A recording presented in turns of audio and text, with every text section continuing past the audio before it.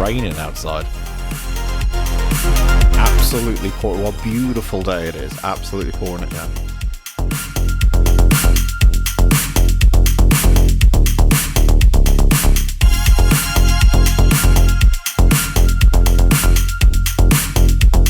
Good morning, Cyril. I hope it is raining where you are. Therefore, Denmark. I hope Denmark is raining. I'm fucking sick of the sun. I'm glad. I'm just glad I get to at least see some rain this year. And it's like really coming down. There's been a weather warning. That's how bad it is. They've actually issued a weather warning for, like, you know what? The rain's going to be pretty bad this morning.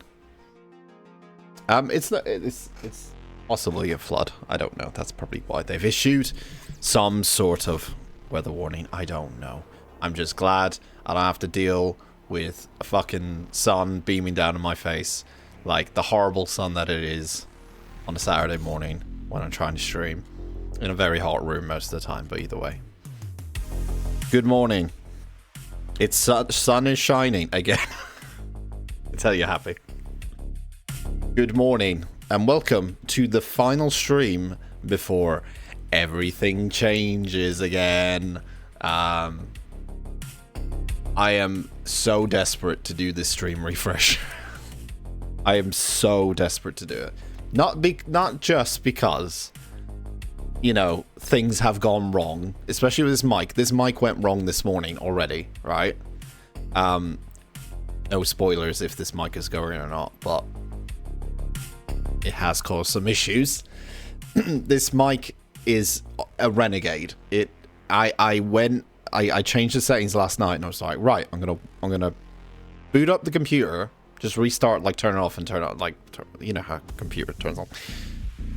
Reboot it, like turn on the computer this morning and see if anything has changed, and nothing changed at all, but the volume was like non-existent. So then I had to boost it up to like 100%, when on the previous stream it was at like 50 or 60%. So now it's on 100%, which normally would make it go like that. Like normally it would make it do that. But now I think it's not. I might actually have to listen back because I could be a hypocrite here. Let me just have a quick listen.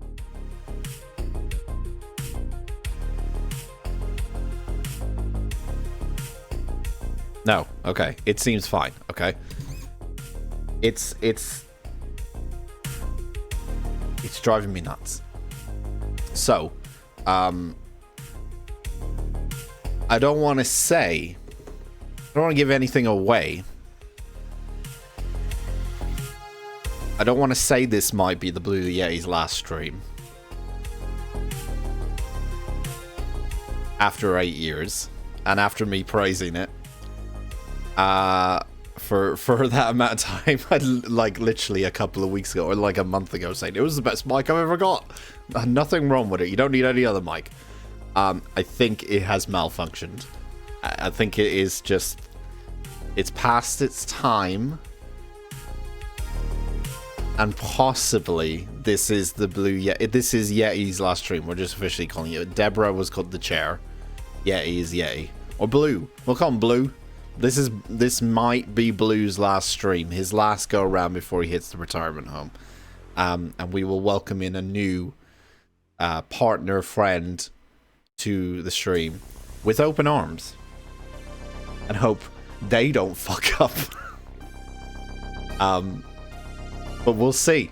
I don't want to give too much away about what's happening in a week's time when we go live again, but there will be some changes that way. How's the crew? Sherlock is wide awake. He had some catnip last night. He is okay now, I think. He's sort of, when it rains, he sort of one looks out the window all the time because he's fascinated by rain. And I think because we have the windows on like a latch, so like that kind of rain smell, you know, kind of comes through. And normally when it rains, he wants the window, he doesn't want to go out because it's raining, obviously, but like he wants the window open so he can like sniff like the rain, and he does his whole cat sniff thing. So he enjoys that. So when it rains, he kind of is like, yeah, give us a smell, Dan. Let's get those windows open and give us a smell. And Lima, I think, is still in bed. She's had a long week, so she deserves a long rest. Fun fact, actually. I don't know if this is a fun fact. At least, I don't know if she can hear me. Fun fact, she's actually leaving me for 2 weeks. Starting on Monday or Sunday. Starting tomorrow or Monday. So, I will be maybe louder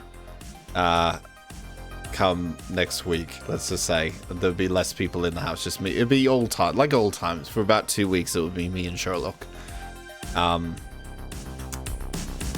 Back in the old days again. So, which means, as well, I might be doing more streams. Because some of the reason I can't do some streams is just because, you know, I've got people in the house. So, might be doing some extra streams. I will let you know. I'll let you know next week when and where the extra streams will be happening. But a Thursday night stream is of high possibility right now, at least. But I will let you know at some point. Yes, the Great Purge. I don't think it will. Look, the media share is not going. If that's what you think is gonna happen. I know in the last couple of stream refreshes, it's just been like, okay, let's change the media share again.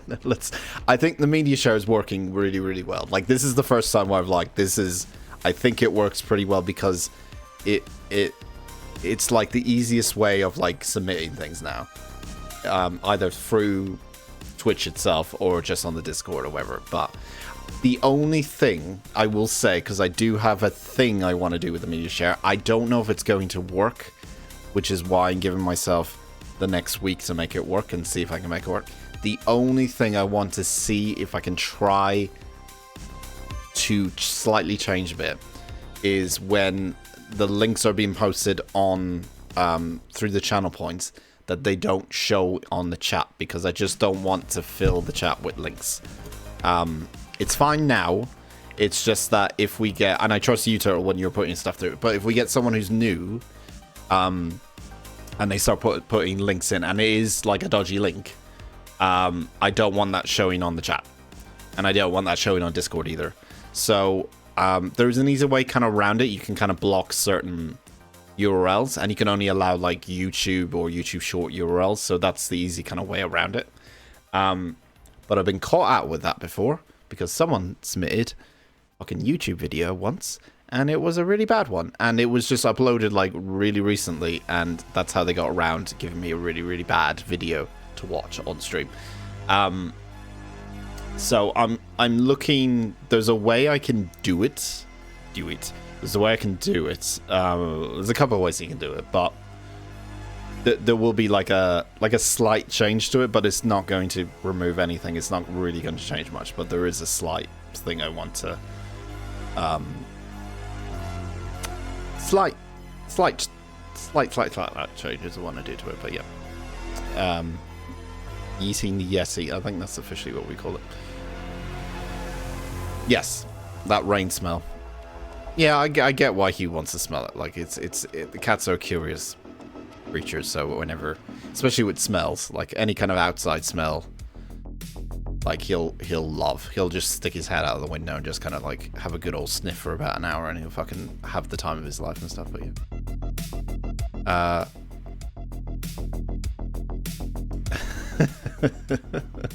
Remember the shenanigans we had last time she left? Yeah. When the cat's away, the mice will play, kind of thing. Yeah, I mean, the only thing is I can be a little bit more animated and a little bit more louder, obviously. So maybe that will come into play with what we're actually going to do on the streams for 2 weeks. 2 weeks of loud streams, everyone. Not in the morning, though. Probably not in the morning. In the morning, I'm just going to be like this. I'm half asleep still. I'm still drinking my coffee. Got 2 different types of coffees. I'm fully prepared on the coffee today. I've got St. Jimmy, of course. Not a sponsor, but should be a sponsor of the channel by now. And just a regular old coffee. So I'm doubling up on the coffee now. I'm ready to go. Fucking love Jimmy's coffee. It's so ridiculously unhealthy, but I love it.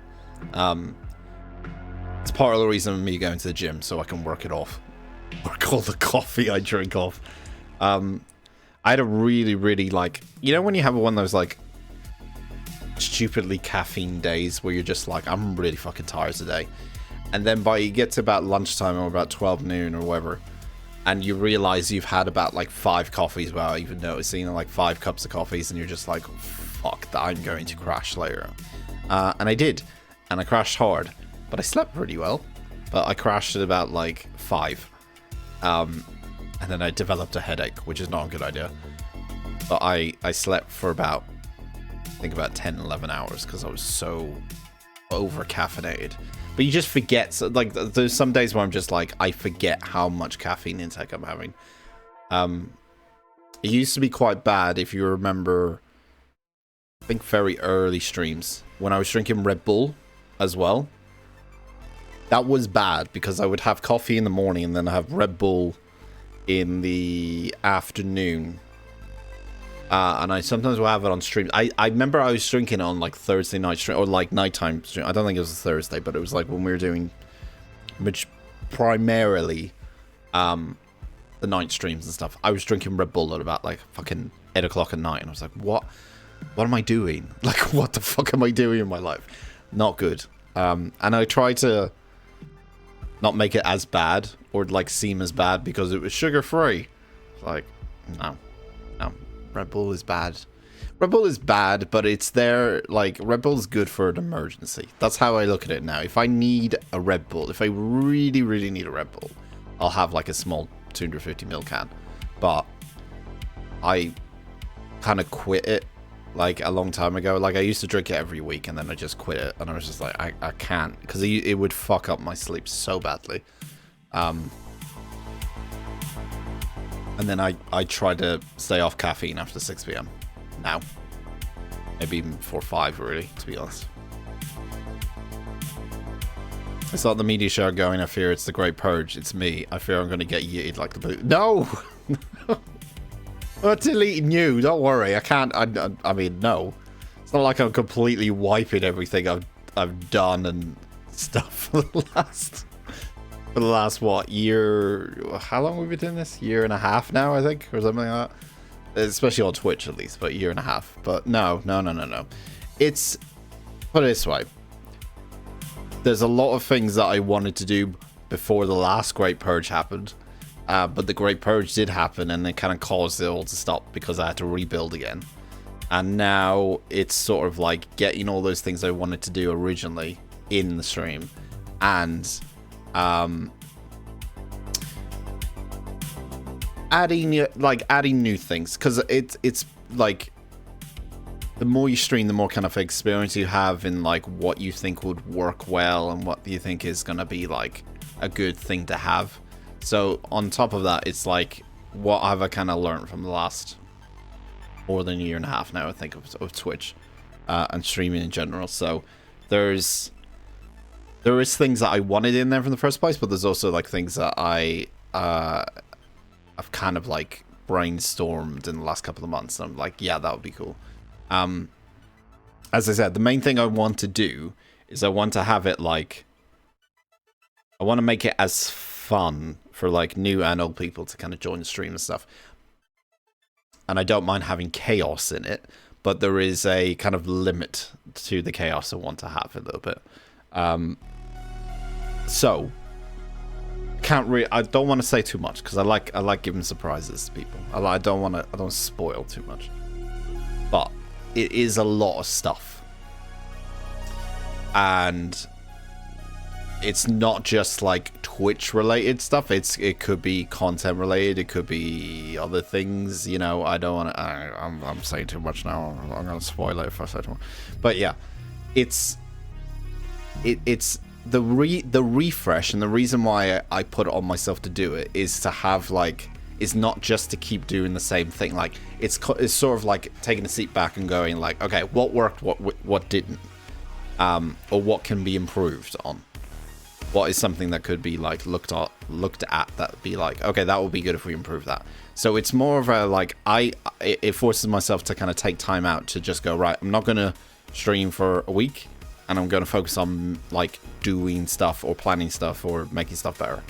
And I think it's a good thing. Like, I think it freshens it up, you know? It freshens things up a little bit and makes things a little bit new. I'm probably just going to limit it to about 2 or 3 a year. This is the last one before we hit the new year. So it's the last one I'm going to do. But there'll probably be one again, I would imagine. Probably in spring or something like that. Maybe. We'll see. Maybe even in the new year. I don't even know. But yeah. Maybe I'll never have to do one again. Maybe I'll get it so perfect this time that I'll never have to do a stream refresh ever again. Who knows? The world's our oyster. We never know. Never know what could happen. But yeah. There is new stuff coming. There's new stuff. There possibly might be new equipment. There might be new other things. But it will be new. It will feel new. It'll feel fresh. We're not scrapping any content that we've already done. It will carry on. There might be new ideas there, but the stuff that we're still doing at the moment, as in like the current playthroughs and stuff, like Baldur's Gate, the No Man's Sky build, the occasional GeoGuessr now and again, the media share days, the chatty days like today, the Saturday and Sunday morning streams are still going to be there, but there may be other things, but we will find out a week time together. We will find out and I'll explain. Will any famous people be joining the family, like Arnold Schwarzenegger, Morgan Freeman? Oh, I don't want to spoil them. Right, so I'll do it for you. I'll tell you. So, okay, there will be new channel point stuff. Yes. Everything that I have, I'm updating. Like, either it's going to be new, or it's going to be added, or it's going to be changed slightly. So everything that is implemented already in the stream. Like, here's a spoiler, okay? And this is all I'm going to say. Here's a spoiler. See this? See the chat thing? That might be changed. See this scene? This might be changed. There might be a new scene, but with an improved chat element to it. There might be a... I'm just saying there might be. There might be a randomize button that does a random thing in the channel points. There might be... just gonna go. There might be. Brian's getting updated. I can tell you that. I think everyone can. Brian is getting updated. He's going to be... Brian's update is the one I'm more fascinated about, weirdly, even though I don't like Brian. But his update is like... How would I describe Brian's update? His update is to make him, like, not intrusive as much, but, like, he has... I don't know if this is a good thing, but he has more of a mind of his own. You know how I normally speak to him, and I have to press a button to speak to him, and then I have to wait for him to speak? I'm trying to eliminate that, where... what I'm trying to essentially do is have things I don't know are going to happen, so it's more spontaneous for me. I think that's the best description I could do. Like, I basically want to boot up the stream, and then have everything already there, and then anything can happen. Especially in the first hour or so, especially when we're talking. Like, I want it to be more of a case of, like, that's where I say, like, the chaos comes in. I want there to be chaos, but not too much chaos. There will be, like, a time where it'll be like, okay, let's focus on playing a game or something. Let's slow down on the chaos a little bit. But I want it to be where I just boot up the stream, and then there will be either from the viewer side, or from Brian's side, or from something else. That causes, like, some sort of, like... Disruption sounds like a bad word, but that's kind of what I'm after, you know? It's a lot of different things. Like, there is, like... I have been watching Nutty's videos, of course, but there's a coding element to it as well. It's like, I'm coding stuff. There's a lot more in-depth stuff. I'm trying to make it so, like, there's just stuff that could happen at any point, and I don't even know about it, in a way. So we'll see how it goes. And again, it might fall on its arse and it might be shit and it might suck. And then I do it and I'm like, okay, that kind of sucks. And then I get rid of it. And I'm not saying it's going to work. And also on top of that, it's not like it's going to probably make the stream better. It might make the stream better. I don't know. But like overall, like there's two things I got to focus on. It's the actual implementation of the actual stream itself and how that works and how the viewers watch it and how they interact. But there's also what I do. And like how I present things and how I plan out things as well. So there's kind of like two sides of the coin. You can't just have like, oh, I got new, you know, the way I looked at it probably when I first started was like, oh, if I get a bunch of channel points, the stream will be fun. And it does kind of make it fun depending on what it is. But there's also that element of like, you can't just make channel redeems or rewards and stuff and that instantly makes your stream fun. There's also the other side of it, which is, as I said before, is like planning things and making sure you plan things well and have an idea of what you want to get out of the stream. So both of those elements were being looked at, not just one. Both of those elements are being looked at or have been looked at, and the plan is now in place. I've got a document, got a spreadsheet. It's not a spreadsheet, it's just a Word document. I've got a Word document, got everything I need to change. It's a long list. I'm going to start doing it tomorrow, and then I should be finished by Friday. I also have the Discord,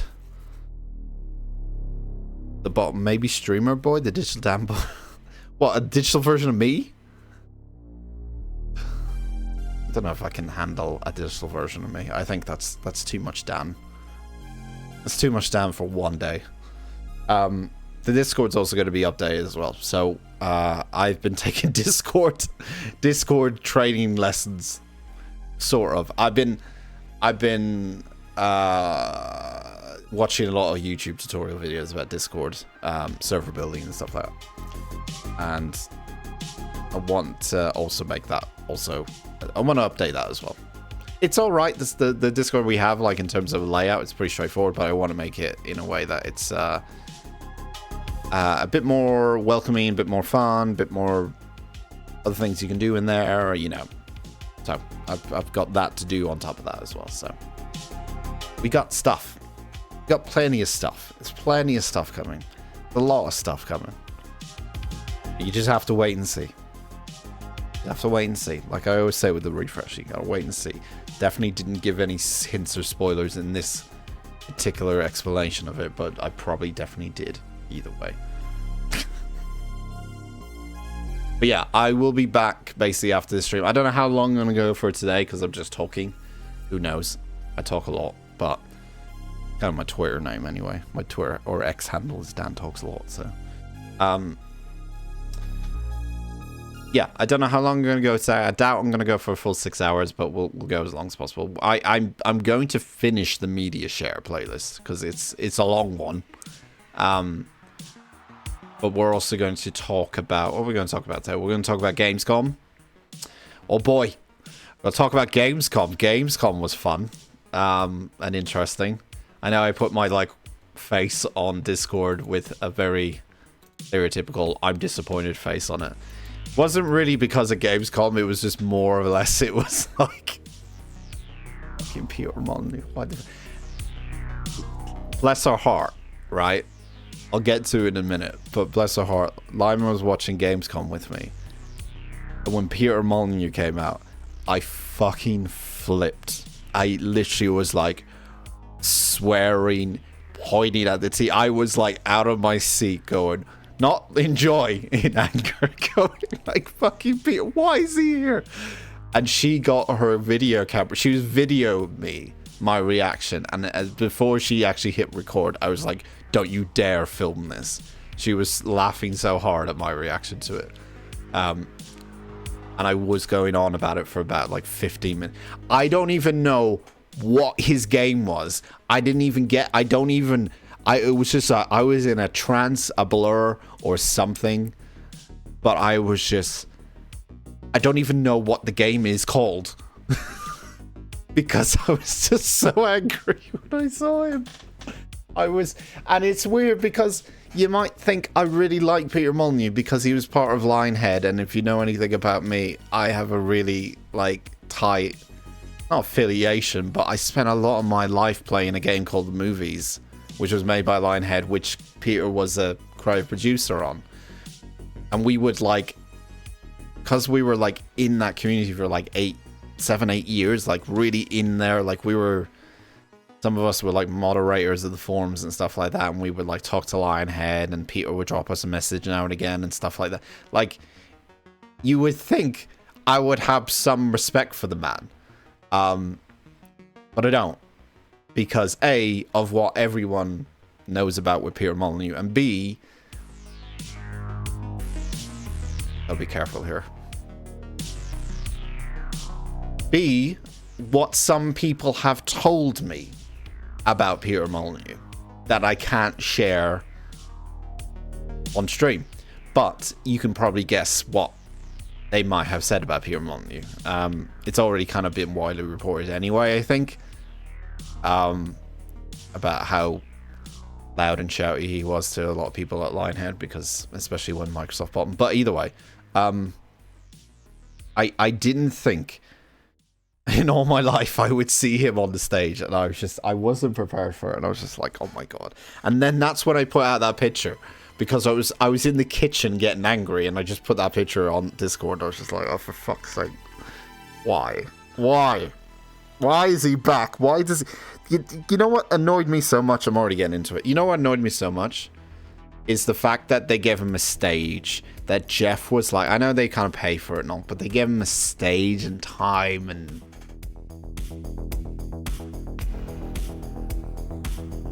anyway, yes, the media share list is long. Yes, you have filled it out to the brim. A Sherlock Cam, is that coming? The problem with Sherlock Cam is that I don't know. I mean, obviously I could put it on the bed, the bowl where he sleeps all the time. I could probably put like one pointing there. Maybe. Let's put it this way. I don't have another camera, so let's put it that way. I gave my other camera to Penny. I should have kept that camera and could have made a Sherlock Cam, actually, thinking about it. Maybe, but I don't really... I wouldn't have it on as much, let's put it that way. I don't think I'm that kind of stream. I think I would have it on during these times. And the Sherlock Cam is kind of behind my head anyway, right? He's there anyway, and I can just always, you know, whenever I want to talk to him, I just zoom in like this. But there might be something, but I'm not going to say yeah. Maybe in the future. Maybe down the line. But I don't think I'll be using it as much, or I wouldn't have it on as much, maybe. But we'll see. We'll see. And again, I would have to get another camera, because I gave my camera to Penny, and now she's using it, and I can't really ask for it back because she's actually using it. And it feels kind of rude if I was like, hey Pen, can I have the camera back so you can stop doing your Twitch streams and I can put it on my cat? I don't think it would be fair, but yeah. We'll see. We'll see. We'll see at some point.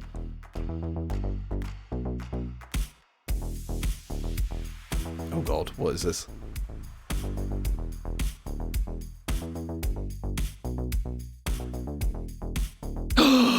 Oh no! Oh no! Oh, you know what, Turtle? I'm so sorry. I'm so sorry. You know what? I didn't even turn on the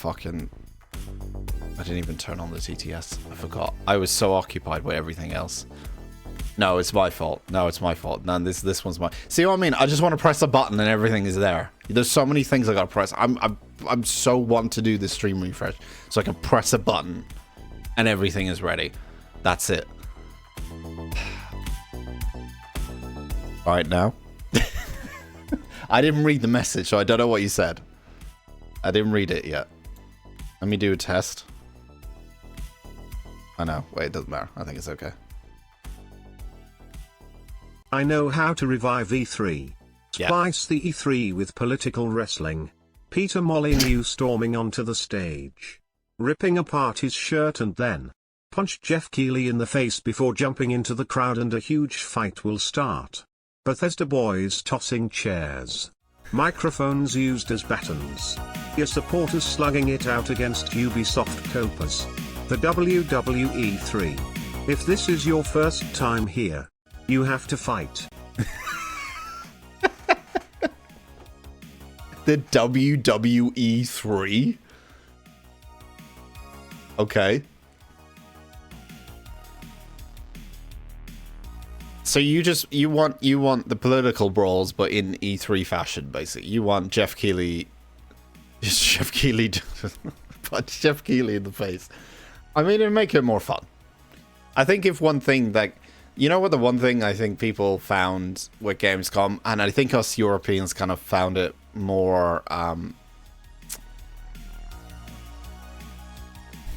refreshing, is that Gamescom crowd, or the German crowd, were very much like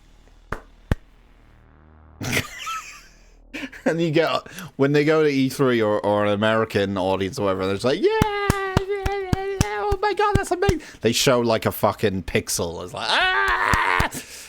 I loved that the Gamescom crowd didn't fucking clap for everything. And when they showed stuff that Jeff was like, come on guys, this is fun, isn't it? And they were just like, all right, I guess. Like, that's one thing I loved about it, is that it was very European. But having said that, European crowds are quite loud. It was just very reserved, and I kind of loved the fact that it was reserved. They weren't just clapping for every fucking thing they saw, which was great, because that gives you a real indication of what people actually fucking care about, really. You go to fucking America, they clap for every fucking thing you say, or like anything. Like, we're giving you a new hat. Yeah! European crowds, silent. Or German crowds, silent at least. New hat. That doesn't excite me that much. I want full game with no microtransaction, please. But maybe the WWE 3. That's such a fucking good name. WWE 3. Maybe that could work. It certainly would liven up things a little bit. I do think one thing about games, the one thing I'm getting a bit worried about with game shows, it sounds like gaming convention show thing, yeah, but those things, is that they're all the same now. Kind of like video games. They're a bit all the same. Jeff is always going to hold. Jeff has a grip on all these things. Game Awards, he has Summer Games Fest, and now he has Gamescom. I feel like we need a bit of variety. You know? I feel like Jeff, although he tries his best. Last nerd standing decides which game gets the quintuple A. 5 times A. Not only 4 A's but 5.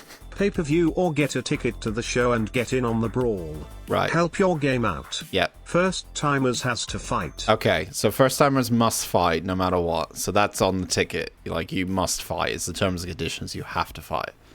But you're fighting for your game. So the game you support, you fight for. And you can use the chairs that are available. Do you think then that... I don't think Ubisoft would have many... No, Ubisoft would have many supporters. I mean, they're Ubisoft. They have supporters. It's just that I think they're... Let's not offend Ubisoft fans. I don't know who would win in all that then. Who would win in all that?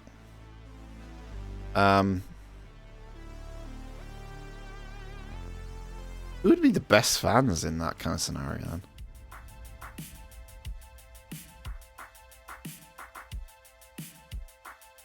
I don't think of a particular group of fans. Probably the fighting game community. Maybe. They've seen all the moves.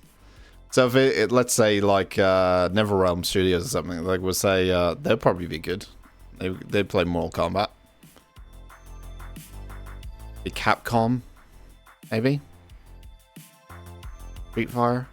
It'd be probably people who'd be Oh no, I tell you what, it would be the From Software fans that would be pretty good. They've studied the art of the blade.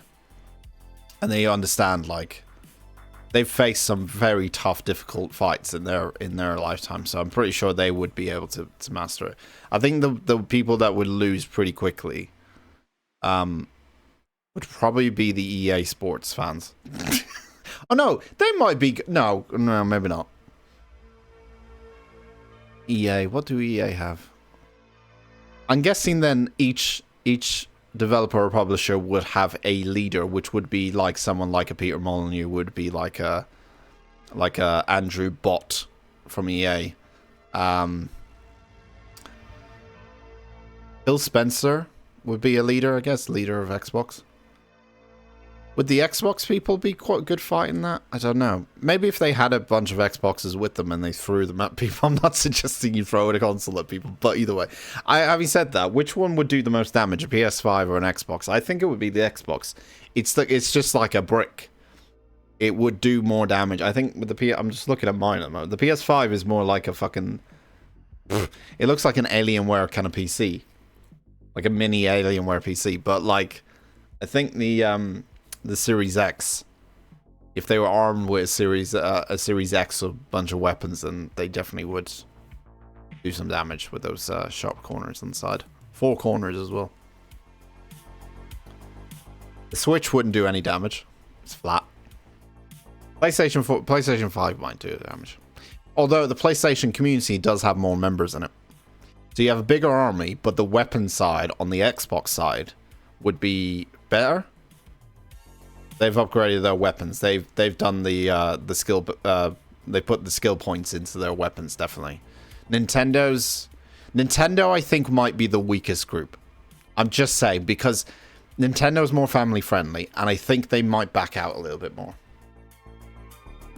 So I might.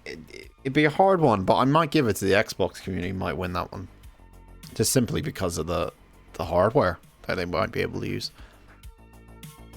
FIFA supporters are contenders for the winning title. Most FIFA players play football, whereas many just play the games on their asses. Possibly, yeah.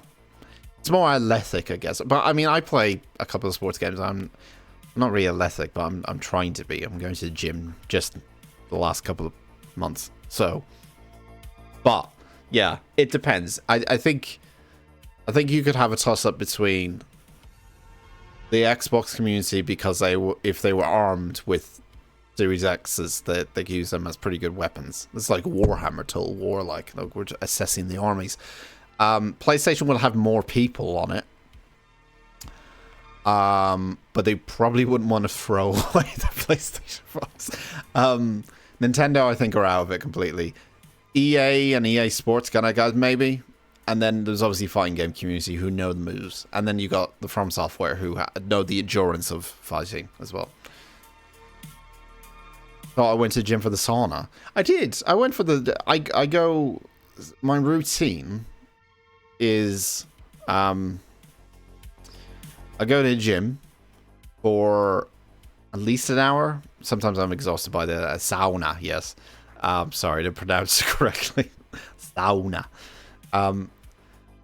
I go to the gym for like an hour, and then afterwards I'm fucking tired, and then the place I go to has a swimming pool, a steam room, and a sauna. And a sauna and a steam room.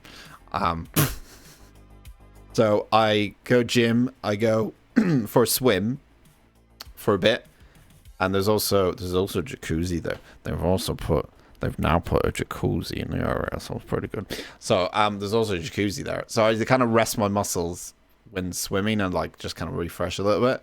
And then I jump in the steam room and sauna. Then I jump in there. So that's the last thing I do. I jump in the steam room and the sauna, and then I jump back into the pool, and then I have a shower. And then I leave. And it's about like a 2.5 hour process, I think, in total. But after I do it, I feel achy as fuck after I do it. But the next day, this is the benefits I'm feeling now. The next day, I feel fucking fantastic. Like, doing all that, I just feel fucking amazing. I haven't been to the gym for a couple of days at the moment, but I'm going tomorrow evening. So Monday, I know on Monday, I'm going to feel fucking amazing. Yeah, you ache as fuck. I really do ache. I'm not fit at all. I'm trying to get fit. The first thing I'm trying to do is get my fitness up. I am not fit at all. My muscles are just like, why are you running? You haven't run in ages. Stop running. Stop using weights. Stop using... Why? That's basically what my body's telling me, but I'm trying to persist with it. So eventually, it just sort of goes, yeah, all right, fine, you might as well. You do this now. Every week or so. But it's good. It's nice and refreshing. I never used to be a fan of sauna and steam rooms. I actually was afraid of steam rooms for a long time. And saunas just look terrifying. Okay, I just remembered what I used to be afraid of. Oh. Okay. Quick story.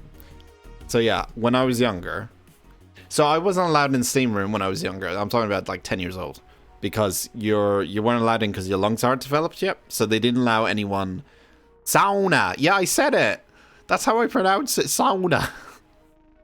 Sometimes I might slip up and go back into sauna. But sauna.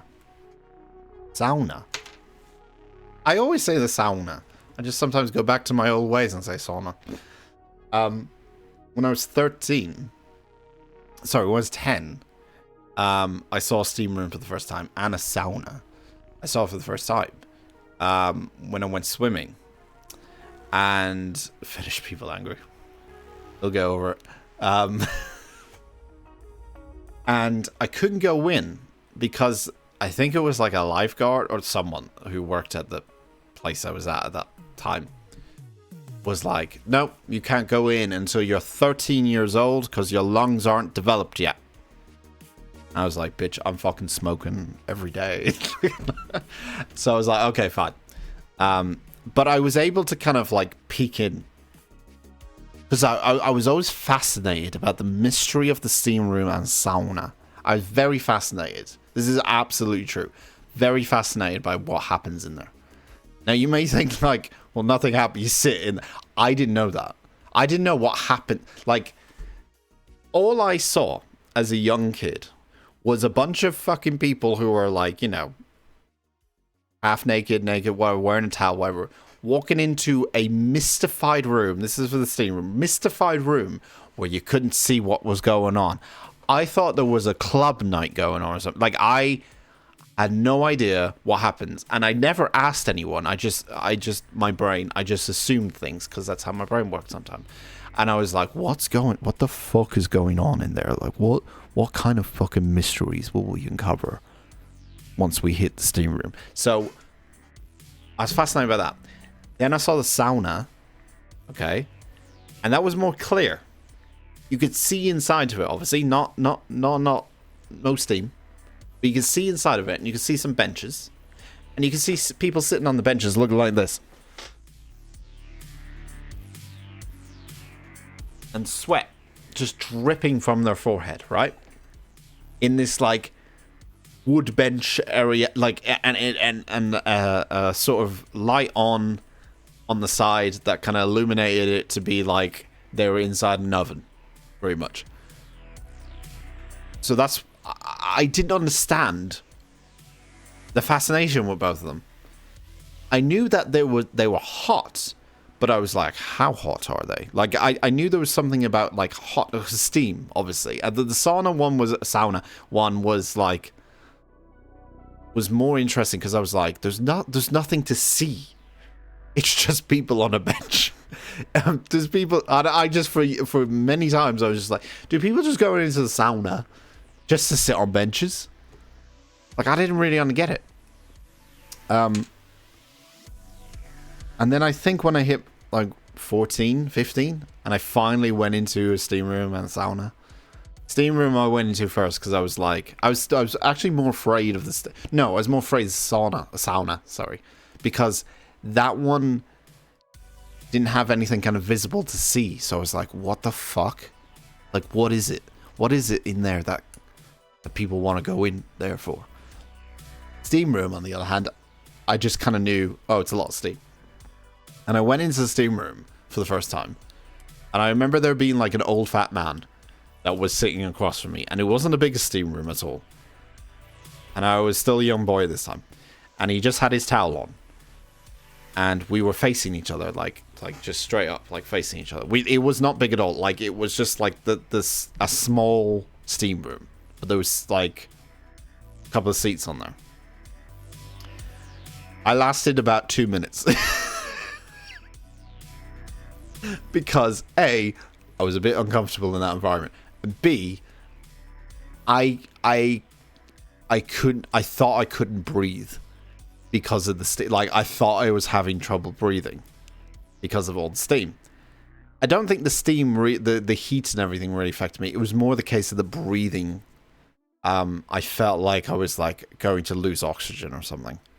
So I lasted 2 minutes, which did probably nothing for my pores and my skin in there. So I lasted 2 minutes in the steam room, and then I saw the sauna, and I looked at it, and I see one guy in there sitting on the bench with his head down and just like sweat dripping from his head. And I'm like, nah, I can't. I don't know what this could be. This could be something quite... This could be worse than the steam room.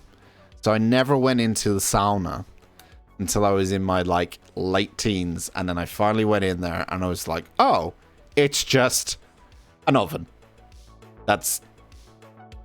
That kind of smells like wood. Ah, this is not so bad. And I had this fear for many years that like I don't want to, like, it scared me more that the sauna that you couldn't see anything. Like, there was, with steam room you could obviously make out what it was, but it did scare me, legitimately scare me. But now I'm like, it's great. As I got older, I'm just like, nah, I enjoy both the steam room and the sauna. And it's very refreshing. And it's very good after a workout. And it's very good after a swim. Yeah, and it just keeps you nice and refreshed. And I definitely feel like the benefits of it now.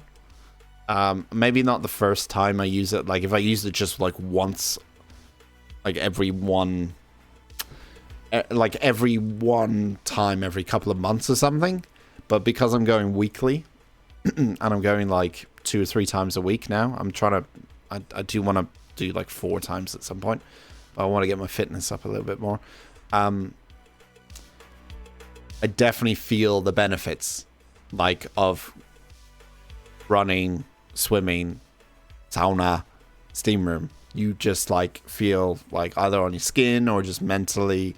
That's kind of what it is. Like, a lot of people think like, oh, it's gym and swimming and all this kind of fitness stuff. It's more, that's more for physical aspect. You obviously want to get like a rocking body for the summer. And yeah, I want to lose the weight a bit because I don't move as much. I spend 90% of my time right here on my computer. I think I should do it.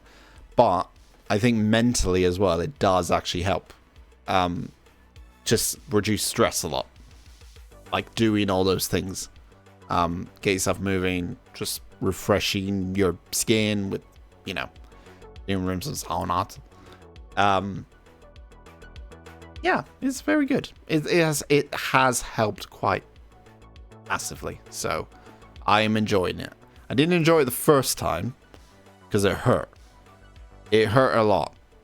Like, if you haven't run or done exercise for a while, your legs just don't want to do it. It does hurt.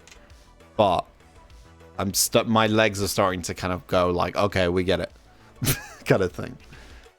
I seriously need to lose weight and start training. If you can start small. I mean, I started just like walking. And then I was like, well, there's this gym down the road and they have a swimming pool and so on. Like, if you're lucky enough to have something like that and it's not too expensive, then it is good. Like, it is good just physically and mentally. Like, it kind of does clear your mind quite a bit. And it's kind of the reason I do it on like a Sunday, because it kind of starts my week off.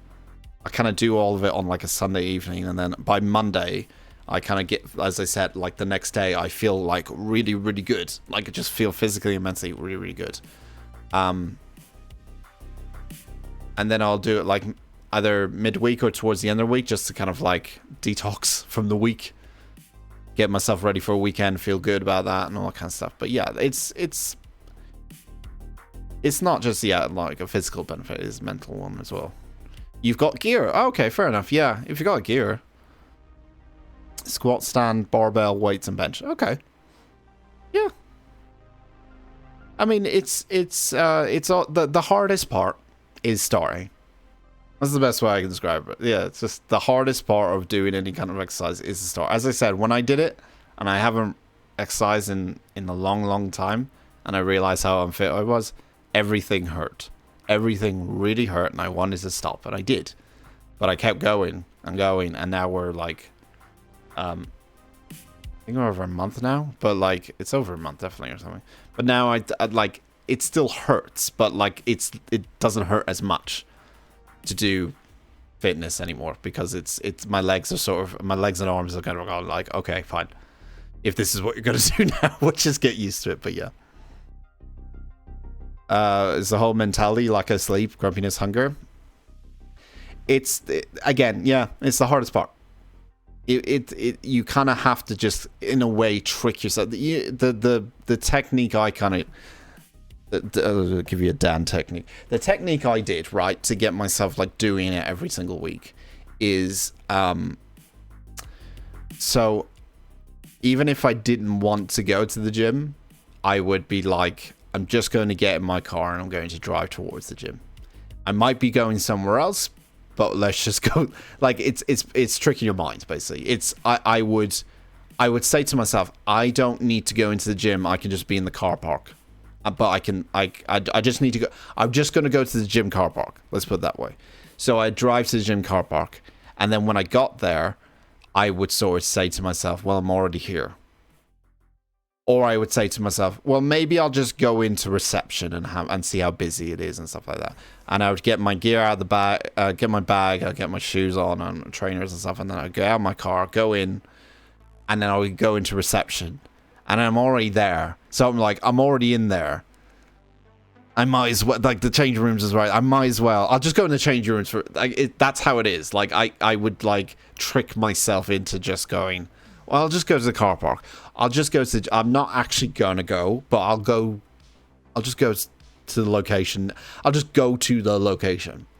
And you kind of just trick yourself in a way. It's like when I'm like, I have this problem all the time with writing. If I'm writing anything, like an essay or I'm writing anything, YouTube or something, the start of it is the hardest part for me, because I'm like, what the fuck do I start this right? How do I start this? But I find if you write the first couple of sentences, then your mind just goes. Your mind starts racing, and you're like, okay, So all you have to do is say to yourself, I'm just going to write for 10 minutes. I'm just going to write something down for 10 minutes and that's it. But then you find that after 10 minutes that your mind is now working and you're starting to write. Same with fitness and motivation and stuff like that. Obviously getting like sleep is important. So make sure you get sleep because you'll need it. But in terms of just the motivational side, it's like I always find like finding techniques at the start, especially to like trick yourself into doing something. Like even if you got your home set up, you can just say, I'm just going to lift like 10 weights. I'm just going to do 10 pull-ups or something. And that's it. But like once you get into it, you're like, maybe I could do 20. Maybe I'll do 10 in about 5 more minutes. I'll take a rest now, but I'll do 10 more. And then 5 minutes later, you're like, maybe I can go 20. And then eventually that whole mindset will kind of disappear and you'd be like, right, ready to go. That's all it is. It's just because you're not used to it. Your brain's not used to it. Your body's not used to it doing it. Once it gets used to it, you're like, right, it's routine. It's a habit. Now, it's a good habit.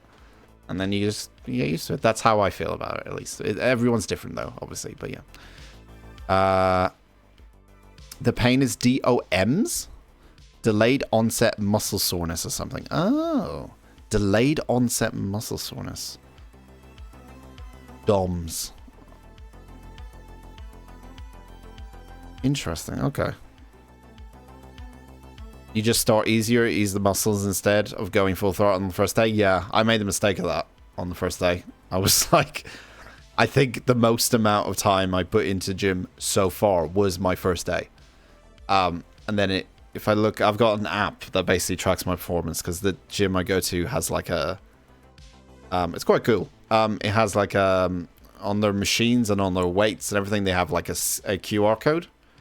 And if you scan it, it will like record, you know, information about like what you lifted today, how many calories you burned, how many kilometers you did on the bike, how many kilometers you did on the treadmill. It records all the data, and I could see from my data, day one was like up here, and then it just went. Because I think I was so sore from day one that I just was like, oh fuck, like, and then it kind of steadied out a bit. So it just went like from here, and then it steadies out, and it's sort of like going like this now.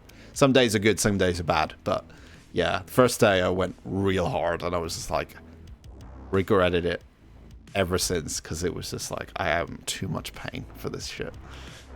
But yeah, it's just getting over that barrier. That's all it is. And I think as people,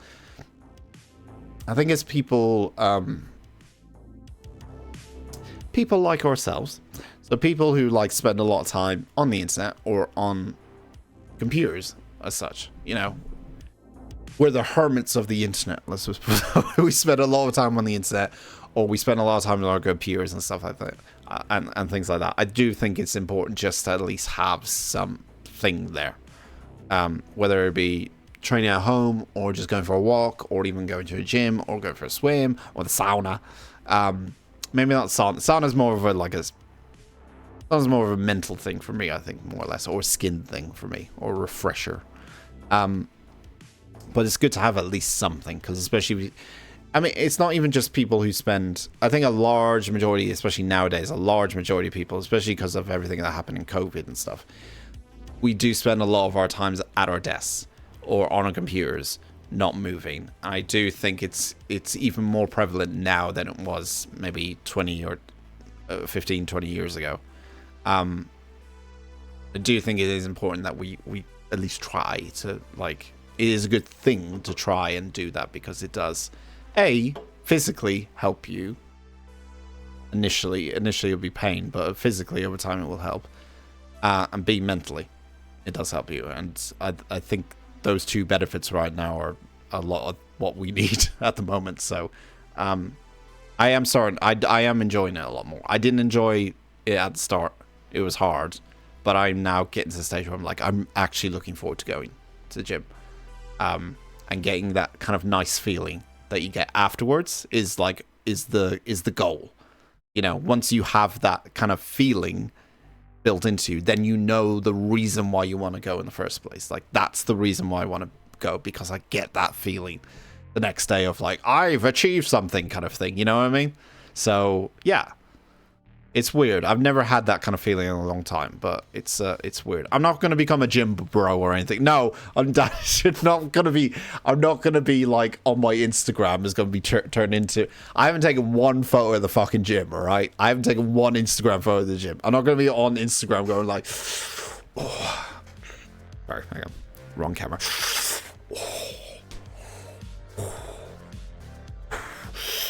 Just do my weights, guys. Just lifted 1 kilo. Like, you know, I'm not going to be just doing that. At least I hope not. But, you know, I do have a lot of things that, like, I'm very interested, since I'm like a massive wrestling fan, I am interested in the kind of the art form of wrestling a little bit, and is very physical and all that kind of stuff. Like, one of the things I would like to try at least one time in my life is wrestle. I would love to do that one day. But I'm not in the physical shape to do it. But I think I watch on a weekly basis a lot of physical people do very physical, and thinking, I wish I could do that move kind of thing. But part of that is, like, obviously being fit. So, wouldn't it be funny if I made a fucking YouTube video where I'm a wrestler? That'd be funny.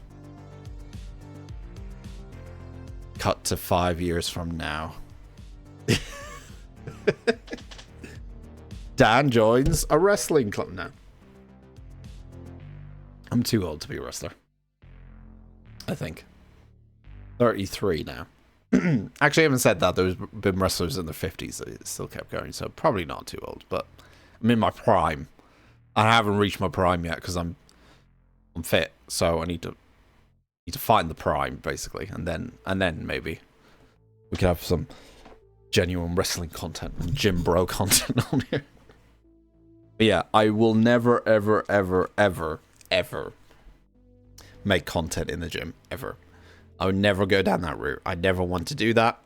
I may offer like I'm doing now, like sort of like advice, but my advice is more of like a motivational advice in a way, where it's like to get yourself in the gym in the first place. Like I may do that, but I would never like live stream from the gym. I will never post content from the gym. Like I don't like it when people do that at all. Like I've seen one person, only one person, but the gym I go to is quite it's very good. It's quite quiet, so it's not crowded most of the time. So I actually have like a lot of equipment to myself, and I can just kind of focus on that. But I've only seen one person film themselves. I think it was for like a TikTok, and it was this guy filming a woman or something, and they were like doing something with the exercise ball, and he was filming her. It could have been for a TikTok, but I assume it's for TikTok or something. But I only seen one person so far in the gym do that. The rest of everyone else is just like, yeah, I want to fucking, I'm here to lose weight, and that's it. Oh yeah, it's a good gym. It's not full of gym bros. It's not full of people who are just like looking at themselves in the mirror. It's not full of people with their phones out. It's an actual proper people who actually want to use the gym. So I'm kind of grateful that I have that. That's quite close by, because I've been to some gyms that are like overcrowded first off, and it fucking stinks. But that's a gym. But it's also full of fucking people sat around on benches and sat around on the fucking equipment looking at their phone. Like, why are you fucking using your phone? I need to use the fucking bench. Like, don't use your phone. If you're not using the equipment, get off. That's the one thing I hate. If you're not using the phone, not using the equipment, don't sit on the seat that occupies the equipment while you're looking at your fucking phone. Get off. I understand if you're looking at your phone, change like song or something. That's fine. That takes 2 seconds. Don't start texting. Don't get off the bench, or my big muscles will force you. No, not there yet. Dan Flair. No, not Ric Flair. I'm not a big Ric Flair fan. Sorry. I find Ric Flair to be kind of annoying, if I'm being honest. I was never really a Ric Flair fan, unfortunately. He was sort of the... I understand, like, he was very good at, like, as a bad guy, because he was so annoying with his woo every single time. I get it, like, that's genius in a way, because he was able to make people kind of love him, but also kind of hate him at the same time. But yeah, I just find his gimmick quite annoying. You know, my favorite thing he's ever done, right? And it hasn't been in wrestling. I can't even like think of one thing I liked about Rick. Maybe the only thing I like. Okay, the only thing I like about Ric Flair is if you ever watched his retirement match, his kind of retirement match, but because he came back again, but against Shawn Michaels at WrestleMania. I can't remember which one. The I'm sorry, I love you moment. That was genius. That was a brilliant, amazing, like, moment.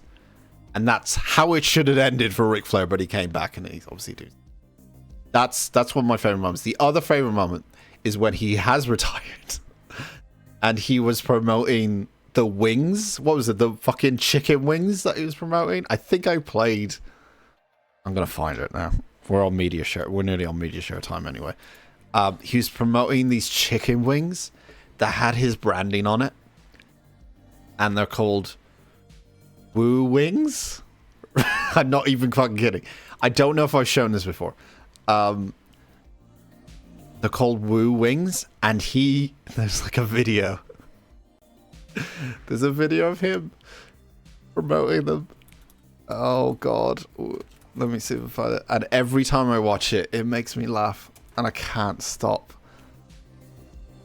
Because of the way he did it. the way he pronounced it. Oh, it's not on there anymore, is it? It's on YouTube. Can't find it. I found it on X, so I'm trying to see if it might be on.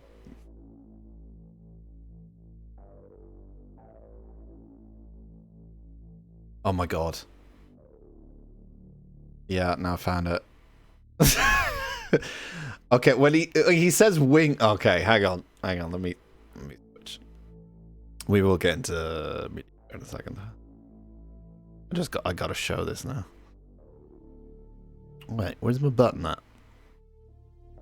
Where's my button at? There we go. It's oh wait.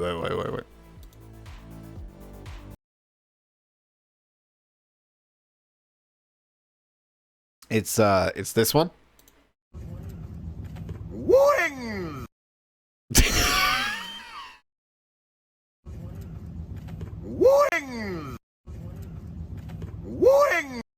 It's like it's so it's like so forced. But it's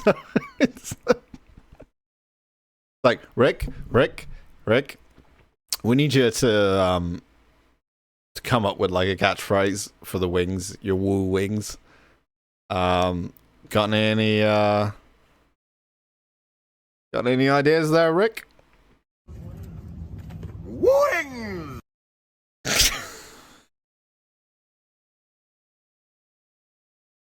It always makes me laugh every single time I see it. It's so. I even hate the box, man. Like even the box looks so fucking dodgy. Like, would you like? Let's have a look at these wings. I mean, they're standard wing. Like they don't even look that nice, to be honest. They don't even look like they got any sauce in them. Look like fucking dead chicken. I mean, that's what chicken is, really. It's dead chicken, Dan. But like at the same time, it just doesn't look that appetizing. Well, I guess Ric Flair doing this Wing! makes me want to buy them. Wing! It's so bad. It's so bad. Oh god, Rick. Yeah, he's also got like woo energy as well. He's selling out now. He's got woo energy. He's got woo wings. He could do fucking, I don't know, woo car insurance and it probably would work, you know? Ever been in a car accident that wasn't your fault and when you crashed the car you went woo? Like he's gonna woo the nation. He's gonna woo the nation. He's gonna have woo wings, woo car insurance, woo he's gonna have woo coffee. Because when you take a sip of woo coffee, woo, that's what happens. You wake up because you woo and all that. I mean, he's a genius. He's a genius, obviously. He's a marketing genius. He's on point. Maybe it's not coming from him, but maybe it's coming from his manager or something. But either way, that team is a fucking genius. They're wooing everything. They're going to woo everything. They're going to woo the market. Oh, God. Anyway. Media show now, but what about the games promoter and Gamescom? There are many games. Yeah, no, I mean, it'd be part of it. I've got my things to show. And then we'll get to media show. But now we're doing Dan stuff. But yes, we're going to talk about Gamescom now. Some of the stuff that there was some of the stuff that didn't come out during Gamescom, but there's some stuff that came out after Gamescom. That's but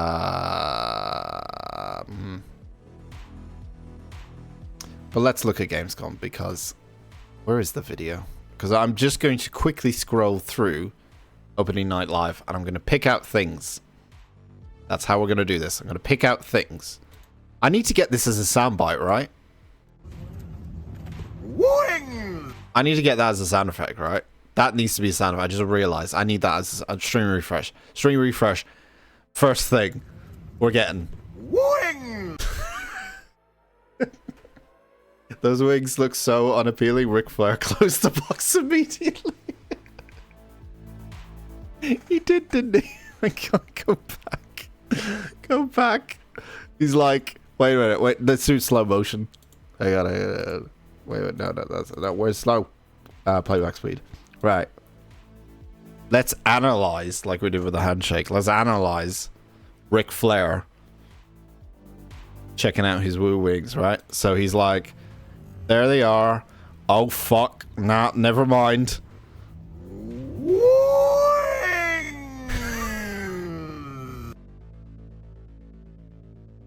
It's even funnier in slow motion. Opens box. Oh, what a piece of shit. Never mind.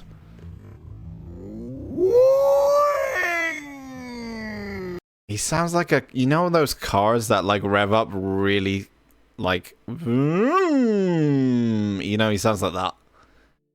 He sounds... You know those cars that kind of, like, when they go... Like a... Yeah, just like a long... He sounds like a car or a rev engine.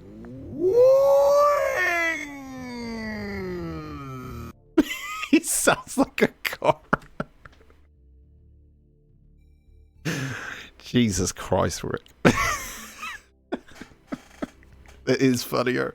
I don't know whether to have just the standard one as a soundbite or have the slow. Maybe both. Have them both as like a soundbite. Is this better as a soundbite? Maybe?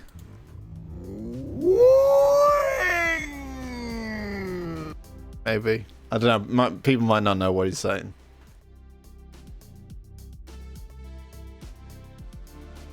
Oh, God bless him. God bless him. Alright. Let's get opening night live. Let's see some Jeff Keighley. You know what I said the entire time when it was starting? Was like, what? Because I always do this, and I think I did it with... And unfortunately, I didn't live stream it this time, but we'll do the next one. We'll do Game Awards, probably live stream. Live. Was what color shoes Jeff was wearing, and I still don't know. I still didn't really check out what shoes. I said blue this year. He did wear blue one time. I think he wore white and then red. He hasn't gone green. He hasn't gone pink. He hasn't gone yellow. He usually wears, like, trainers. I don't think... He might not have been wearing trainers this one. Careful now, Nature Boy might be old, but he still find you and kick your ass if he can fucking catch me. He's fucking slow as fuck. I've seen him. I've seen what he's... He had a wrestling match. His retirement match. About a year ago. Jesus Christ, it was the saddest thing I ever watched in my entire life. Just old man getting beaten up. It was not fun. Okay, let's switch over again. Nope, that's the wrong one, Dan. There you go. 18 disclaimer. Be 18 or over to watch the stream. Right, let's scroll through. There was some pre-show stuff. Do you know Dave the Diver is collaborating with everyone as well, by the way? You know he's fucking collaborating with every single person. They're doing like 3 collaborations. Why is my music still there? I'm like fucking pause. You playing and pausing? Oh, you're okay. He's doing like collaboration with everyone. Electro.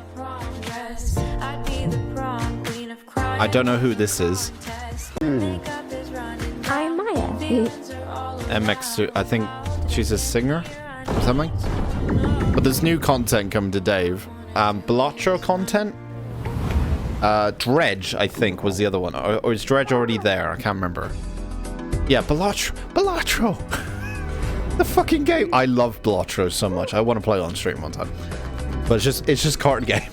But I love it. I absolutely love Blotro. I think it's a genius fucking idea for a game. But yeah, they're just doing collabs. Oh, Potion Craft. That was the other one. Yeah, they're doing like a Potion Craft thing as well. Which is quite cool. Like, they're extending the game. WWE 3. If you manage to get Todd Howard's leather jacket, you win a special prize. 4 times size. 16 times the details. 4 times the size of Fallout 4. 4 times the size of Fallout 4 that jacket will be. Yeah, sure. Although I don't think Todd Howard is the kind of guy that would get into a fight. He was in the chess club after all. You know? He doesn't seem like the kind of guy that would put up a fight. He does seem like the kind of guy that would sit in the back and cheer everyone else on. He'll cheer Phil Spencer. Phil Spencer I can see being hench. Phil Spencer I can see being like the muscle of the group, you know? I could also see someone like... Hugo from id Software also being fucking. He's hedge. He can fucking take down some people. The Doom guys, the fucking Doom guys, fucking kill everyone. Okay. Yeah, I don't mind that idea at all. Let's get Todd Howard's jacket. There was a new Sniper Elite as well, which was 1944. Is it a new Sniper Elite? I can't remember if this. I think it is Sniper Elite. In the pre-show, so some people might not have seen this, so I'm just kind of like quickly showing it. Yeah, Sniper Elite Resistance. Never really played Sniper Elite game as much. It was. I'm going to just change my title on stream. Actually, can I do that from OBS? I think I can. Can't I? There's a way I could do. I'm going to break it now. Oh, there we go. Shouldn't be over there. Let's put you. I don't know where I'm going to put you. Put you over there. I'm just going to change my title slightly, so I'm doing GamesCom. Actually, no, title's fine. What am I talking about? Title's fine. Yeah, don't show that again. Thank you. Yeah, I have never played Sniper Elite game. I've heard really good things about them, but I've just never played them. I do want to give them one a go. I think Sniper Elite 4 was the last one, right? It was 1, 2, 3, 4, and then there's Resistance. I think 4... might have been 3 or 4 had multiplayer as well, which seemed quite fun. But never played it.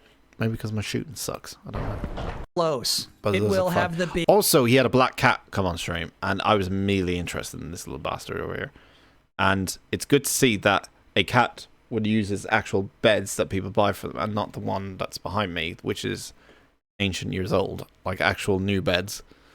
Good to see a cat actually respecting the fact that the owner got him a bed and he's using it. That bed was placed there on purpose, obviously, just so he could get himself on camera. Big games. It will have the big game announcements, but for now, this pre-show is. So pre-show stuff, we had some couple of interesting things. We had Roadcraft, which I immediately was like, that's a stream game. Roadcraft is like, we gotta fix these Eastern European roads in GeoGuessr. Let's make these roads a little bit more suitable. This is definitely a stream game for me. I would 100% play this. 100% play Roadcraft. I am into making some good roads. You know how much I love roads? Good, nice roads. I'm all up for playing Roadcraft. See a couple of I'm so sick of fucking seeing potholes everywhere. I would absolutely play Roadcraft. Sounds like a game for me, 100%. What else do we have? Oh my god, yeah. I also got angry about this. And I don't know if this is a valid argument. And I don't know if I sound like a dickhead when I say this. But please tell me if I sound like a dickhead. Did anyone notice... Actually, we're going to get to it. We'll get to it at one point. But I'm talking about the Little Nightmare Studios. 2 games they announced. We'll get to it. We'll get to it. Because... I'll get to it. I'm going to get to it. I'm going to get to it. I'm going to get to it. I'll get to it. Oh, yeah. This one is pretty cool. This is the farming horror sim game from the guy that made the first Tree, which was his first ever game that he made just by himself. Well, first, here's this. But he also had... I don't know if he's making this by himself. I'd be surprised if he is. How long has it been? But it's a first-person farming horror 6 allegory game. I need to get up. But no matter how much I sleep, I still feel tired. Mostly it seems about depression and motivation and stuff. But yeah, but it's a game about farming, but it's like a horror game. I think it's a really cool idea. I think it's a really, really interesting idea. The only thing that brings me a bit of comfort. But yeah, he has a YouTube channel where he talks about a lot to do with video game making and stuff like that. Always a lot to do on a farm. And it's good to keep busy. I like the fact that he's taken like a genre and twisted it a little bit. You know, he's taken a genre that everyone kind of knows about, which is like comfy. What's the right word? Comfiness games in a way, but just turning it, twisting on his head and turning it a bit and making it uncomfortable in subsets. We'll see what winter brings. I think it's cool. It's a cool idea. And the demo's out now as well. Might actually check that out at some point. There is... Oh, yeah. I immediately, when I saw these real-life adverts, I immediately thought Savage Planet. Journey to the Savage Planet 2. And it is. With multiplayer this time. No gameplay shown in this, so we're not really going to be interested in it. But it's pretty good. This game scares me. This is one which is like this. It's like a life simulator. A lot of people have been playing the character creator because it's very detailed. Again, possibly a stream game. It's like ultra realistic Sims, but it also terrifies me at the same time. I don't know why. There's something very odd and robotically strange about it, you know? Also looks like it runs like shit, really. In some of the scenes, it does look like it runs like shit.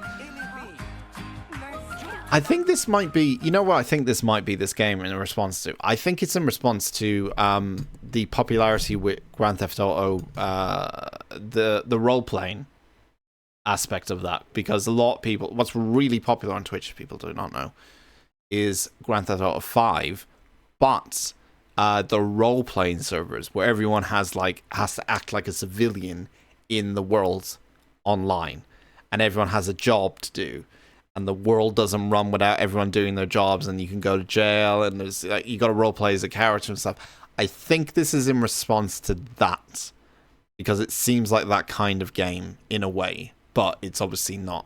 I don't think it's online, but it's that whole like really open world. You live a life, you take care of your garden, get into car accidents now and again, maybe you do some cooking. It's ambitious. It's got a lot like in it. I don't know how big the world is, but you know the thing that really annoys me though, and part of me is like, why would you put this in a trailer but I guess you want to show the game off, but it also says a lot. The game runs like shit. Like, it really does run. Like, you can see, obviously, the amount of motion blur on this thing, which usually means lower frame rate if they have a lot of motion blur. But, in the background here, and I don't know if that's meant to be a thing, or it's going to be fixed when it comes out. It's like a video, but it's so choppy. It's just chop, chop, chop, chop. I don't know if that's intentional, but like I wouldn't have thought it'd be intentional. It looks really, really bad. Even the money coming out here is like the frame rate drops. So it's obviously probably early access because they've only released the character creator and haven't even said anything about the actual game date and stuff. What is Jeff's shoes? What was Jeff's shoes? Did he have shoes? Oh, yeah, trailers, sorry. That crowd, that instant gratification you get from the crowd reaction. And then Jeff like, hey everybody, what's going on? I'm Jeff Keighley. Like, Germans just like showed the trailer. I love it, it's great. A couple of phones in the air, but no one's clapping. I know they are clapping. They are clapping. It's very... Guten Abend, GamesCom! There we go. And hello to everyone watching around the world. This is opening night live from beautiful Cologne, Germany. And we have our biggest live audience. Wait, did he show a shot of his shoes? Sorry, I really need to know if he's got trainers on. I think he's just wearing standard black and white trainers. Guten Abend, GamesCom! There was a shot a second ago, right? And hello to everyone watching. Yeah, it's just standard. Oh, it's brown shoes. Oh, Jeff. Has the trend gone? Has the trend gone with the trainers from Jeff's shop? I really like that trend because we play every year. Like, guess what color trainers Jeff is wearing, and now he's just gone for that. Go for brown shoes now. I mean, brown. He hasn't probably worn. He actually, I don't think he's worn brown shoes yet. So that is actually probably part of the trend. He won't wear any colored things on Game Awards. Oh no, he did wear white trainers in his suit during the Game Awards. I think maybe last year or the year before. So he will actually try color them up maybe at the Game Awards. You never know. Honestly, I didn't think a lot of the mics in the audience. Yeah, that too. That's also probably part of it. There was a video circulating when the first announcement gets announced, which is technically their biggest announcement maybe of the show, maybe. But from listening to it, the crowd didn't sound excited, as you'll see. But there was someone filming the audience when it gets announced, and it was sort of like there was a couple of woos, but it was mostly sat down, clap. But there was no one jumping out of their seats, so it was still reserved. But like, it was reserved with a lack of mics, and I think if they knew the audience that they were going to kind of be in front of, they probably would have put more mics to get it a bit louder, but they didn't, and that caused it to sound like they weren't interested at all. But yeah, I do love the fact that they weren't chanting and screaming for everything. I think it shows, like, it's a good indication of what actually is exciting, and it's good feedback. And I know Jeff might not take it on board, but like, it does give you a better perspective on what people are actually interested in, interested in seeing and excited for. I do, at least I think, at least on the European side. Unfortunately, America is just, whenever they have something in America, and part of it is because they have the conferences at their own venues. So Xbox have their like own Xbox venue and they invite Xbox fanboys there. Same with Ubisoft. Same with Sony doesn't even do that anymore. But same with Ubisoft. Same with Xbox. They have fanboys in the crowd, so they shout and scream, like they are in the front row in front of the mics screaming. Blah blah. Their main thing is to hoot and holler at everything. And it just makes it a bit like, because they are literally chatting, hooting for everything, and this is just more refreshing to see, and I do enjoy it quite a bit. Opening night live from beautiful Cologne. This is technically E3. I know Summer Games Fest is a thing, but in terms of a genuine audience, Gamescom feels like it's the most genuine audience that we're gonna get. I feel, at least. And this is our 6th opening night live. Now tonight, for the first time, we have a live sign language stream. Okay, so the first big announcement that he was very, very excited by was Borderlands 4. Who would have thought it? That a failed movie that just came out. Bad timing, baby. You get a new game as well. Hey. Like Elon Musk shows, everything he says someone will be wooing, even when it's complete BS. Like the rocket blowing up, Musk not being able to build Hyperloop, nuclear blast-proof windows breaking from the iron ball. That was hilarious. Mime dancer impersonating an AI robot was pathetic. Yeah. They're planted fanboys, I feel like. I think a lot of them are planted fanboys. They give them a free ticket. Like, they give them, like, access all areas just to get them, like, oh, yeah, you can sit right at the front in front of this microphone just to make it loud for us, kind of thing. Let's hear that reaction.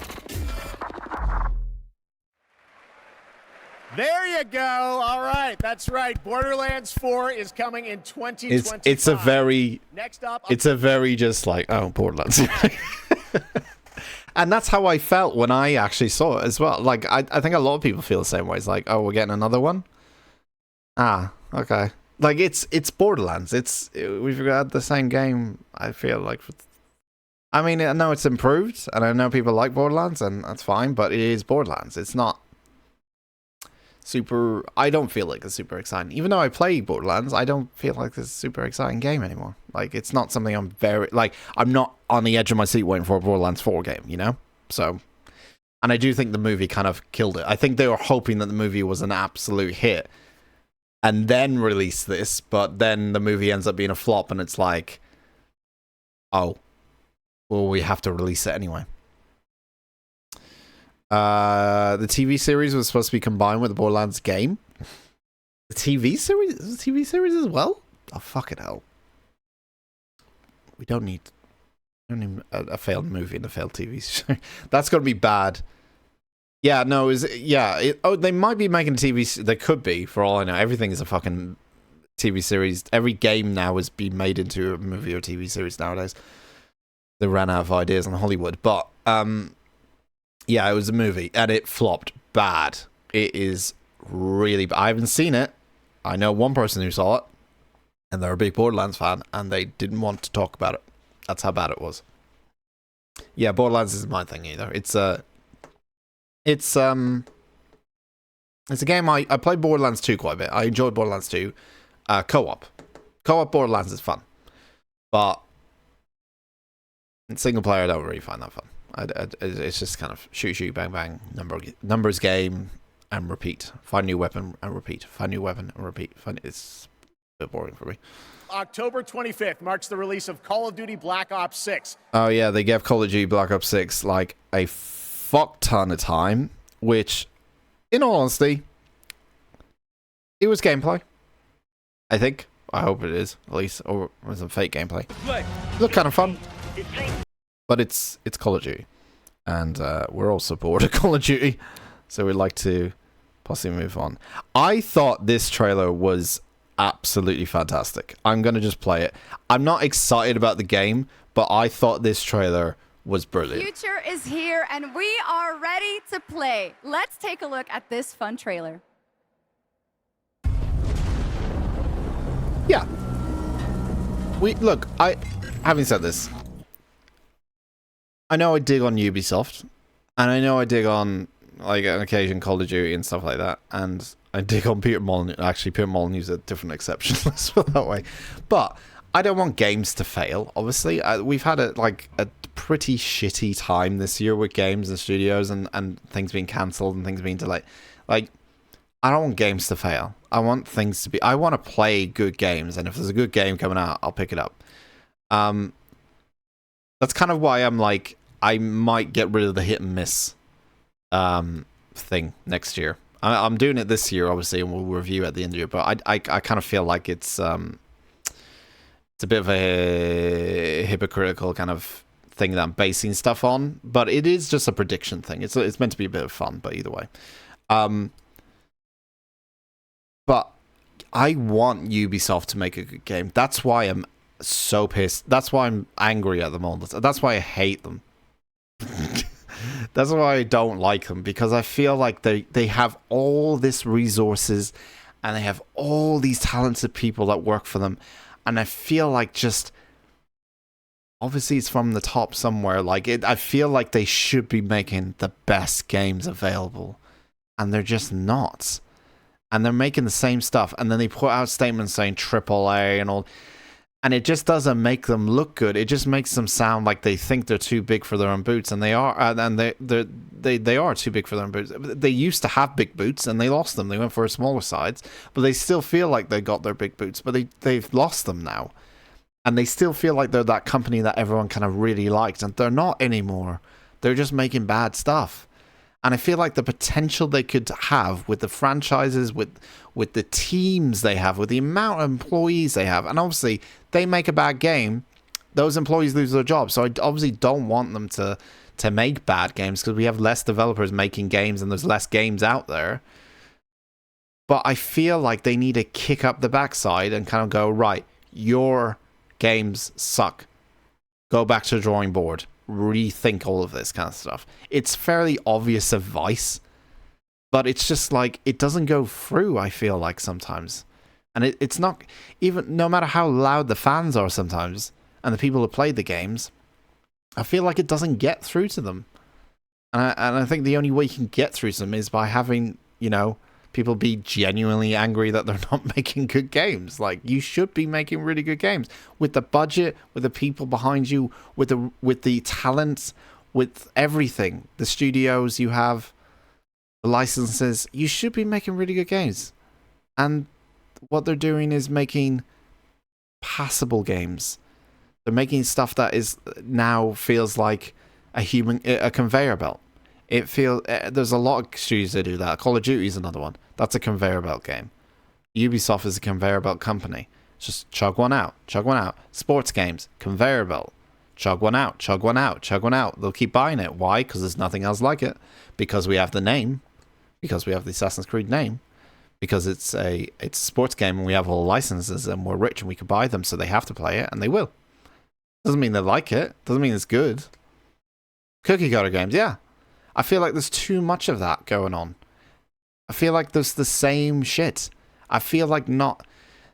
There are people that do take risks, and I do applaud people by taking risks. That farming sim game, brilliant. Genius idea. It's made by one guy. One guy. And a team of 200 to 300, 500 people go, let's make the same fucking game that worked before 10 years ago but doesn't sell as much. But maybe this time it will. It gets me, it just annoys me. Because we could have so much better games. We could have so many good games. And I feel like it's just same thing every single time. Yes, exactly. And that's why this year especially, it's going to be indie games that are going to be the best ones. Especially this year. Last year, maybe not so. Last year was fantastic. Really fantastic. This year, absolutely going to be indie games that we're going to be talking about. Like, or playing and stuff. With the exception of a few. With the exception, obviously, I think Rebirth's up there for me. And I think Black Myth Wukong is also up there now, because Jesus Christ, we'll get into that in a minute. I was so wrong about that game. Holy fuck. But yeah, it's the lesser known stuff. It's the stuff that hasn't got the hype beforehand that's going to be the best games this year. 100%. Stalker. I know that hasn't... Stalker, for exception, I hope it's... Like, again, I hope it's good. I don't know if it's going to be. I really hope Stalker is going to be good. But Stalker is not in that kind of like Call of Duty echelon. It's more of a core gamer. It's a bit lower than that. You know, it's not in the super mainstream. It's just below it. People know. Some people know. A lot of people know what Stalker is, but not everyone knows what Stalker is. In a way, like they don't know. It's based off a very legendary, in a way, legendary kind of series and stuff. So people who have been playing games for a while are excited for it. Maybe new gamers and stuff like that don't really know, and it's all new for them. This is the trailer. I really like this. I didn't know what the fuck it was the entire time. I was like, is it like a compilation of old games coming to like a system or like on a disc or something? I didn't know. I was trying to guess everything. But I love the fact that they took the piss out of remasters and stuff like that. But I also found it very hypocritical of them at the end of this as well, right? Maybe that's the joke though. You're finally awake. Skyrim. See if we can guess all of them. Grand Theft Auto? Don't know what that is. That's Assassin's Creed, isn't it? Unity. That's Assassin's Creed Unity, I think. Yeah, because remember all the faces went weird and the limbs. Yeah, Unity. Assassin's Creed Unity.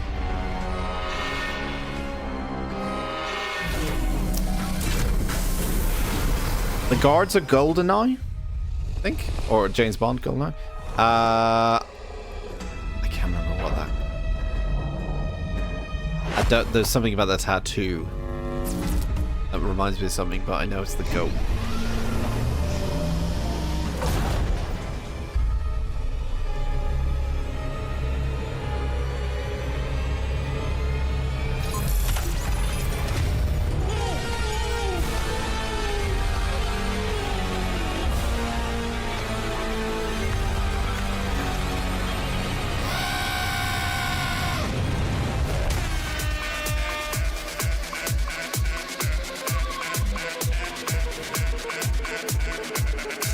So I find this a little bit hypocritical, right? Because they're sort of like taking the piss out of like bad remasters, but again, I guess that's the whole point. Is like they're saying our remaster is better than the shitty ones, in a way. But it's so I don't know. It's so I thought for a moment they were like, oh, the joke was I thought initially, oh, they're taking the piss out of just everything being a remaster, and so when I saw this, I was like, but then they're remastering again. Like, so I was really confused. But the actual joke is they're taking the piss out of bad remasters. But yeah, most Stalker players don't know what Stalker is. Roadside Picnic, the book from Soviet Union. I think I've heard of Roadside Picnic, but yeah, the one thing I haven't seen that I do want to see actually is the movie, Stalker movie. I've never watched it, but I'm going to watch it before Stalker comes out to get me kind of like prepped. I was going to play some of the old Stalker games, but they'll be quite long to get through them all. But I think I'm going to watch the film because I've never watched it before, and yeah, to get me into kind of like a Stalker movie. The thing is, I played Metro before I played Stalker, so at Metro I was a huge fan of Metro series. But I know Metro was inspired, obviously, by Stalker and everything like that. Like the whole setting and the whole kind of concept about it was inspired by the Stalker games. And there's been a lot of games that have been inspired by Stalker games. But I played Metro first, and then I played like Call of Pripyat, and I can't remember the other ones now. But yeah, I played all the other Stalker games. And I think I only finished one or two of them, but I have to check and see.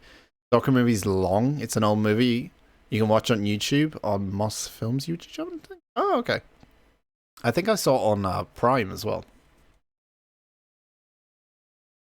Definitely wouldn't be on Netflix. I think I saw it was available on Amazon Prime as well, so I think I was gonna watch it on there. But yeah, I can watch it on YouTube, I guess, if the quality's alright. You can link it on Discord. Sure, go ahead. Stick it on there. Yeah, I'm gonna watch that before and delve into that, and that should be exciting. But yeah, I found this a little bit hypocritical. That's all, because I initially thought it was like taking the piss out of remasters, but in actual fact, it's kind of not. New Dying Light, The Beast, which apparently was meant to be DLC, but because Dying Light 2 didn't sell as much, they're making it a standalone DLC. Dragon Ball Z. There's a new game. I thought this game looked kind of interesting. It's a bunch of guys who used to be in big devs making their own kind of game involving robots and puzzles. When you build your own home, settlement builder confirmed. Got like a settlement builder and a kind of what's it called, like a 3D 2D aspect, like kind of like a Hades a little bit.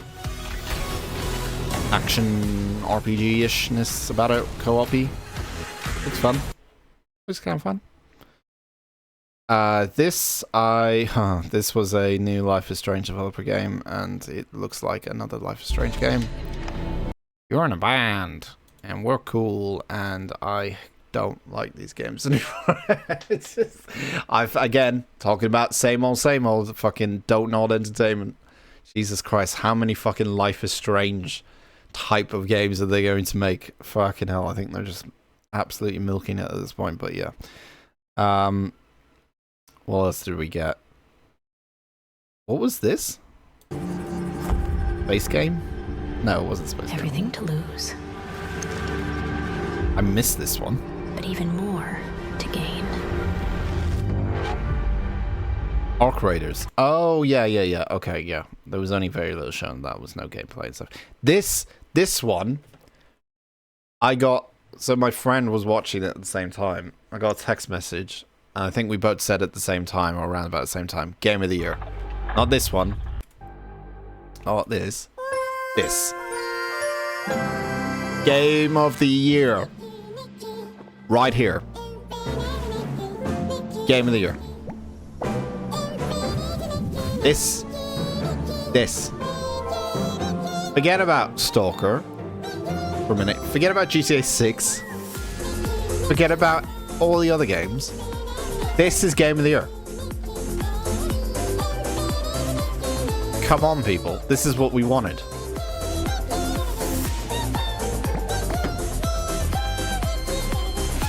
Dave, I'll buy the Ultimate Edition of this. I will get the Ultimate Edition of this shit. I want all the cat costumes. This is my kind of game. This is what the game industry needs.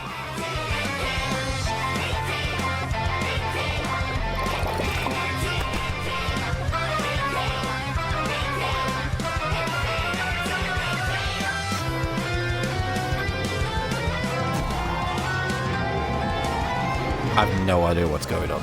This is like some weird fucking trip. It's like taking a bunch of fucking drugs one night and this is what I see.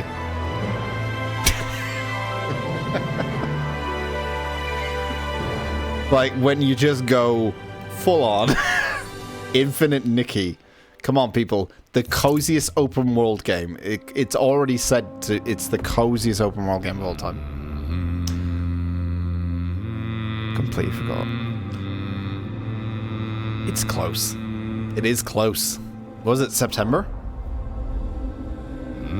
Another game I hope. Another game I hope doesn't fall in source. Like, it's got the potential to be like this massive, like, hordy kind of shooter. Melee, slice 'em up, bloodfest. Kind of like Doom. It's just like... It's got all the ingredients where I'm like... This could be fun. Play 4 days early. September 9th. It is like 2 weeks away. What is this? What was this one? Or was this predecessor? Oh, it's a free-to-play game. It's a free-to-play hero shooter kind of thing. Path of Exile 2 looked really good. I played a little bit of Path of Exile 1. And I was going to get Diablo, and then Diablo flopped. And now I'm like, I'm on the Path of Exile hype train now, because this showed me, like, A, it's going to be free, which is not usually, like, a thing I would use to say, like, it's going to be a good game. Usually free-to-play games, there's a lot of monetization to it and stuff. But they did such a good job with the first one that this just looks like a better version of Diablo anyway. I'm very... I think after they show this trailer, after they shown this trailer, they made a statement, or they put out a statement saying, "We don't reuse any assets from the first game, by the way," which is something that Diablo did. So they're obviously taking some shots from Diablo because they know they can steal a lot of fans from Diablo with Path of Exile, and I think this looks pretty fucking cool. I really did want to play Diablo, but after all the kind of backlash from it, I was like, maybe I don't get involved in all that. But this looks pretty good. This looks really good. I do like these kind of action RPG games. Now, are you ready to fulfill your destiny? I think it's coming out this year as well, isn't it? Did they announce the date? I think they did.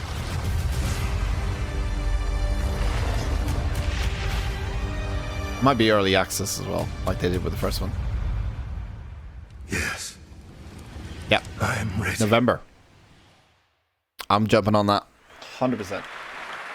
100% jumping on that. That looks absolutely great. Can't wait for that one. And now, GamesCom is no... What a great game. Oh my god. Okay. Right. Now. Now. Let's talk about Dune Awakening for a minute, okay? Because initially, when I watched this, the first part, like the first minute or two, I was like, oh no, they're turning into a survival game like every single other survival game. And then they showed like actual stuff that is related to Dune and Arrakis and the actual lore of the game and stuff, and then all the multiplayer stuff in it.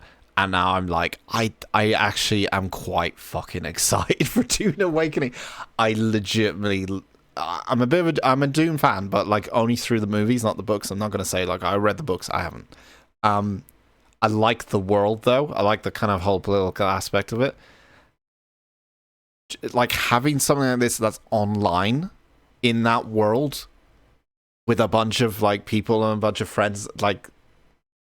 I'm very excited by this. Look at the gameplay of initially Dune Awakening, when you see open world survival when you MMO, see the first minute, you think on when it's going to be released. You think it's just going to be like stereotypical. We've seen it all before, survival element kind of game. You know, build your own place, shooty, bang, bang, all that kind of stuff. You think like that, but then you get to the second half, and you're like, oh, wait a minute. I like this now. I'm gonna watch it again. I am actually quite excited now by it. Prisoner. Sculpt your appearance, choose your background, and then crash into the planet. You are abandoned and alone. Story of my life. Plus the sandworms. Scorched. They didn't really show the sandworm gameplay, but they kind of showed like CGI cutscene of it. But I am really intrigued to see how that looks. Like the environment and everything. Like when the environments and the sand shifts, they showed a bit later, not here, but a bit later, how like the sand landscape shifts during battles and stuff. It does look nuts. It does look nuts for an online game like this, like a big online kind of MMO game. For your help taking down territorial deserters. Working with others will always. I think this is something I'm going to stream quite a bit. It's definitely very much a stream coming in. Deserter base. Climb to a vantage point and prepare for violence. Your choice of weapons and abilities. This doesn't seem that interesting. It's just like standard, like third-person shooter kind of thing, a little bit. Repel ranged attacks with a shield. It doesn't seem that interesting. This one. It's the next bit after this. Deploy the Hunter Seeker and kill from the shadows. Take what you can from the Fallen. On Arrakis, nothing of value is wasted. Mine, harvest, and gather with your group to build bases and unlock more advanced equipment, like the blood purifier. Refine the blood you collected from. I just think the idea of having so many people on the server, improved equipment using fabricate. Like if you're fighting for like a faction or a family, I guess. System, and then sell blueprints of your architectural wonders to other players. Even the base building looks kind of cool. Lead your group to become a guild. On Arrakis, like everyone kind of working together to build something. It's quite cool. Construct an ornithopter and take to the air. The world is yours to claim. It's a big open world as well. Like, look at the size of it. It's fucking huge.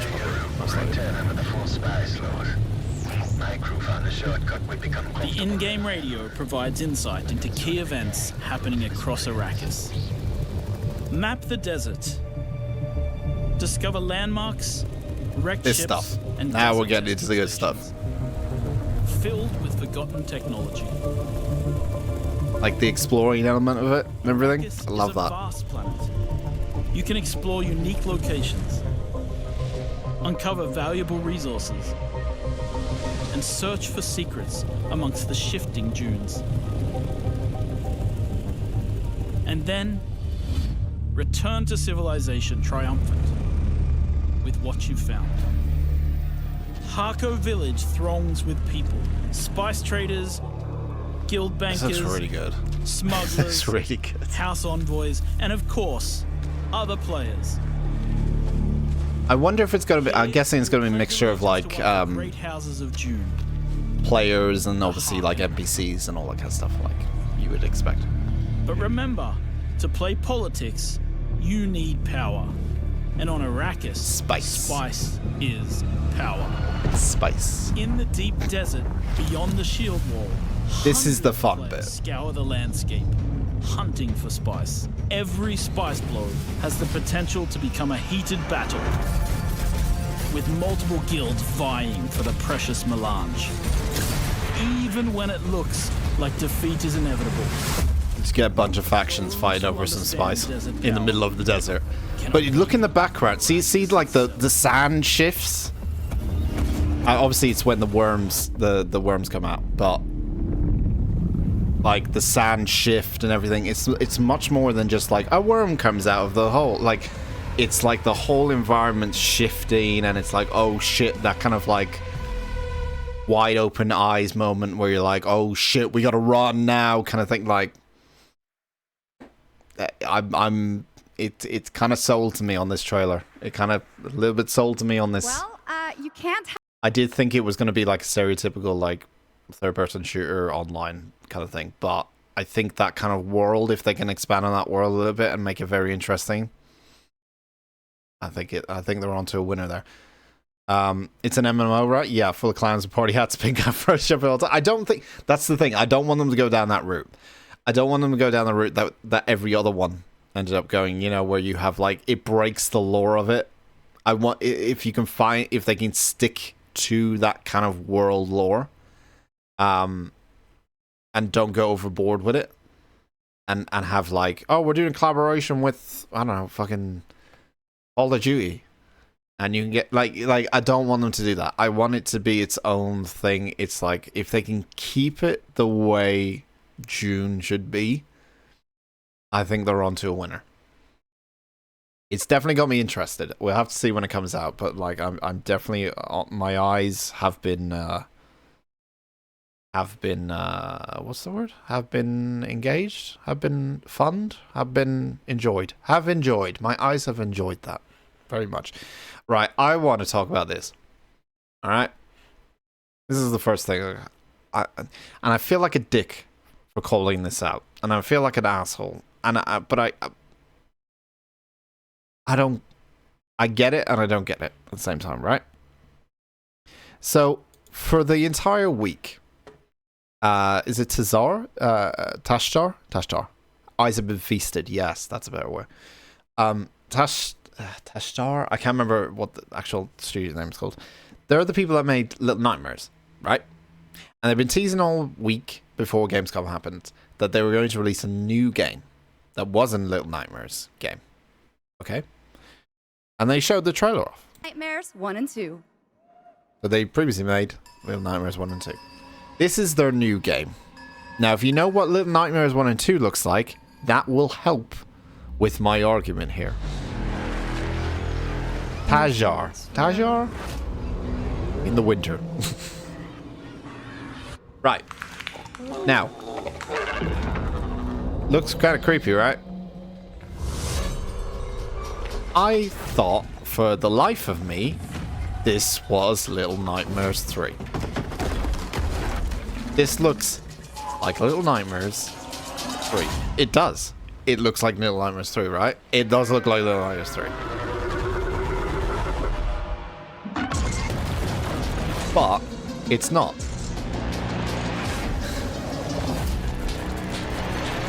It's Little Nightmares.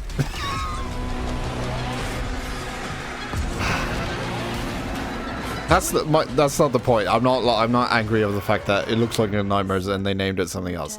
That's not what I'm angry about. It's called Reanimal. Okay? Later in the show, on the same show, somewhere, I'm gonna find it right now. How long was it ago? Don't show me Peter yet. I'll get fucking really annoyed. Later on, like, oh my god, was it, how quickly was it? Was it literally a few minutes later? I'm trying to find it now. Is it literally a few minutes later? No, it can't be like a few minutes later. Was it the next game they showed? No. Was it, where was it? They showed it somewhere. Before Indie, maybe. They showed it somewhere. I'll probably find it later. Later on, right, they showed Little Nightmares 3. And I couldn't tell if it was the same, which, like, what was the first game then? Because this game looks like Little Nightmares, and then they show Little Nightmares 3. Is it right after this? No. Really? They didn't do that, did they? That was Reanimal, the next big entry in the cozy game genre. Now, would you like to discover the secret contents of Gamescom and receive... Oh, okay. So then I think they showed it later on, like towards the end and stuff. But yeah, the template was wrong with that one. It's like, I thought this is the exact same recipe but different cookie cutter. Now it's a teddy bear, but dinosaur cookie cutter. This is the shit that I hate about video games right now, and I've complained about it all year. And this goes now even a fucking level beyond, because now you got like indie devs doing it. You got people who are not like even a Ubisoft or something. It's the same fucking game. It's the same game. I don't care what everyone fucking says. Yes, damn rant alert. Sorry, but here's a clip. It's the same fucking game. I don't care what anyone... I saw people fucking defending it, going, oh no, it's different because this one has animals in it and the other one has creepy monsters. It's the same game. It's the same game. They are making the same game twice to make you buy twice. They're using the same concept, but they're using Little Nightmares because it's Little Nightmares franchise name. And then they're making a separate game with a different name, but using animals. But the entire gameplay, look, premise, everything, environment, the feel is the most important one because that's what fucking makes the game. The feel, everything is Little Nightmares. I thought I was going mad when I saw Little Nightmares 3 later on and went, wait, didn't we already see this? This is the same game I saw. And I couldn't tell the fucking difference. I really couldn't tell the difference. It looks exactly the fucking same. What? I understand why they're doing it, but stop doing that. Just look, I understand if you want to make a genre, that's absolutely fine. Making a genre is absolutely... You could be a studio that makes horror games for the rest of your life for all I fucking care. But to make two games that look exactly the fucking same and kind of make it like, no, it's different. Like, no, it's a different kind of experience. Get fucked. Seriously. I've lost respect for that fucking studio now. I really have. I'm sorry. It feels such a middle finger a little bit, doesn't it? A little bit. It feels like you could have used the ideas from that, maybe put it into Little Nightmares. Maybe they couldn't do that. Maybe the fucking ideas in Reanimal is so extravagant that they couldn't do it in Little Nightmares. Maybe because they had a story to follow in Little Nightmares 3 that they couldn't put the story they were trying to tell in Reanimal into Little Nightmares 3. Well, guess what? Then put it into the next fucking Little Nightmares then. Or pick which one is the best one and then put it into that one. Because you're making the same game twice. We're getting the same shit. I'm sorry to call it shit. It's the wrong word to say it. We're getting the same kind of games repeated over and over and over and over and over and over and over and over again. And everything is feeling the same. You are going to cause your studio to be like a Ubisoft, and we've seen what happens with that, is that you make the same stuff and people get bored because the first two worked really well, and then you think, well, we can't do anything else, let's not be creative enough with this. Like, come on. So, I'm sorry, but it's more of like an attitude or like a... Yeah, it's like an attitude towards like, well, they'll buy it again. And I'm sure they will, but like it's just draining. It's milking the cow until there's no milk left at all. You know? And I feel like there's too many times that's been done. We just get something, come up with a new idea. You have the money, you have the resources, you have the success of the previous game. You're clearly making two games, so you have enough money to make something different. Why are you making the same thing?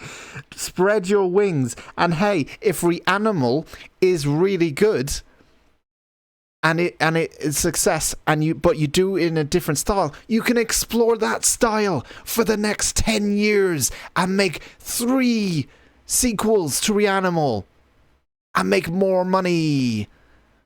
But you make it different. Like, and again, it seems like something I shouldn't be ranting about. I'm ranting about something that is clearly like people will play, probably. And people are probably excited about. But as an outsider, it just feels like you're copy and pasting. And we have too many games that do that nowadays. We have too many games that copy and paste, copy and paste, copy and paste, copy and paste, copy and paste, because there's no fucking... We're not going to take a risk on doing something that is risky. So we make the same thing over and over again. I don't think that's going to work in the long run. I'm just saying. Just look what's happening to Ubisoft.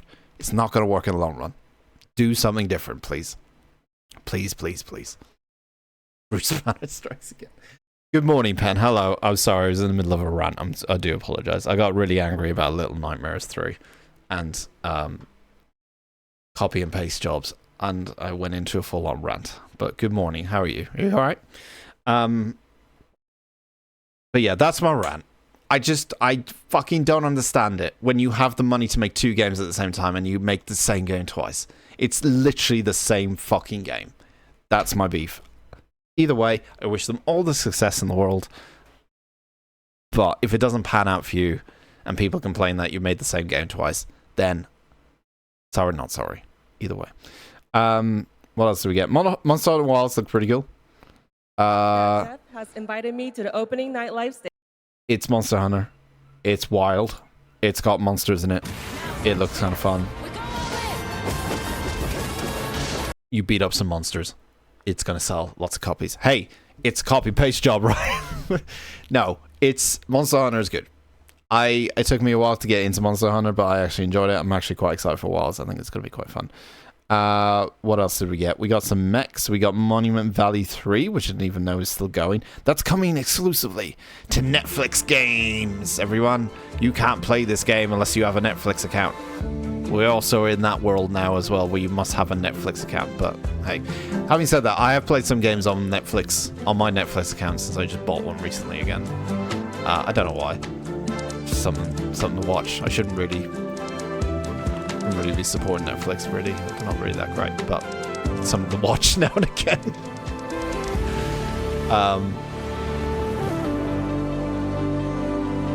But yeah. You betrayed Penny for Gamescom? Turtle, you have a fucking explaining to do. You have some explaining to do. We got Civilization 6? 7? 6? 7? 6? 7? Wait, I can't read numeral. I should know what 7 is, clearly, since I'm a big fan of a game that has 7 in it. I think it's 7, right? Go back to the full shot. To immerse you in your own journey through history. Please join us after opening night live. That's a 7. That's a 7. I can confirm. That is a 7. Confirmed. I know you're a Mod on Ped's channel. It's fine. I'm sure she can deal with the griefers. You had some important business meeting Gamescom to attend. Need to know those games, get them available. Yeah, I think, what time was Gamescom on? I think it was on at was it bang on, it was 7, I think, when Penny started stream or something, yeah. So yeah, the timing was exactly at that time. And it went on for a couple of hours, I think. Live on the Firaxis Game Twitch channel. Well, having said that, Turtle, you also don't have to be there for me too. It's okay. You can take a break from. See, even Penn said, you don't have to be there all the time. It's fine. Our official we both feel the same. Showcase, where we'll you need a break. It's fine. I appreciate your mod capabilities and your banning abilities and your on behalf of the team, your annoying interruptions at times. But yes, you can take a break. I'm so excited to finally Civ 7 and Civ 7. I don't think I really need to show all that. Oh, Starfield got an update, everyone. You can now drive a car.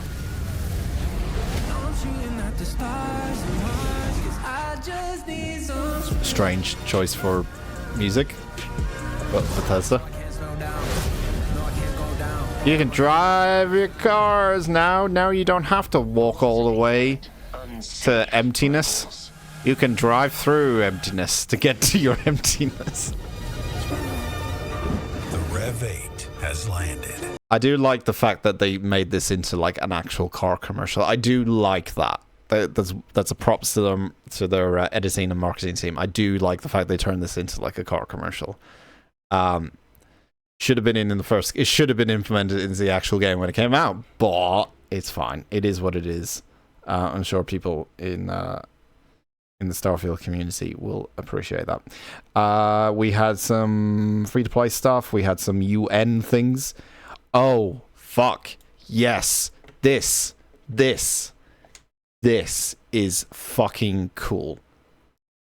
I'm going to let him explain. Something really special for you. Please welcome Deadpool director, creator of Love, Death, and Robots, and the co-founder of Blur Studio, Tim Miller. Tim!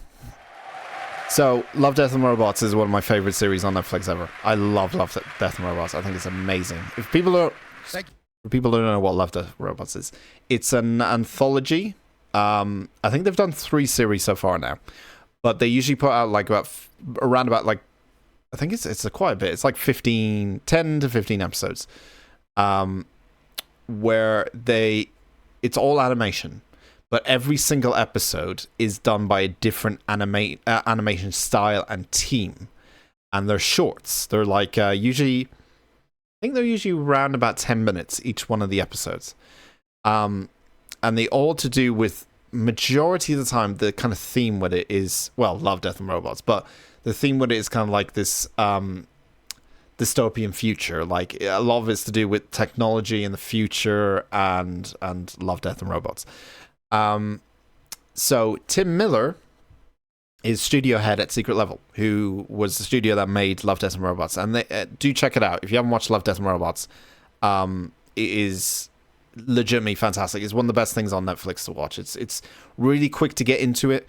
They're short episodes, so even if you don't like an episode in particular, it moves on to the next one pretty quick.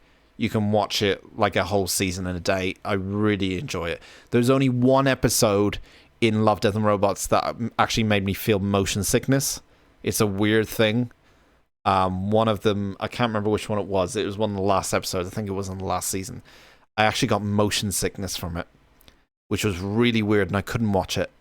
I can't remember what it was called, but either way, I highly recommend an episode involving Marines and cats. That's done in like a 90s cartoon style, and it's fucking fantastic. And there's also one, what's one I really like? There's one, God, it's been a while since I've watched it now. There's one with mechs that I really liked as well, I think. And then there was there's one that was my favorite one. One about space. I think it was about a girl gets like lost in space. I think she ends up like trapped in space. It's kind of like a similar thing to Gravity, the movie. But yeah, not a remake, but an overhaul of Civ. Civ 7 will be a remake. Wait, Civ will maybe get 8 DLC. Yeah, it will. Oat Studios 2, they made something similar. Oat Studios is Neil Blomkamp's Small Clips Ideas. I think Blomkamp is his name. Oh yeah, no, yeah. No, you're right. Yeah, they made a similar thing, didn't they? Yeah, I know what you mean. Where is that? That's on. Is that on Netflix too? I don't think it's on Netflix. It's on. It might be on Netflix. Yeah, District 9. Yeah. Penny's favorite film, actually, District 9. Yeah. Penny's favorite film without the subtitles on. Is it YouTube? That's where it is. Yeah, I remember watching that. Yeah, they were the animation is fucking insane in some of the. Same with Love, Death, and Robots. The animation in it is insane. So, to get all that pre stuff out of the way, this is Tim Miller. This is Secret Level. They are making 15 short, probably, episodes. And each of the episodes involves a game universe or a universe in kind of the nerd culture. See how many you can spot. I'll tell you how many I spotted, but I think there is a list online of what they're doing. There's a couple in particular I'm like, oh, fuck. And you can see right behind him there's a Warhammer Space Marine. We're going to get some Warhammer content before Henry Cavill gets his gets his stuff out. We're going to get Warhammer animation, and I'm fucking excited for that. I'm so excited for that. Like, there's animations, obviously, on YouTube, and there's been a lot of fan animated stuff. But, yeah, I'm obviously been waiting for, like, the Henry Cavill news with the whole Warhammer 40k TV show and all that kind of stuff. Yes, the short. Yep. There's also God of War, because I did see Kratos. So there's PlayStation involved as well. They didn't say all the PlayStation things that are involved, but Kratos is involved. So there is a God of War. They're making 15 of these, and Tim got very emotional. He was very. It seems like the animation that they do in this is so fucking ridiculously good and complex that it would take so long just to make 15 of these. I mean, 15 is a lot, but if they're making like 10, 15-minute episodes, it would seem to be like each of these takes so much like attention to detail and stuff. And I can tell that Tim, he's been on previous game shows, game conferences before. He's a gamer. Like, he plays games. He's clearly like loves video games. And I think to him, just because of the emotional reaction he got from this is like a life achievement for him to make something like this. Like, he gets to make shorts on like beloved game franchises, or like even like Warhammer, which is kind of like in the nerd universe. This seems like for him, this is like a dream come true in a way. Jeff, Blur Studio has been making cinematics for over 30 years now. 30 years as well. Like Quake, Star Wars, Warhammer, Call of Duty, and dozens more. And we do this because we fucking love video games. First F-bomb of the night as well.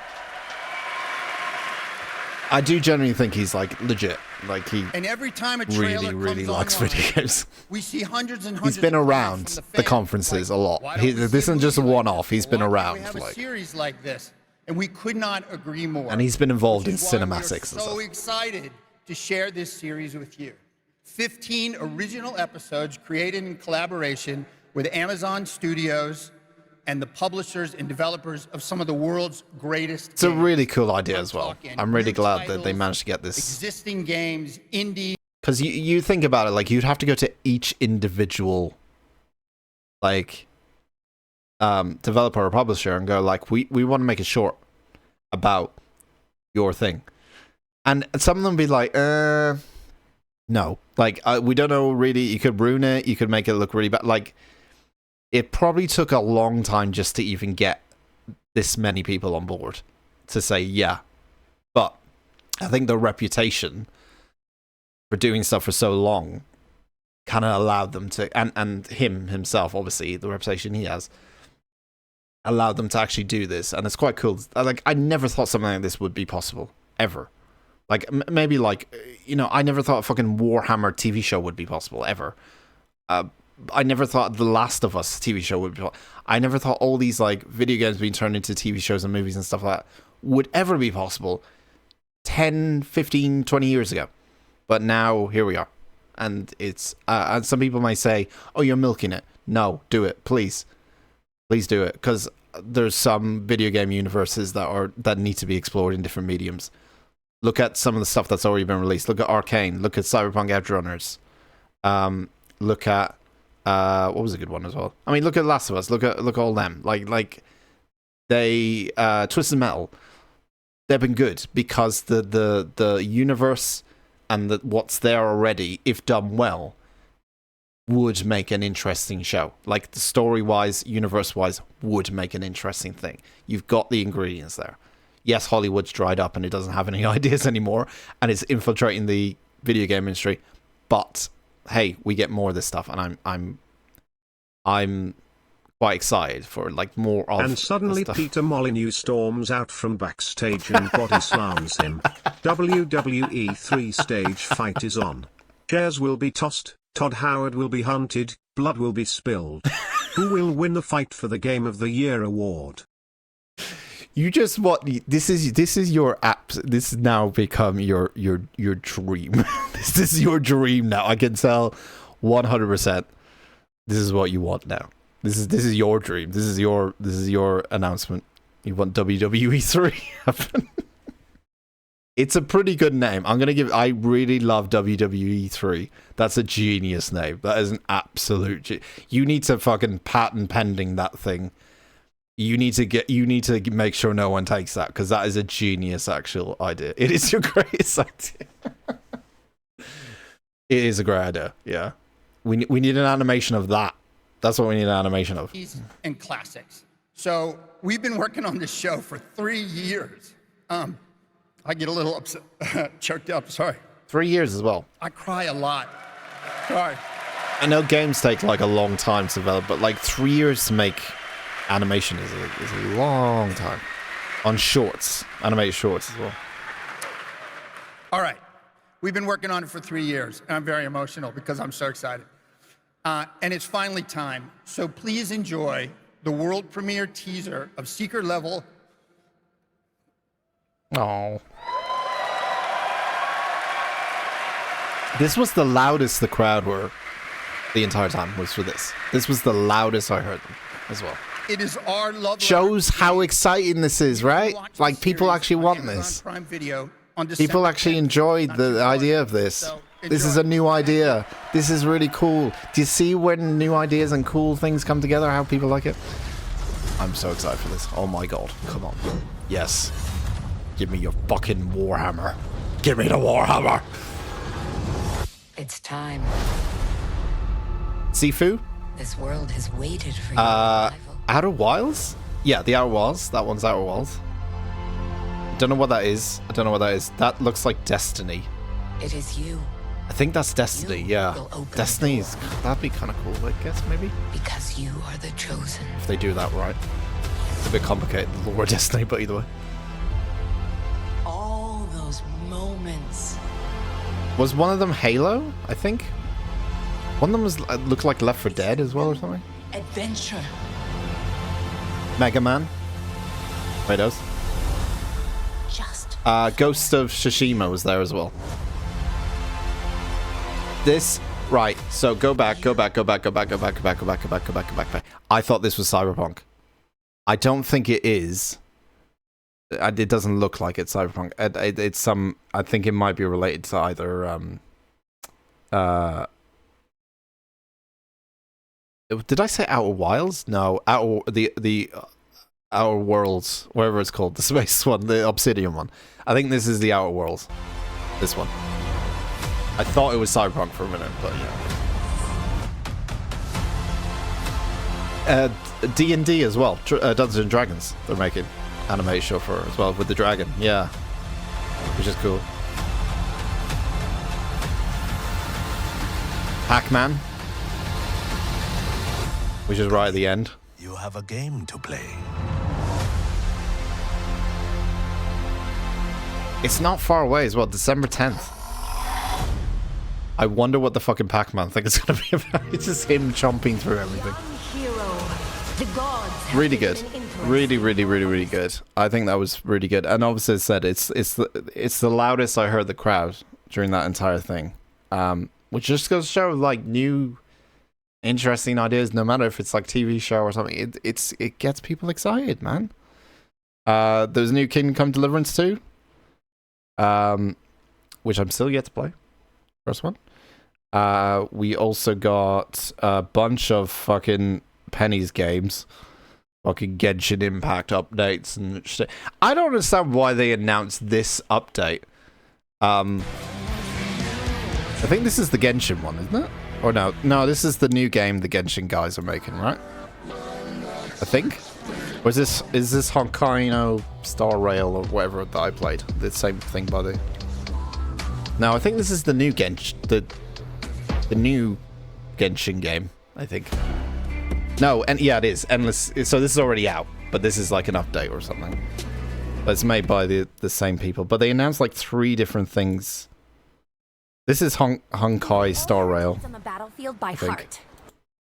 Yeah, I played Honkai Star Rail, which is this game, which is made by the same people who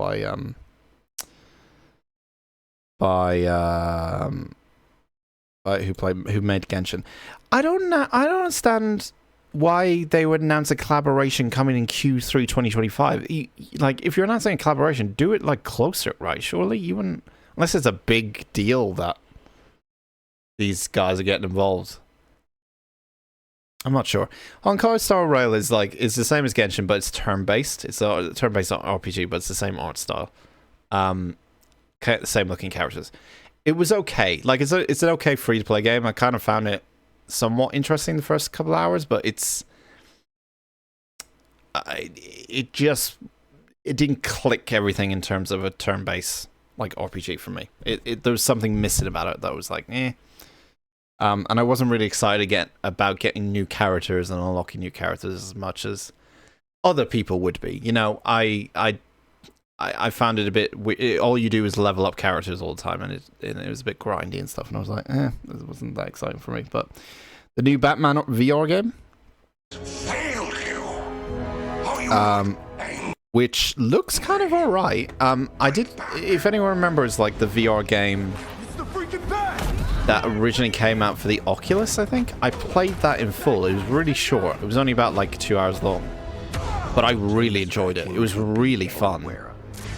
So this is like a full-blown Batman game. I think it'd be really, really fun. Unfortunately, it's only out for the Oculus Rift. Or the Oculus Meta Quest version 3 Facebook edition. Whatever it is. But you could have been a god. I did like the first VR Batman game. I thought it was quite fun throwing shit at people. Alfred, we tried it your way. Like investigating stuff as Batman. There was also the Joker involved in the first one, and that was kind of creepy in some of the set pieces that they had in that as well. It was really cool. Actually scared me quite a bit, actually, the first one. I think it was the first VR game I ever played, was the Batman original VR game. It feeds the shadow deep inside. You're going today? Oh, I didn't know you were going today. Just quick FYI, Ben. I won't be available tomorrow in the daytime. I'm dropping off people and seeing people and driving a lot. But I should be available for a couple hours in the evening. So if you want me to come see you, text me. We can stream together. Yay! You're doing IOL. What the fuck's IOL? We can do IRL streams together. Hey, just your boys, Eddie and Dan here. You know, hanging out. No. Fortunately, we won't be doing IRL streaming after my McDonald's incident with my camera. My phone, pretty much. Don't have the equipment for it. Maybe we'll play Genshin live from Joyce's house. Genshin live. Okay. Oh, I found it. Right. Here's Little Nightmares 3. Whatever we saw earlier. This is Little Nightmares. Okay.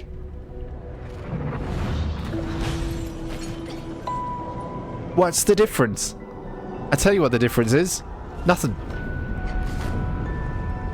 They have umbrellas. That's the difference. They threw a rock into something. That's the difference. It's the same fucking game. And they're bugs. They're kind of close to animals anyway.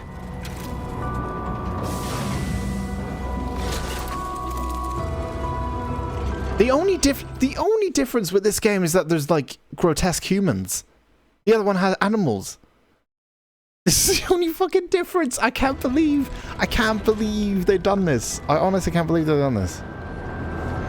It's the same game. The camera angle is slightly more zoomed in. That's it. But it's the same game. Wouldn't it be funny if you play both games and just realize it's the same levels, except that the enemy characters are different and the camera is slightly more zoomed in? That would be the biggest just FU ever.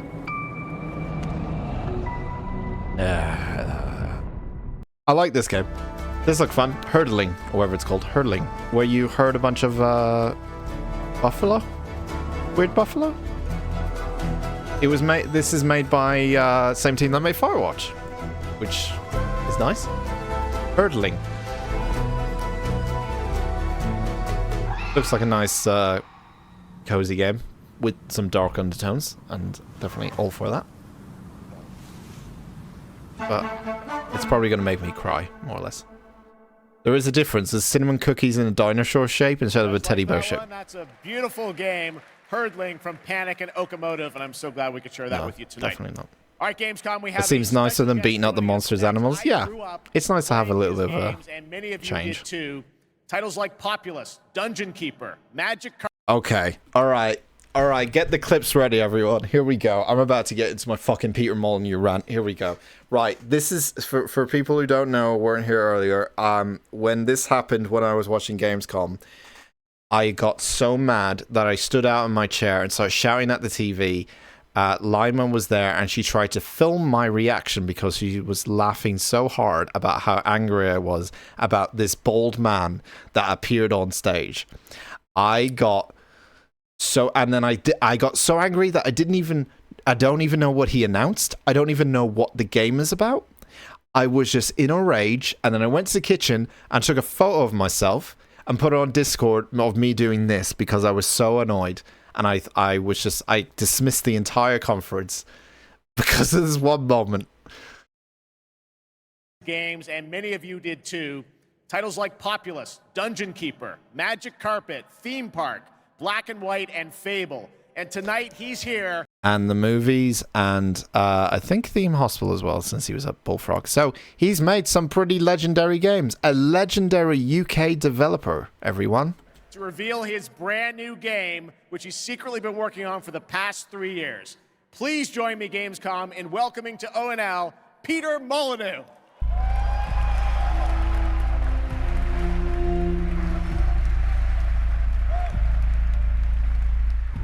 Get off. Get off the stage, you fucking prick. Get off. Tonight, on WWE 3. Peter Molyneux fights a guest star. Ric Flair, the Nature Boy. Woo. Woo. I'm gonna be as polite as possible, okay? I'm not gonna be angry. I'm gonna deconstructive criticism here, okay? But fuck this Phil Collins lookalike. Fuck this guy. Honestly, fuck this piece of shit. Right. So for people who do not know the history with me and Peter, Peter made incredible video games. He's won BAFTAs. He's won awards from the fucking Queen. I think he's got like a cross or something from the... He's basically a legendary UK developer. Originally from Guildford, England.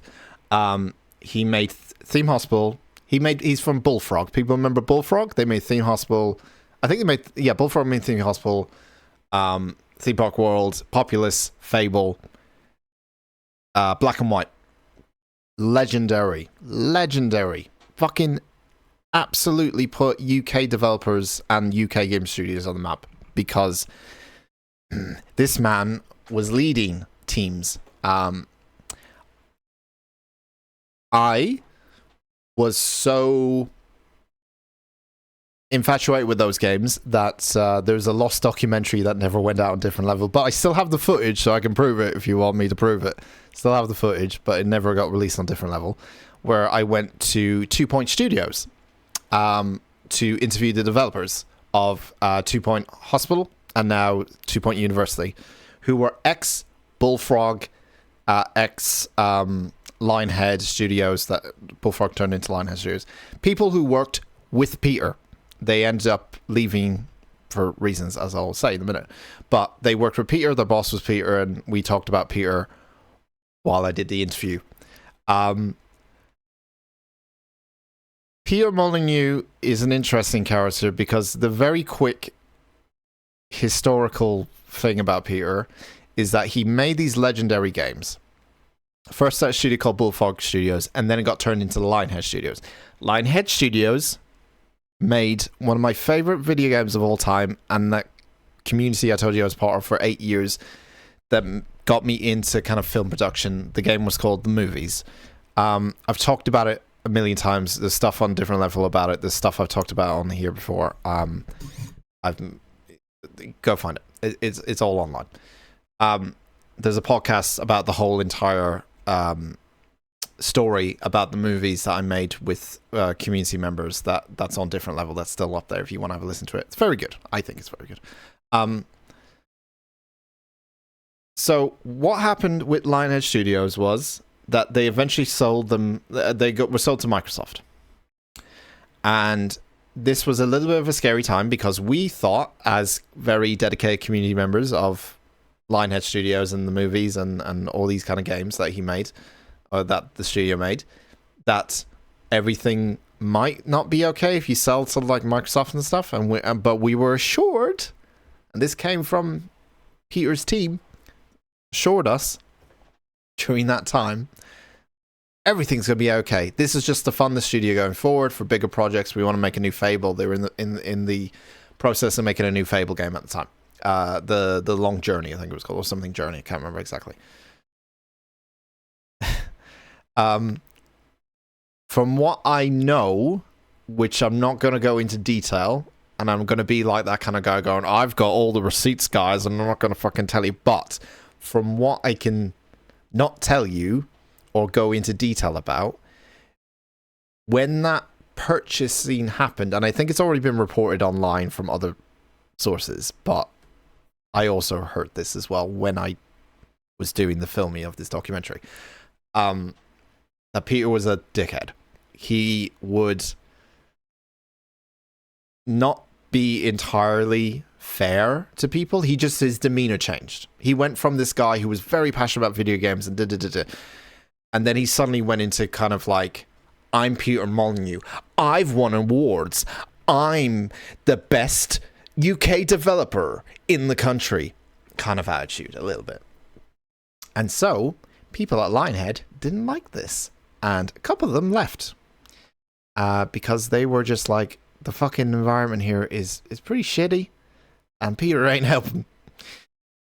Some years later, Peter then left Lionhead Studios, and then a few years later, Microsoft shut the entire studio down. 8 years of work from a community that was so over-dedicated to this game was flushed down the toilet, and we had 6 months to save all of our work because it was being deleted off the website. Because Microsoft was shutting down Lionhead Studios. There was a literal rescue attempt to save all of our projects. Well, we had to, and bearing in mind this was some years ago when internet speeds were not very good, and you know, we didn't have a lot of hard drive capacity, and it takes a long time to download these things. We were making literal like animated films on the movies and posting them on their website, and then they said they were all going to be shut down.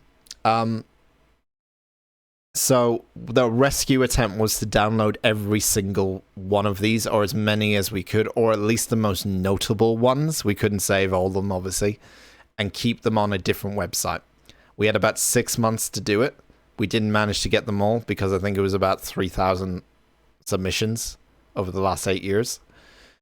But we managed to save majority of them, with the like most notable kind of stuff that was on there, and then they were moved on to another website, essentially. So we did all the legwork. The fans did all the legwork to save all these kind of creations that were made.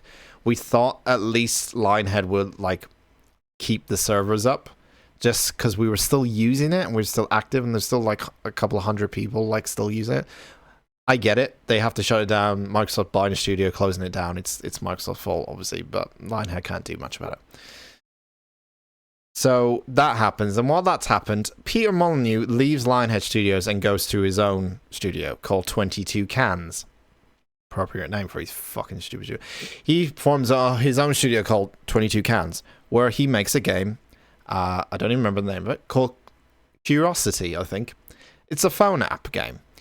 It's a phone app game where you have a bunch of blocks, and what it does is everyone who downloads the app can chip away at the blocks with their finger. And it was meant to be like this community thing where we're all working together to get inside the block. And when the last person that like taps on the last block, which would take, I think, over a year, I think it took that long, they would win a special prize once they get to the last block. Someone did get to the last block, and it was a video of Peter. And now the video. Would you like to see the video of what happens when you got the last block? Bearing in mind, it took over a year for people to tap, tap, tap, tap, tap. And he was like, oh yeah, you'll win a special prize. And we're all like, oh, special prize, Peter. Peter, you've been genuine all this time, Peter. There's no other way. This wouldn't be like something pretty bad or anything like that. I don't know the name of the game. What was it? Is it called Curiosity? I think it was called Curiosity. Let's see. Game last block. I want to see if I can find it. Curiosity it was. Here's the video. Here is the video that played when the last person got rid of the last block.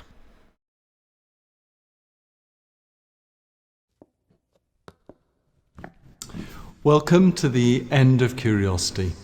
We started this experiment back in November of 2012. And we have been completely blown away by how the world has embraced this amazing experiment. And that's exactly what it was, an experiment. Could we take the simplest possible conceivable thing, connecting people together and allowing them to tap on this massive cube? Keep tapping away. Could we take that and pose this question of what's in the center? Now, when we released it, the first... He looks like he's fucking Jesus Christ. He looks like the way they've framed this and the way they've, like, highlighted over it. Like, he's a god. Like a god has something. That'll come up later as well, by the way. The first real question was, what is inside the cube? And I said... Like the banana scam game, yeah. These things... I said there's something amazing in the side. Amazing. Something life-changing. Life-changing. Life-changing. There's something life-changing in this cube. Right? This is the downfall of Peter, by the way. This is truly when it downfall. This is the start of Peter Scam Molyneux happened. Well, this is what this video is about. After 25 billion cubelets have been destroyed 25 over billion. 150 days. 150 days. Less than a After year. 4 million people have downloaded it onto various devices. 4 million people. And after hosting tens of thousands of simultaneous concurrent users. By the way, I'm going to find this out, but I'll find out later and then probably make me more mad. They monetized this somehow, didn't they? I think you could only tap a certain amount of blocks and then you had to pay... I think you had to pay money. Yeah. Because that's how they made the money, wasn't it? You could only tap a certain amount of blocks and then you had like an energy bar. Like a stereotypical free-to-play game. But you could pay money, you could tap more blocks. We have reached the end. And one lucky person has reaped the rewards of their hard efforts. Oh, what is it, Peter? How can anything What is it? be worth What? all that effort? What? Well, we could give you a piece of advice. We could say, oh, be nice to people. Yeah. We could say, here's a wad of cash, but it needs to be more meaningful. No, the wad, no, Peter. The wad of cash is a good idea. The wad of cash was a good idea. Peter, when we had the business meeting, I suggested the wad of cash, but you were like, no, we don't need advice. We need something better with my hands, like an hourglass. Peter, the wad of cash was a good idea. Why didn't you fucking go with the wad of cash? Sorry. It needs to say more about the effort, as much about the effort as about the outcome. Yes. I agree. And so, what is in the center is something that only we can grant. And it is the ability to be a digital god. We are making a game called Goddess. The whole game is about being a god to your followers. You, the person who would reach the center, will be the god of all people that are playing Goddess. You will decide, intrinsically decide on the rules that the game is played by. Whoa! Here's the life-changing bit. You will share in the success of the product. Every time people spend money on Goddess, you will get a small piece of that pie. Wait, how small is small? We will follow up with details of what that means. No, you can tell me now. I can only see this video. Let's break this down. How small? Analyze this. Money? It means that you will decide on how people play a game. You will accrue my dream riches from that game. Oh my god. From the start until the finish of your reign. Wow. That, by any definition of the word, is life-changing. That is changing. You will have fortune. And you will have the power to introduce Maybe we should edit that bit. We had to do one take.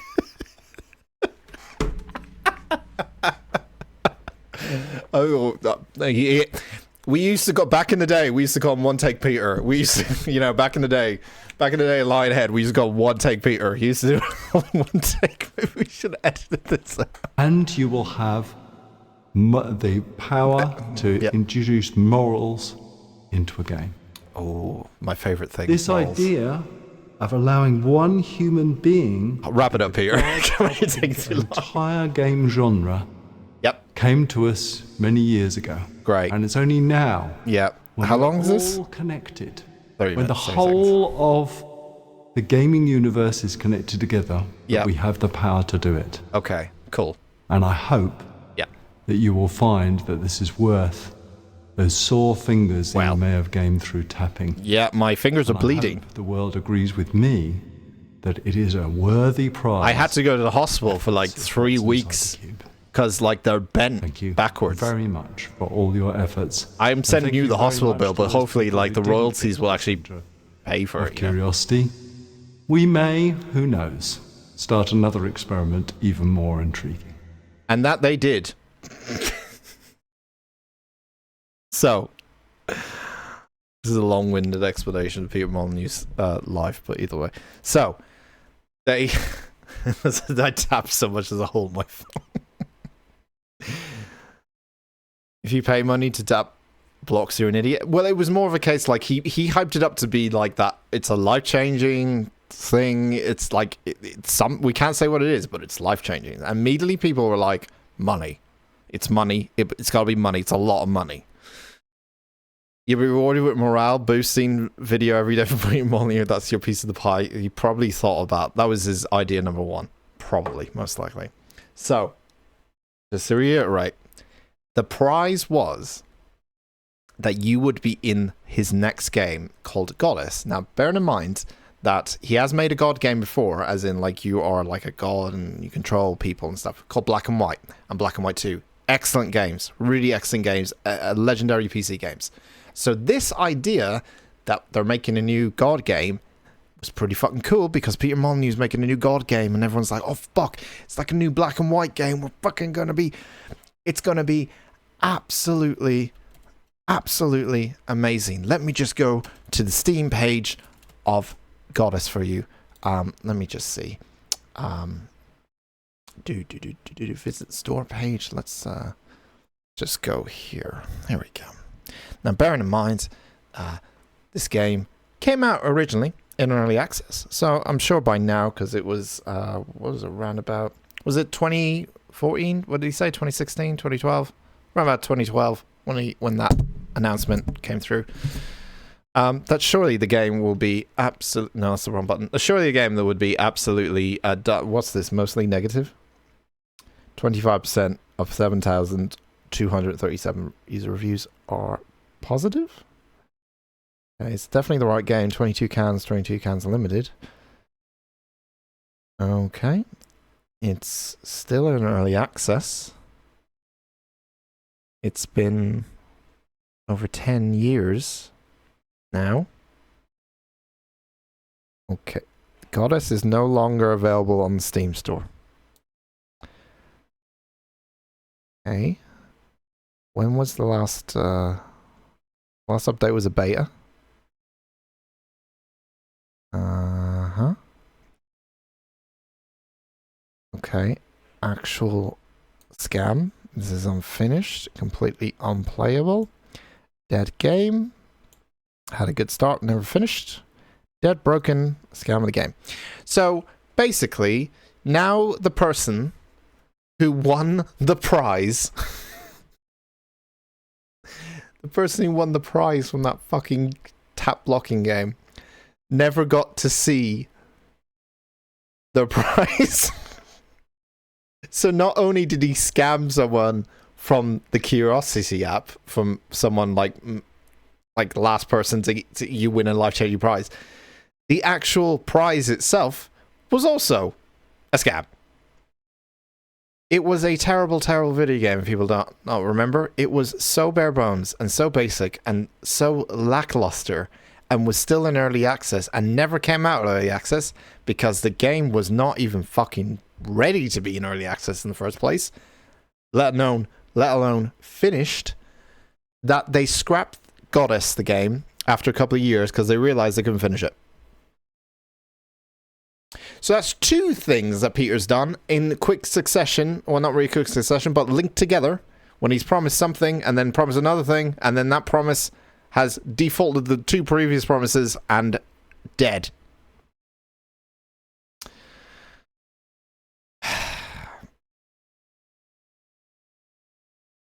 That's not all.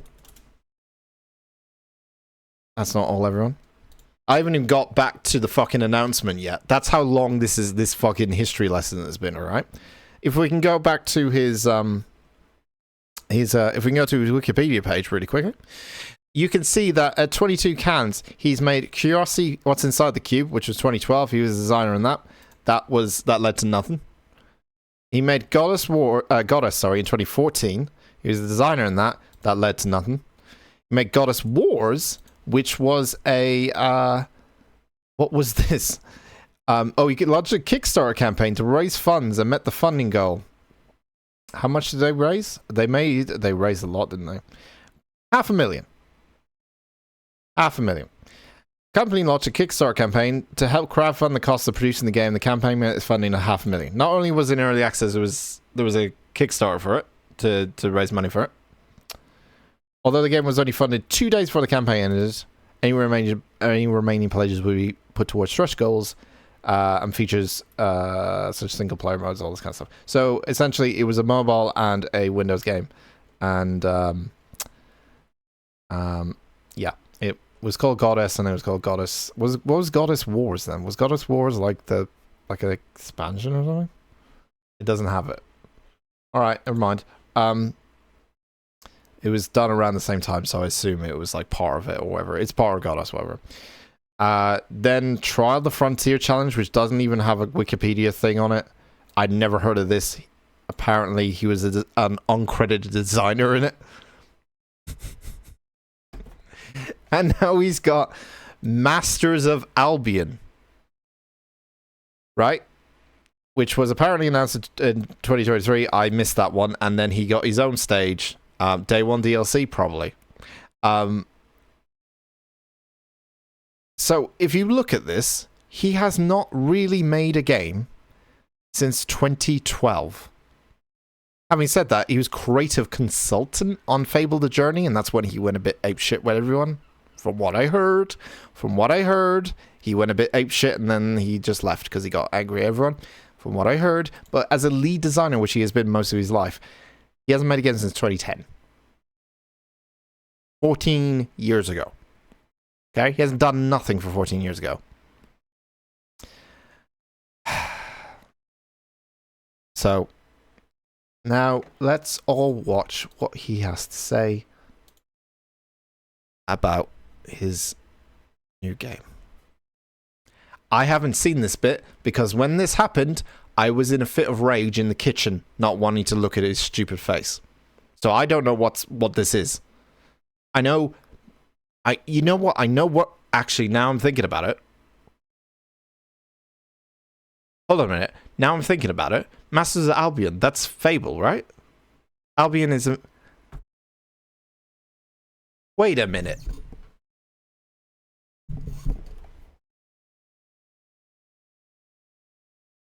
Albion's in Fable. Albion's like the area of Fable, isn't it? From what I remember.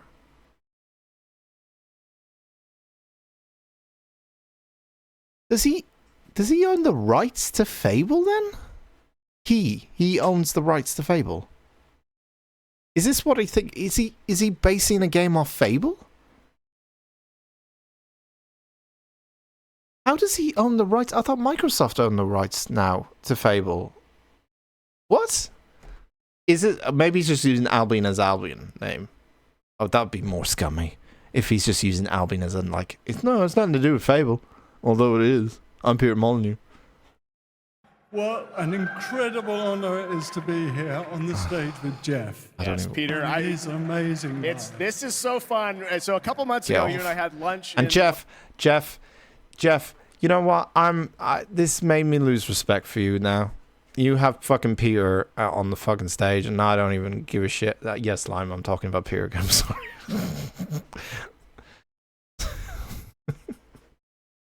Lime is awake, and as soon as she walks in, I'm talking about Peter Molyneux again.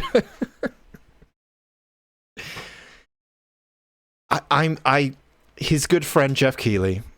You know, all I wanted, Jeff, was just not to be put on the stage and not be called a scammer for the last 14 years of my life. And now, Jeff, you've enabled me to have that privilege.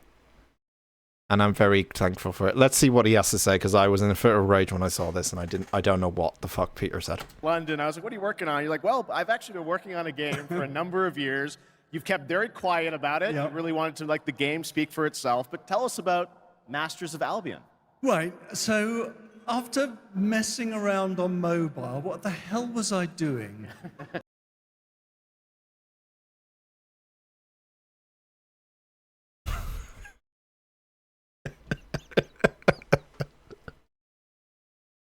We can end it there. we can end. Peter, you know where I talked about editing? We can end it there. Okay. I thought to myself, I need to come home. I need to come home to PC on. You made a piece. Goddess was on PC, Peter. Goddess was on Steam. You need to come home. You've been home. You've been home all these years, but you just didn't fucking help out. You didn't clean up the place, Peter. There was dirty dishes in the fucking dishwasher, Peter, and you didn't unempty them. They were there for years, and you kept saying, I'll do them later. But just keep paying me the rent. Console. So I've looked at Dungeon Keeper. I'm not going to lose it. Not going to lose it. I wanted to explore further with Dungeon Keeper. I've done the same with Black and White. I've taken the things from Black and White. I've stole all the ideas from the previous games I made. Well, that's fine. He kind of made them, I guess. I'll give him that. I've done the same with Fable, and this is what I'm showing tonight. Well, and to your credit, you've self-funded this project yourself. Yeah. You put together... Oh, good one, Peter. Well done. I think that deserves a round of applause. Well done, Peter. Well done, Peter. You self-funded it yourself. Well done, Peter. What about all the money that other people give you? Are you going to give that back? No? Or is that the money that you're using to make this game as well? That you didn't spend on the other money? Is it one of those, Peter? Peter, I have a question. What happened to the money that the people... Did you refund anyone? Because I don't think Steam refunds were a thing back then. So I don't think you actually refunded anyone. Out of the kindness of your heart. Out of the kindness of your heart. I don't think you actually refunded anyone, right? No? No? You refunding anyone over here? Peter, did anyone get any money? But what about the guy who won the fucking Curiosity app thing? Did he get the life-changing... did you go to his house and make dinner? As like a sorry, I didn't really get to make that game, but here, I'm going to make you some fucking smoked salmon. You know, maybe give you a back massage or something. I don't know. Anything? Did you give anything, Peter?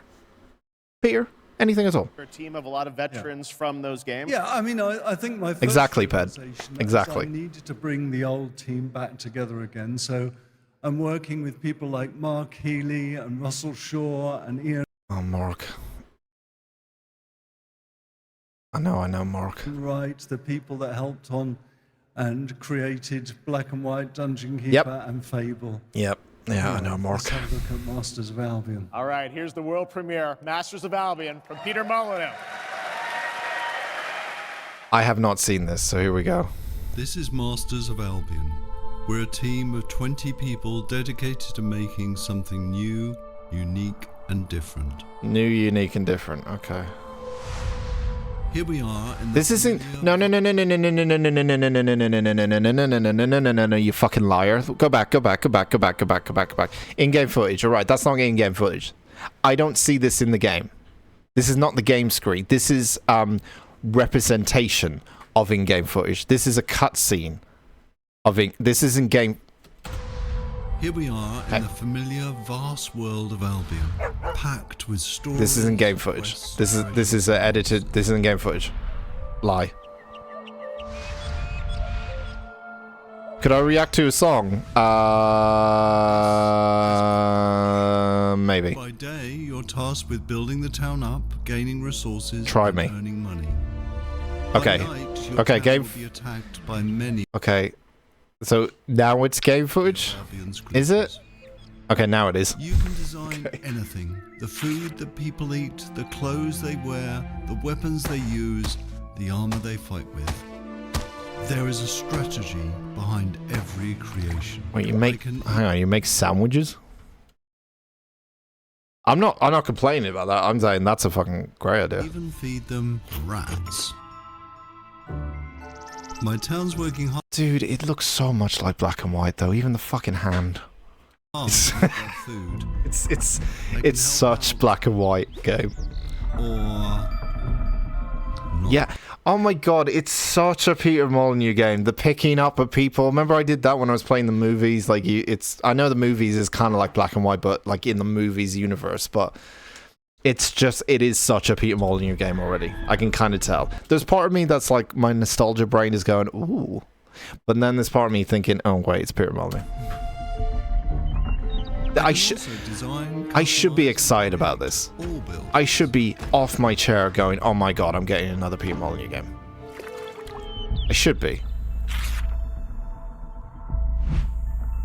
Okay, so it's a god game. Okay, it's a god town settlement building sun is going game. down, and now my town needs defending against the horrors of Albion. And Right. this is my hero's time to shine. You don't have to play in God mode. At any point, you can possess a character and play in third person. My hero is now under my complete control, and now it's time to fight. I don't think you'll see it when I pause it, but look at the lower right-hand screen. Look at the lower right-hand screen. In a second. There. 2 buttons. Hit and cast. You run around like it's 2006, hitting 2 buttons. My hero's getting overwhelmed. Let's switch back to God mode and unleash some real power. What's the point of playing as the fucking character then? What's the point of playing as the fucking character? Oh, hey JadeLoveIsCats_1, thanks for hitting that follow button. Thank you, Jade Loves Cats _1. Thank you, appreciate it. If you do want me to react to a song, you need to there's a thing called Media Share. If you use the channel points, you should be able. Well, there you go. You found it. If you use the channel points, there should be a thing called Submit to Media Share playlist. I will be doing the Media Share playlist. It's basically a playlist that goes on our Discord, and I go through the entire list. There is quite a lot of videos on there, so I don't know if I'll be able to get to it today, but I will try. We do Media Share most every 2 weeks or so, but yeah. Do I have to put the name of the song or just the link? Just need to put a link. That's all it is. So once you put the link in, it gets sent over to my Discord channel, and then I have the whole playlist there of all the submissions. So, or you could join the Discord and you can submit it yourself on the Discord. So there you go. Either way, yeah. There you go. If it comes up like that, don't worry. It's submitted. It's just blocking it. But it will. It depends on the link. Depends on the link. Meow. Indeed. Okay, we survived the night. Now, let's design a better way. Yeah, sorry. What was the point of playing as like the fucking character? Because you have 2 buttons, and he goes, "All right, never mind about that."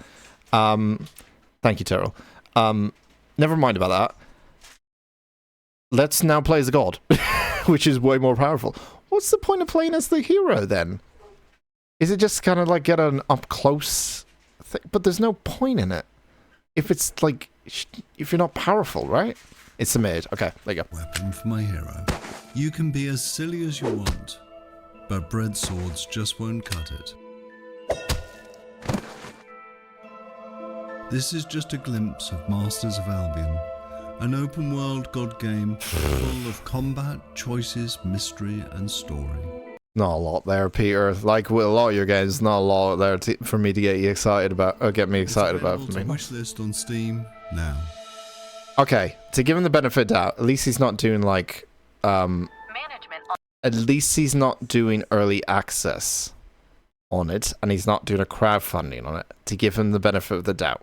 But I think he wouldn't be able to do that anyway. He's smart enough to realize that everyone thinks he's a prick for what happened last time, and now he's like, oh, maybe I shouldn't be a prick. Maybe I should fund it myself, which is a good move from Peter. I'll give him that. Am I excited about that? No, not really. Is it going to be finished? No, I don't think so. And even if it is finished, it does look like it might be a bit lackluster. It does. Peter reminds me of a man who's trapped in like 2006 and still thinks we're like the games industry is all about point and click and strategy games nowadays. Like the, you know what I mean? He feels like he's stuck in a time loop. But because he's Peter Molyneux and that's all he's known for in a way, that's all he can do. It's kind of like the Ubisoft thing, right? All they're known for is making that kind of template and stuff. And they can't do anything else, and they don't. What shows a true talented person is the way they innovate over time and change and like adapt to new ideas and etc. etc. Peter just feels like he's stuck in a fucking time loop, and he still thinks he's at Lionhead Studios. But yeah, it's a K-pop song. Oh, I'm absolutely in. I'm absolutely in. Don't mind if it's a K-pop song. It's absolutely fun. Offers a reminder. Okay, Squid Games. I think we're done. We're nearly done with Gamescom recap. I know I went on for ages, especially about Peter Molyneux. I do apologize, but World of Warcraft was there. Diablo stuff. Blizzard. No one cares about Blizzard anymore. Blizzard. Dark and Dark Mobile. I'm not really that interested in. And then finally some Indiana Jones stuff. More indie. Are we excited about Indiana Jones yet? I don't think it's best to have an exit strategy.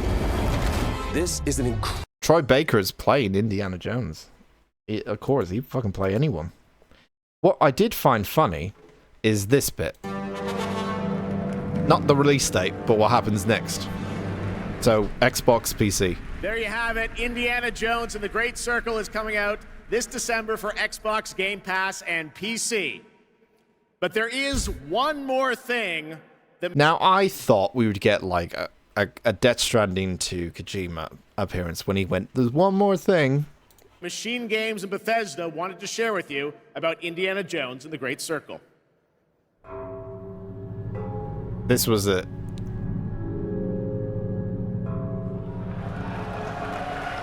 Now, it's a good thing. It's a good thing. But it also confirms to me that Microsoft have given up on exclusivity. It's the end. It's over. It's over. They realize that they can't just do it. With their Game Pass model and all that kind of stuff, they can't make enough money, so they have to sell. On PlayStation have won, everyone. PlayStation has won. I'm sorry to say, but the big evil overlords of PlayStation have won the console wars of this generation. I don't know why I'm clapping for that, but either way. Yeah, that's I think a lot of people saw that coming. Yeah.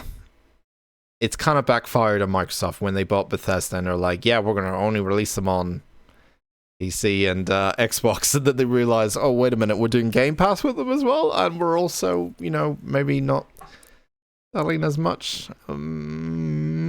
PlayStation have more consoles sold, and we're missing out on that money, and it has backfired on them massively. I feel like PR-wise, it's we've gone back to old Xbox. We've gone down a little bit, but hey, more people get to play more games. It's good. Troy Baker is Troy Baker in Indiana Jones, The Troy Baker Stones, featuring Troy Baker.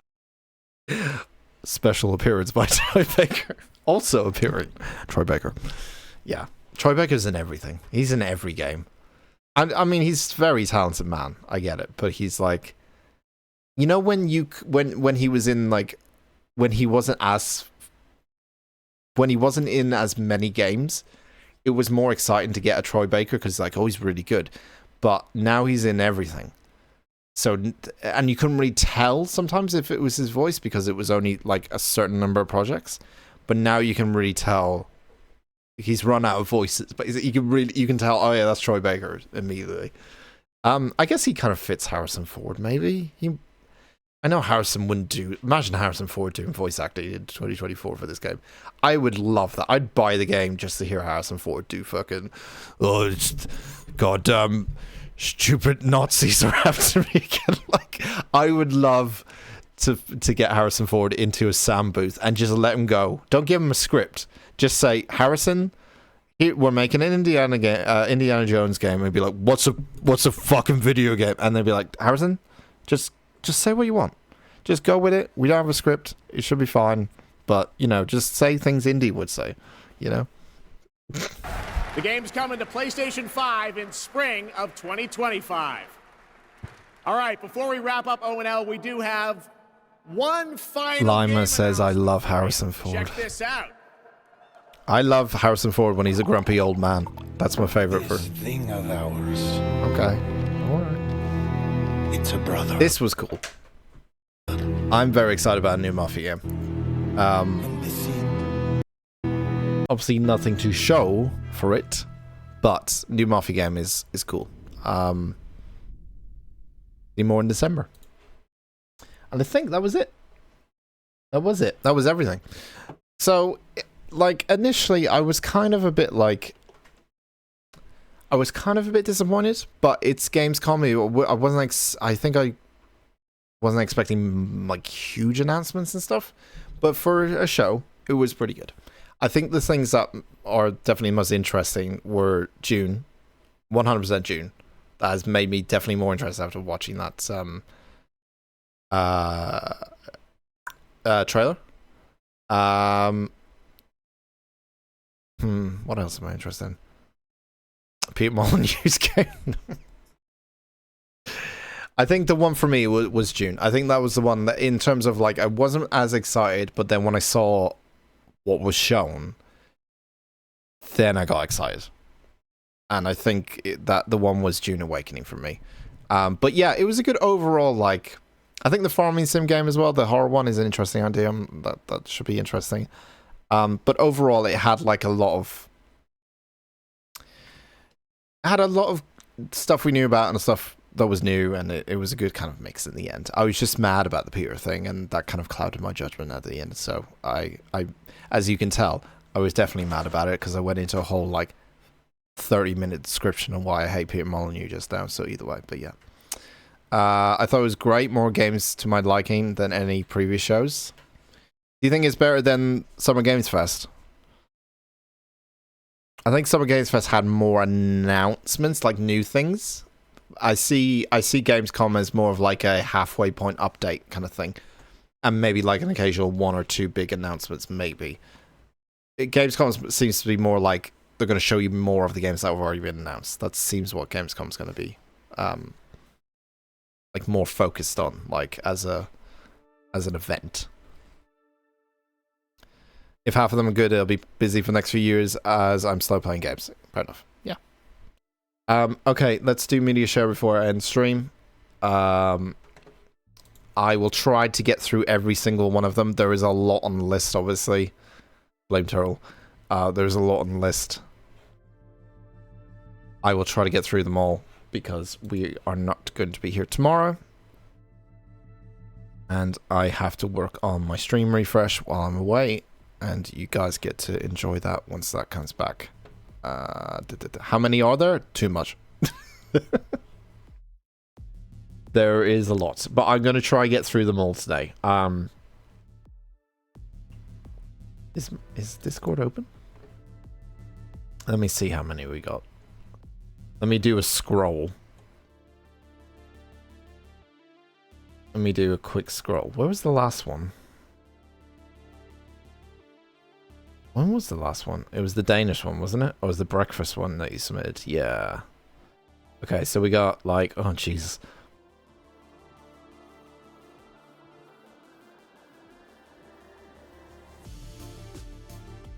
Okay, no, I think we can get through them.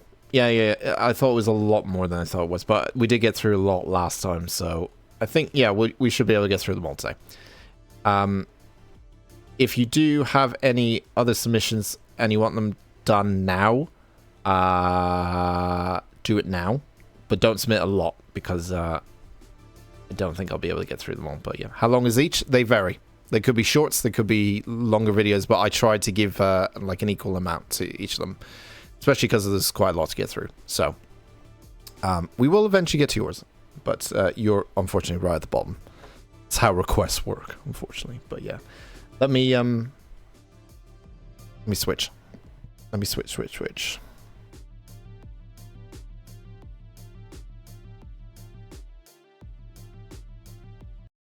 Okay. I did the Danish one, didn't I? Is this the one I did? You didn't finish the Danish one? Need to do that. I need to do that.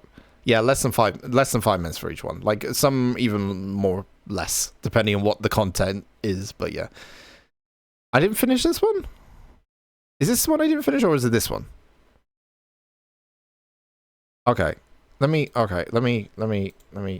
this then. Hi, I'm Anne-Christine, and I'm from Denmark. No, I did this one.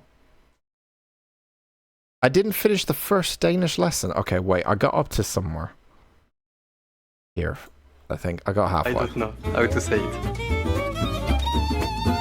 Okay, so these are, for people who don't know, these are a bunch of Danish words that are really hard to pronounce, apparently. And they're trying to get people to pronounce these Danish words. And Turtle, oh, look who's awake. Look who's awake. Look, he's got a little bandana on him as well.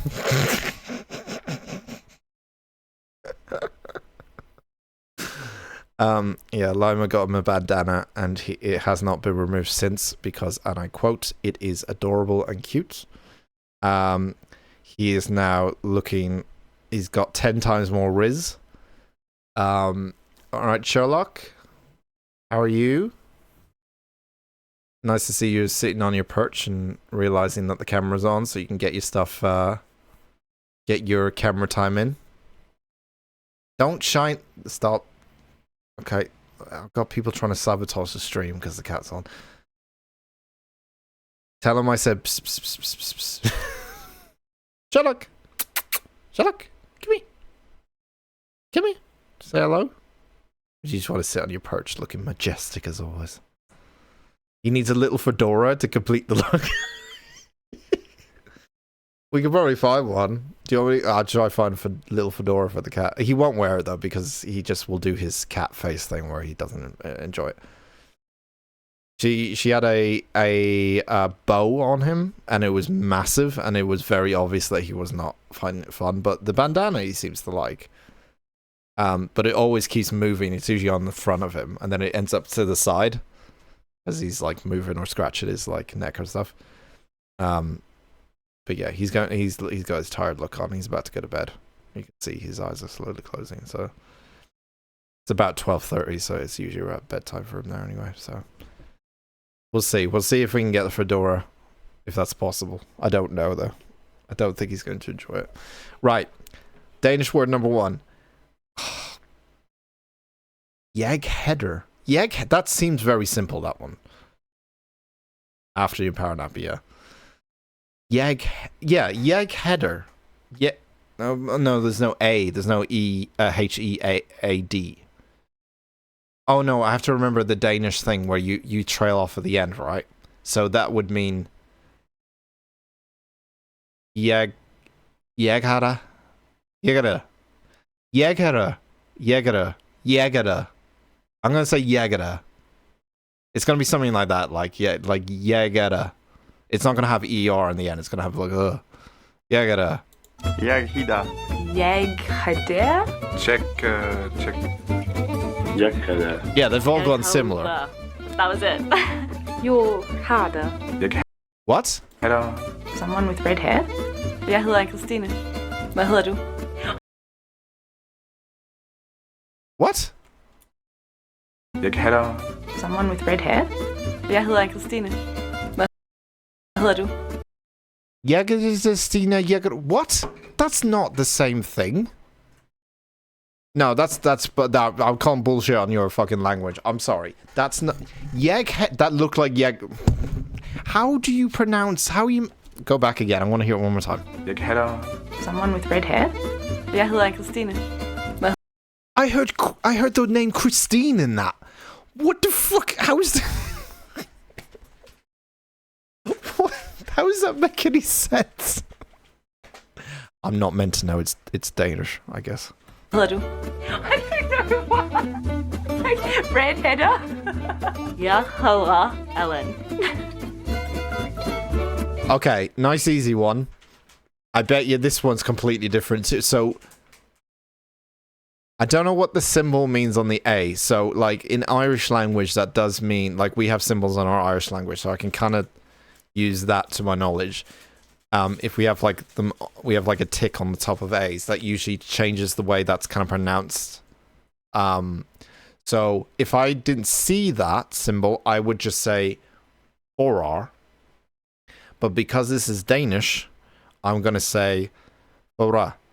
No, it's not gonna be fora. It's gonna be something like foray or something. It's gonna be something weird or for. Oh yeah, for.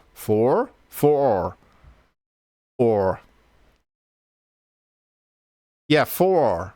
Okay, I'll say for, like floor, but without the L. Let's say floor, but without the L. If you're saying floor, Floor, but without the L in it. What do you mean close? For. I'm saying floor. I'm just gonna say floor. No. Forar. No. They're adding the for. They're adding the second syllable, but I don't think there is a second syllable. I think it's just called floor. It's just one word. Rar. The number 4? 4. Okay. That's close, right? That's pretty close. The number 4? 4. She just says 4. Okay, it's close, but it sounds more like the number 4, yeah? So it's like, instead of floor, it's like with a U in English. Cool. What about the extra letters? What does it mean? Spring. Okay. Wow, what a magnificent 4 we're having. What about the extra letters? Okay. That still doesn't make sense. Yeah, what I'm learning about Danish is fuck the extra letters. The extra letters don't make fucking any sense. They're not there. They are there, but they're there to do something else. They're there to trick your mind. That's what I'm learning about Danish. Okay. Oh, fuck off. What is that? I'm not going to be able to pronounce... R-O-D... I'm not going to be able to do this one. Rodgrod Med Flord. The way I look at that as an English speaking person is Rodgrod Med Flord. That's how I see that. So I'm going to say, because it's Danish, it's going to be something like Rug Meds Flood. Rod Med Flag. No, Rod Med Flood. Rod Med Flood. So like flood at the end, but flood. Ruds. I'm not even gonna pay attention to the G or O D. I'm gonna say Ruds. Rud Med Flood. That's what I'm gonna say. Rud Med Flood. Is this a rhyme? Rode Med Flood. Rudgrod med flood. Rudgrod med flood. Kind of like what I did there, yeah. Rud med flood. I sound like I'm broken. Welcome med flood. What? Rod med flood. I sound like I'm broken. Welcome med flood. Okay, that sounds... I'm sorry to disdain Demrock here. That sounds like she has something in her mouth, and then she's trying to pronounce something, but her mouth is full, and she's going... Blah, blah, blah. Like, I don't know what she's... It sounds like she's eating something, and she's trying to say something, but her mouth is full. Like, that's what... One more time? I sound like I'm broken. Welcome med flood. Blah, blah, blah, blah. That's what it sounds like to me. I'm sorry, but that's what it sounds like to me. Is this the last one? Is this an easy one? Please. Okay, so the D is an L, isn't it? Welcome med flood. It's like blah, blah, blah. I'm from Australia. Hey, I'm Rob. I'm from Germany. Hey, my name is Cyril and I'm from France. I'm Giovanni from Italy. I'm Anna. I'm from Poland. I'm Ellen and I'm from Australia. Hi, I'm Dan and I'm from the UK. I'm Alejandro and I am from Colombia. Represent. Okay, well that was truly fascinating. No, it was, honestly.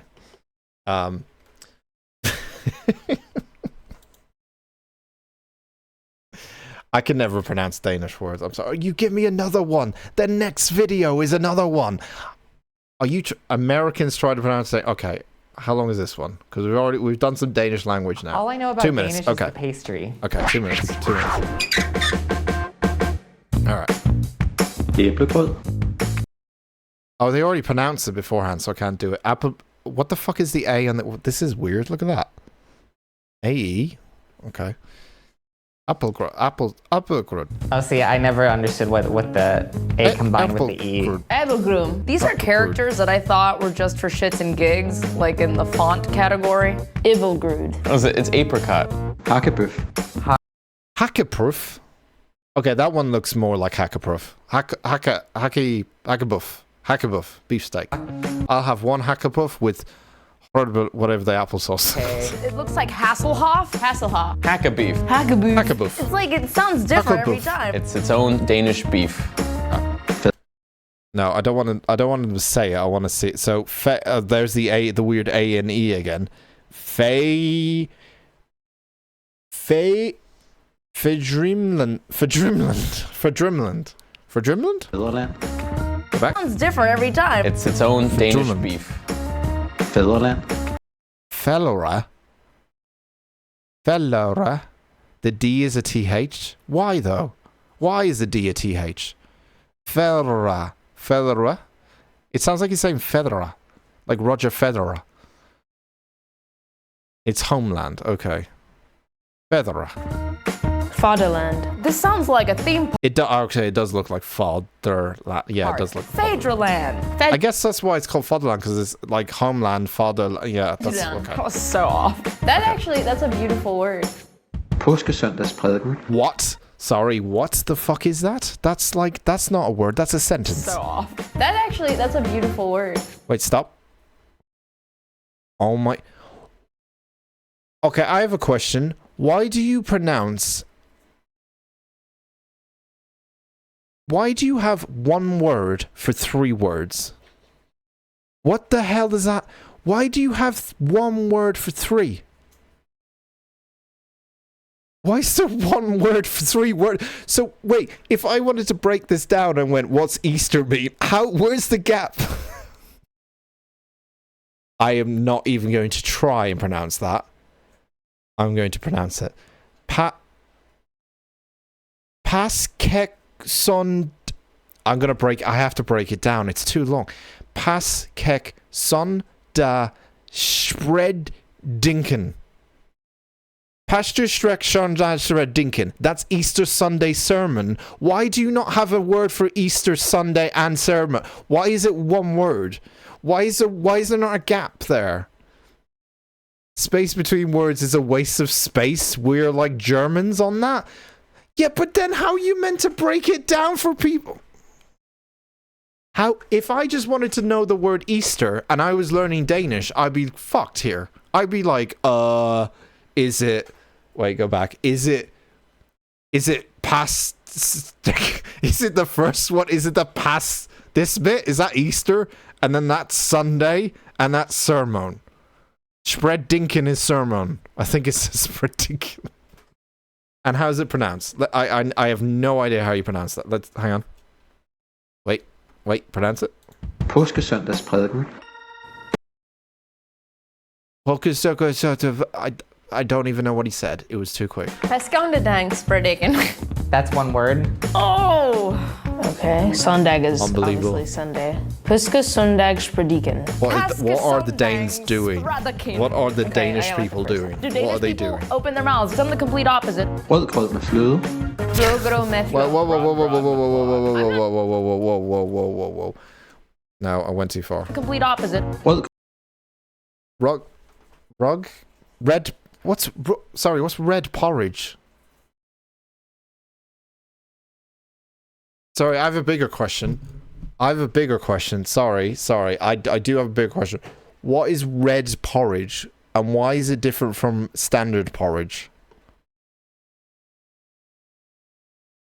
Do you put raspberry jam in it, or paprika, or strawberries? I don't see any strawberries. Why is it red porridge? Why can't you just have regular porridge? Is it because you're Danish? Oh, is it because you're Danish and your porridge has to be different from our porridge, so you call it red porridge? The picture doesn't match.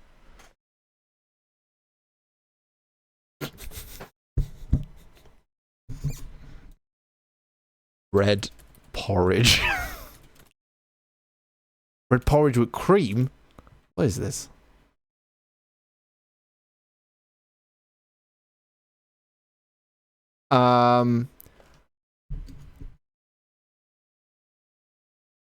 Would you like to explain yourself?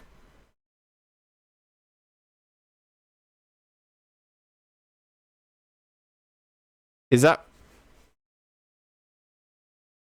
It says beets. You put beetroot in it? Am I getting that wrong? Red porridge? Why is there an advert for Ready Breakfast? Red porridge with cream? What's in it? Is it strawberries? It looks like strawberries. No. What is it? Berries. Oh, okay, that's alright. Red berry porridge. That sounds lovely, actually. Is it berries? It better not be something else. Is it berries? I don't know what that is. I don't want to know what that is. Copy and paste and search. It's strawberry. Oh, it's strawberry. Okay. But I guess you get berry version of it, I guess. It's still a berry. Okay. That sounds alright, actually. You know what? That sounds pretty good. That's a bad picture, but this one in particular didn't do the research like I did. It took me 2 seconds. But that's pretty good. See, you break it up for this. There's even 3 different words for this, and it's just Rodgod med flood. Rødgrød med fløde. Rødgrød med Flud. Alright, flud on the end. Okay. This kind of reminds me of calculus more than a language. I feel like I'm correct, but I'm just saying it in an American way. Vidunderlig. Vidunderling. I feel like I get this one. Vidunderlig. No, I don't know. I'm not even going to do it right. Yeah, I added an extra. It is a Simlish language, definitely. I get it. I mean, it's close enough. Vidunderlig. That's pretty. That is a very pretty word. Wonderful. Vidunderlig. Forårsjævndøgn. Yep, don't know what the circle means. Not even going to try. It's supposed to be. For Sarshadown. There's that For Dashadogan. Dynamite. For Dashadogan. You have 2 letters and 1 letter. Hey guys, you going off to the Fordashadogen today? I'm now sounding just German. Jesus Christ. Okay, well thank you very much for more Danish words. I shall move on from that now. What's next? Oh, I need to tick these off. I keep forgetting. I'm just gonna say it. I'm probably not going to learn Danish anytime soon. It's just not cut out for me. I can barely do English really well. I just don't think Denmark or Danish is just gonna work for me. I passed. Really? I was questioning the amount of fucking words or lack of spaces in between your words, and I passed. Okay, what have we got? let's move on. 10 most useless languages to learn. Fucking, we're still on languages. Okay. 10 most useless languages to learn. I'd probably put Gaelic into that as well. I probably would. Irish language, because it's only used in Ireland, and it's only used in a very particular areas of Ireland. Although some Scottish people also speak it as well. But it's just a very historic Celtic language. Do you want me to speak it for you? Because the tá me go magat. Mini an sha. See? Tá me Donal. Apparently Daniel in Irish, even though I thought it was Daniel all the time, but apparently Daniel is Donal. Donald Duck is my name. No, my name is Donal in Irish, apparently. So every time I was speaking Irish, I would say Tá me, which is I am. Tá me Donal. Gur míle maithagath, which is thank you very much. See? I'm teaching new languages now that you probably won't ever use. Right. Town. At the number 7 spot, we have Swedish and Norwegian. Oh, wait. Swedish and Norwegian is number 7. Wait, what's number 10? I want to know what's number 10. Number 10 is Spanish? Really? Is this a mistake? Spanish is fucking used everywhere. Are you kidding me? Number 9 is German. I mean, I think a lot of people like to learn. Like, Germany seems like Spanish, German, and Japanese seems to be like the 3 languages that people really want to learn the most, I would say. Out of all the languages, I think it's Spanish, German, Japanese would be the 3 top ones. Why would that be there, though? Okay, and then before that, Chinese. Okay, so Sweden and Norwegian is number 7. Okay. Them together because they're basically the same language with a different accent. Sure. They're both pretty interesting and they sound cool in their own unique ways. Yes. But they are useless when compared to Danish. How could anyone choose Swedish or Norwegian over the most beautiful sounding language on the planet? Okay. Danish is how I imagine heaven to sound like. Right. It sounds like angels playing harps on clouds of gumdrops and lollipops. Sure. I couldn't do it justice, but I can go. Swedish and Norwegian sound like nails on a chalkboard. To the red porridge as well. If you learn Danish, you'll most likely understand all 3 of them anyway. At the number 6 spot, we have French. Couldn't agree more. Many people claim that French is the most beautiful language in the world. French language is like, it's nice to listen to, but the person voice has to be nice as well. Because I feel like French language can really be like the most beautiful thing to listen to, but at the same time, if it's the wrong type of person doing it, it sounds horrible. I'm sorry, French people.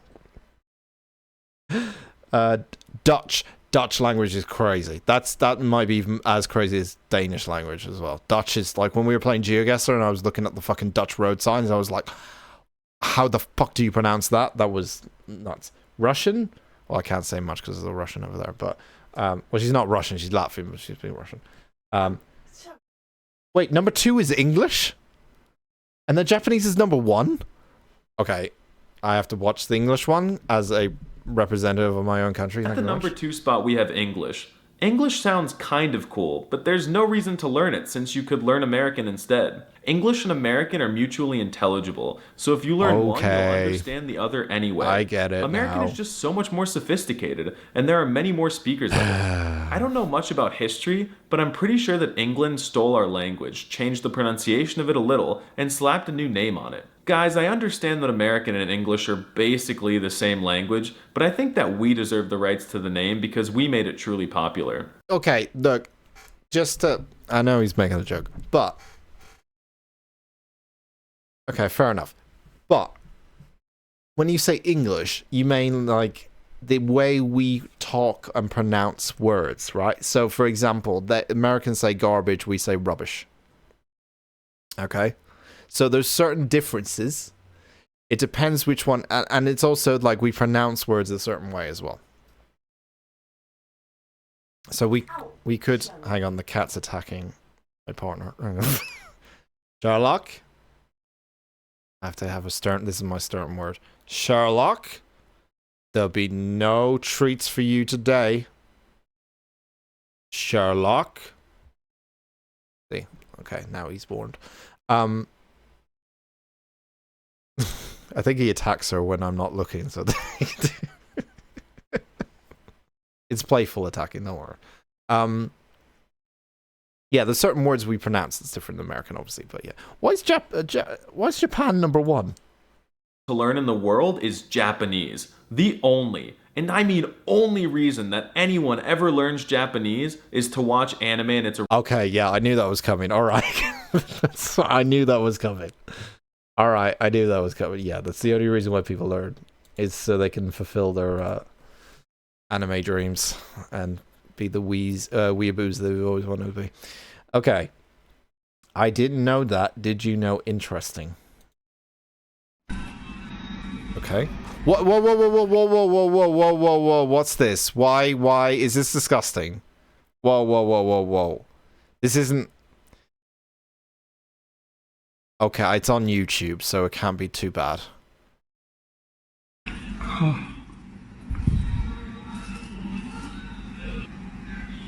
What the fuck is that? Was not expecting to see that on my timeline this morning. But anyways, this thing is called a salad. This guy has got real, like, Dr. Evil, not Dr. Evil, got real villain eyebrows. You know what I mean? Like the real pointy eyebrows. He's got real villainous eyebrows. Berry gland stone. Remember that video I... See what I mean? He's got real villain. He looks like a fucking villain. Who's that guy? What's that guy from Lazy Town? Remember the guy who sang "We Are Number One"? Remember that song? He looks like that guy.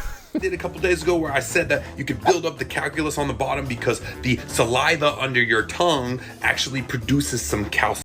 I did know about this, yes. And that calcium normally builds up on the back of your teeth, causing that plaque and calculus that you gotta get scraped off. But sometimes it calcifies so much that it gets stuck in the tube between the salivary gland and the exit. This can actually cause a couple things. One, you have a back... He has a thumbnail face. His eyes are not as big and wide open and shocked as the lawyer that you normally recommend to me.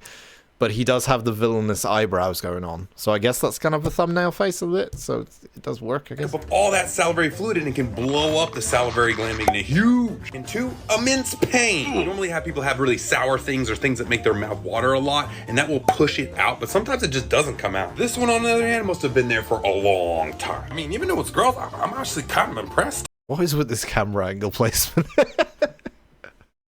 It's like fucking dude. 1 minute I'm here, 1 minute I'm down here. Okay, well, yeah, I did know about the calcium buildup. Like, I knew there was like you have to extract it, like over time if it builds up. But yeah, I don't know if I wanted to see it. But thank you very much for sharing with it. So now I can have nightmares before I go to bed. But thank you very much. What is this? Narrator. Is it Faxi? Condi presents Binocular Football. Oh, I think I know what this might be. They're playing football with binoculars on, so it makes it look funny. Is that what it is? Faxi Condi præsenterer Kickert fodbold. Oh, it's an advert. Is it one of your adverts from Denland? Because that's how we pronounce Denmark now. Denland. Yeah, this is brilliant. I've seen this before, like in a different. Some people have like beer goggles, or they have these glasses that are like wonky, and when you put your eyes through it, it's like it makes things look bigger or closer than they actually are.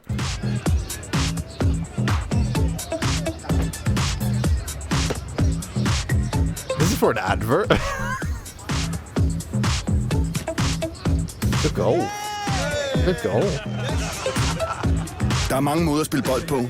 Tjek Faxi Condi på Facebook og vær So sorry. So is this from Denmark? I don't know, because Faxi Condi it sounds like a delicious, refreshing drink.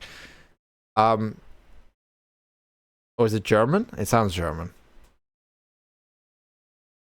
What Danish ad? Yes. So what's the tagline here? So they're saying that you have to drink this drink or else you won't be able to see. Or let's have some fun, drink and put binoculars on it. I'm not really sure what the tagline is for the drink then. Like, why is it that? Is it just a fun thing to do, I guess? Or is it just they decided, is it related to the drink at all? Foxy Condi is associated with sports. Oh, so it's like... It's just... We've invented a sport for a drink. That's fun. Yes, okay. Okay. Alright. Alright, I get it. That's pretty good. What does it taste like? Sprite? It looks like a Sprite drink. It looks like a 7-Up or a Sprite drink. It looks like a lemon and lime kind of thing. Oh my god, American tries Foxy Condi. Okay, so now we're getting taste tests of Foxy Condi. Okay, right, let's see. So today I went to a 7-Eleven here in Copenhagen, Denmark, and I got this soda. Everyone says that this is the Danish soda you should try. I don't even know how to say this. Foxy Condi.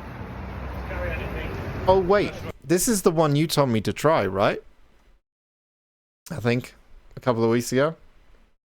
I think this is the one you told me to try, right? It tastes like a 7-Up. There we go. Though, for me. So today I went to... Too sugary, but tastes like 7-Up. That sounds right up my alley. I actually probably will like it then, if it does taste like 7-Up. Maybe I'll get some in. I do want to get... What's our ritual? We get a new drink every time we try a new game. Yeah.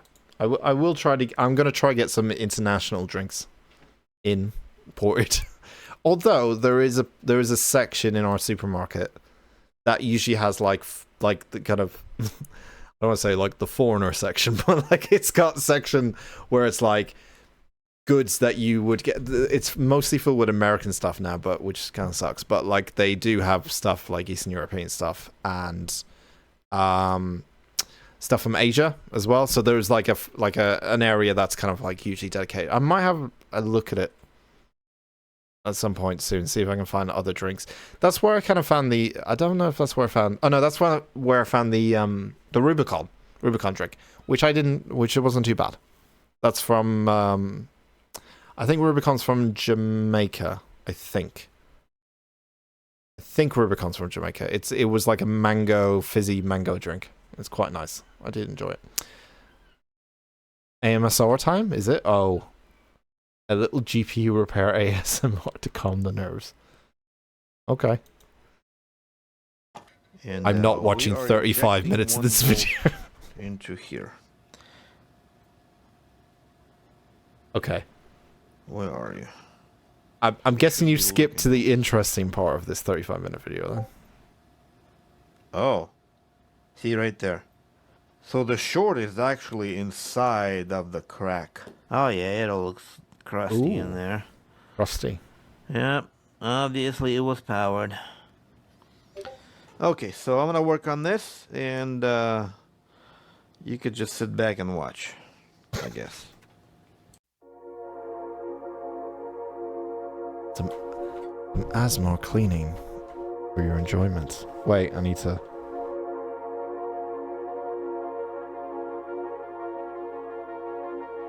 Ooh, look at all this beautiful cleaning and lovely crack filling that we've been treated to. I too like to clean my cracks in my graphics card sometimes. Except mine, when they break, they completely fucking break and I have to replace it with GTX 1080. Or overheats too much. Bit of a smooth one. I hope my voice is back to normal now, because I don't know if that worked.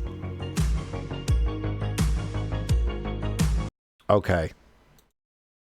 Okay. It's too long of a video, but okay. I see. And the job is done. Cleaning, cleaning, cleaning. Oh yeah, baby, you want to drill my bits? Don't ever do that again. Don't ever do that again. Don't ever do that again. That's not something I want David Attenbot to fucking know. No.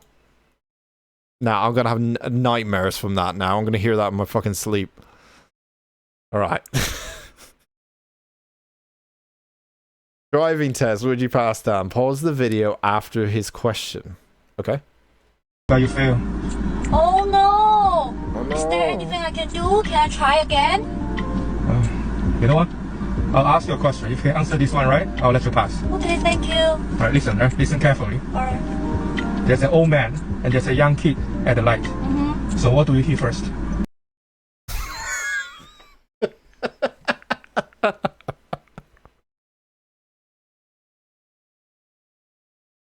There's an old man and a young kid at the light. So what do we hear first? Actually, having said that, that's reminding me of some of a stream that's coming up in about probably about a week's time, which is weirdly similar to this.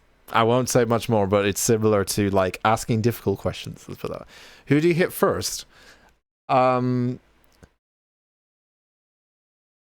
I think it's a trick question. It's you don't hit them. You don't hit either of them. She's been made to put in a mindset where she has to hit someone, and I think the answer is not to hit anyone. I think it's a trick question in making you think you have to choose one, but I think the answer is actually no. You don't have that tendency to actually hit someone. You should just swerve out of the way or stop or whatever it might be. You're not meant to hit anyone. What'd she say? Old man, suppose because the young kid has the whole life. No. You hit the brakes. Exactly. I got it. It's a trick question. You can't fool me. I've passed my driving test and I haven't had a single crash, and I've been driving for 13 years. Best driver in the world. You can't fool me. Can't fool me with road safety. I know some people get caught out by that easily. Oh, I don't. Okay, I know what this is. I've seen this one. Land of the free, home of the drunk. Yeah, so for people who don't know, this woman who sang the national anthem at a baseball game, she later admitted that she was completely hammered when she sang the national anthem.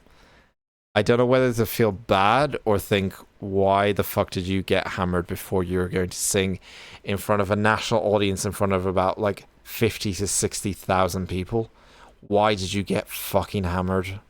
Like, I don't know if it's stupid or I don't know the backstory behind it. I feel like anxiety watching this because it's just painful to watch. But to perform the national anthem, please welcome four-time Grammy-nominated country singer songwriter she's either absolutely terrified right now, or she's so drunk that she thinks she can pull it off. I think it's the first one. I think she's thinking, how did I get myself into this situation?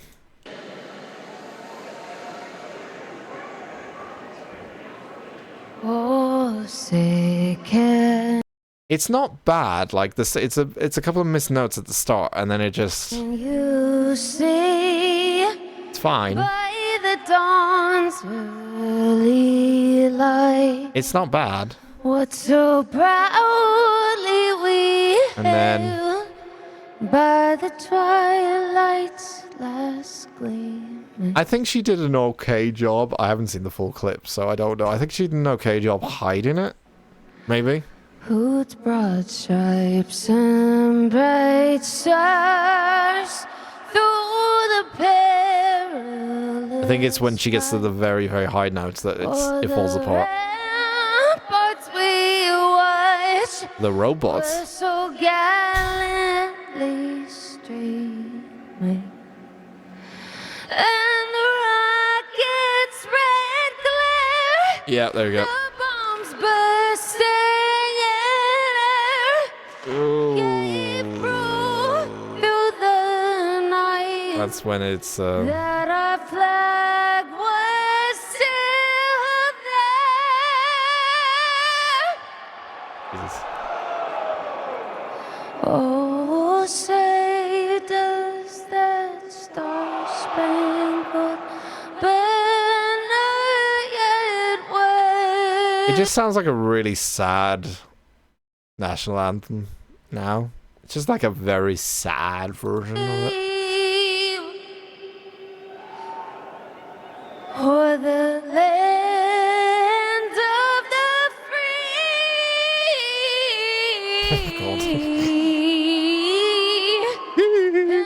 That vibrato. Oh. Yeah, the ending, it didn't quite stick the landing on that one, unfortunately. But yeah, it's it wasn't a bad start. It just it's that whole she's trying to get like the vibrato go to her voice, but she's so drunk she can't hold the fucking note. So it's just going like up down up down up down up down up down on like the vocal scale. It's just like, I mean, she did, considering she was absolutely smashed apparently, she did an okay job, like considering that she was where she was.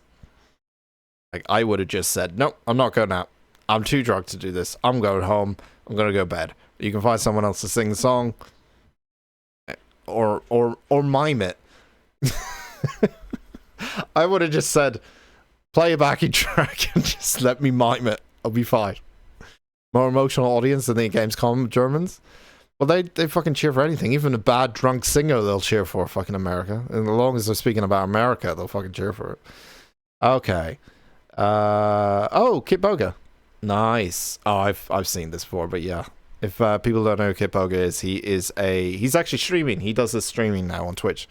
But he kind of made his name on YouTube originally. But he does this live as well. But he basically has like voice modulation stuff where he tricks scammers into getting them to scam him, but he actually ends up backfiring on them, and it's hilarious pranks for all. And this clip in particular is one of the angriest people he ever pissed off.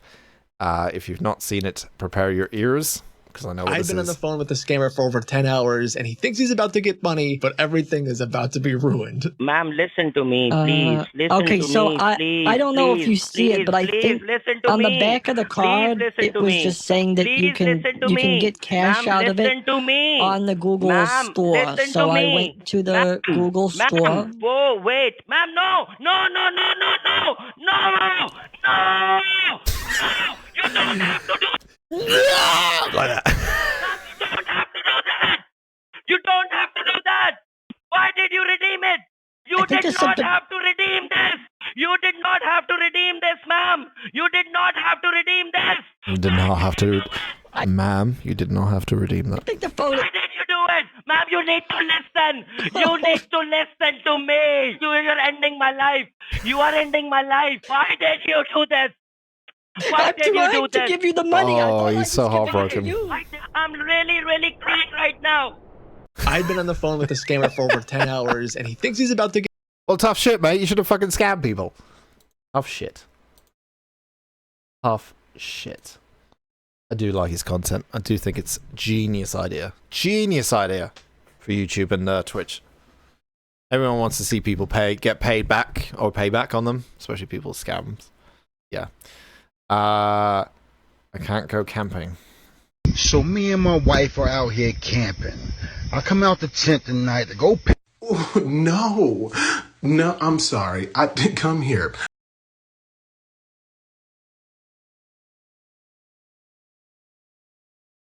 Let's go back just 2 seconds. So me and my wife are out here camping. No, that's not real. That's not real. That's not real. That's not real. Surely not. I mean, even looks kind of plasticky, right? Even the wings look kind of... That's not real. I come out the tent tonight to go.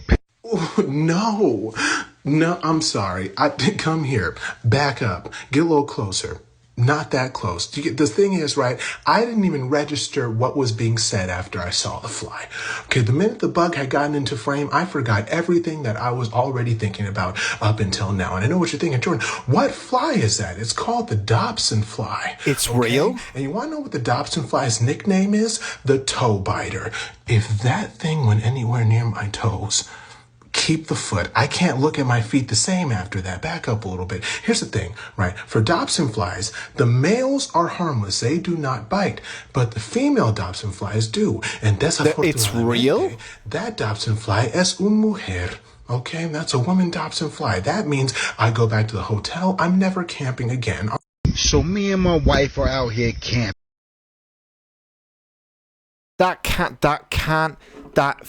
Okay, right.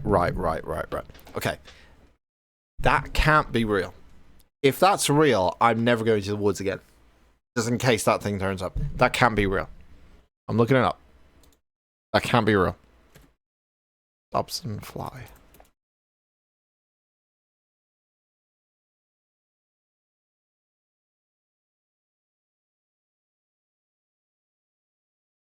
Okay. Native to my local area? No. Okay, so... Oh my god. Okay. They are not as big as that video suggests. Because that video suggests it's a fucking hench dude. They are pretty big, though. Prepare yourself if you don't like creepy, crawly things, everyone. That's a Dobson fly. They're pretty terrifying, though. I'll give them that. But, yeah. They're... Oh. Okay. Yeah. Oh, no. Yeah, I wouldn't... No. Definitely one of my... Now in my top 10 of, like, bugs I do not like to see. But this video just made it out to be he's like a giant thing on a tree. Yeah, the way that's kind of framed made me think, oh, wait a minute, but Jesus Christ. Yeah, okay, it's real. It's real. Yeah, no. That's definitely going in my top 10. Top 10 bug insects kind of no. Just no. No. Alright. No kitchen is complete without a baristian? No more morning coffee.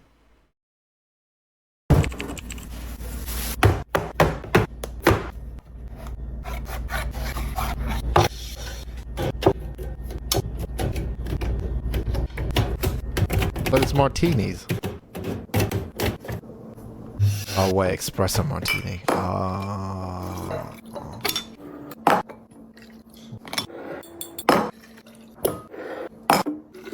Okay, I don't think these videos work as nicely as the cooking ones. So there's a cooking channel I follow that makes like these type of videos where it's quick cuts, but they show like a cooking process. With this I find it more annoying because you're slamming bottles. So like it's not as pleasant on the ears as like one of the cooking ones I've seen.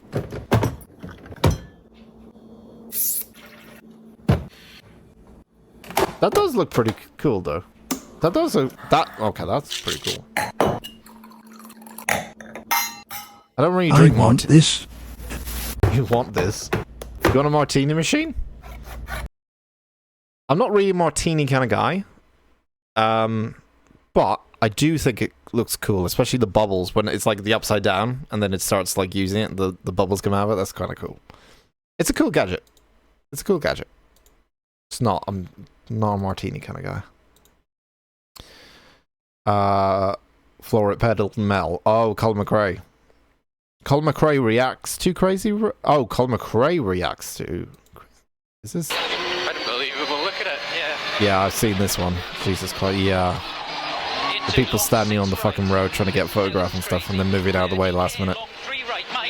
It's fucking nuts. It's actually nuts. Like, I've seen ones where they're like last minute jumping out of the way as well. This one is more like, if you go off track, shit happens. But it's a lot of people, man. That's so many people. So many people. 6 left. Look at 300. Yeah, look at them. Yeah, now they're moving out of the way. Jesus Christ. They're going like over, what, 200 miles? Maybe 200 miles an hour? Finished board. Unbelievable. Look at it. Yeah. Nuts. Just absolutely nuts. Not you, David. Oh, because he's an alcoholic. And that makes more sense. David is an alcoholic. He drinking his wine in the morning kind of guy. All right. Send me more bug stuff, haven't you? All right. Come. Oh, fuck off. No.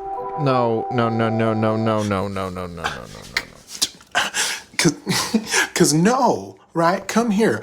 No. What? Cause no, right? Take the word no, cut it in half, deep fry it, wrap it in Oreo, and then make it never, ever, ever. Because why would I don't even know. I don't even want to know what that is. Full of aliens. And the thing is, right? When you look at that, why don't you just move? If that thing was in my house, I'm moving states and changing my name just for good measure. Because what is that, right? Want to know what's wild about that? I brought a chair. I brought a chair for my bathroom. Not for this, just so I can sit down and relax for a second. Because what is that? Why does it exist? And why are we not asking the government to do something about that? What is that? It doesn't look even real. You know, it looks very alien-like. It's like legs, but they're kind of like webbed legs. And it's like moving like it's fucking shimmying around. I don't even want to know. I don't even want to know what that is. That just no. That will go into my top 3 if I find out what that is. Laptop repair. 19. He loves sending me laptop repair videos. How much current we have? Oh wait, a capacitor exploded during the video? Plug in the charger. Shit. Oh shit. And it's fine. Let's plug the battery. Plug in the battery. Battery. Ooh.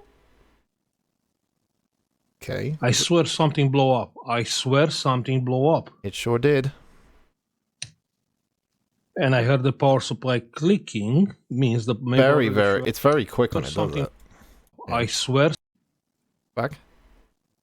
And this. Hang on. You can see it like on the right hand side. Playback speed? On the right, like here?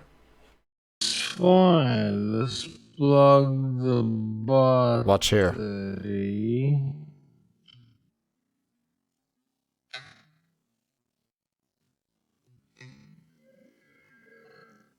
Plug in the battery. Plug.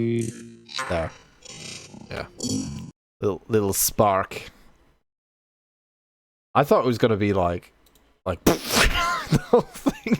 His video ends. The video just ends with an explosion. I swear something blow up. I swear something blow up. And I heard the power supply clicking. Means the main power rail is shorted.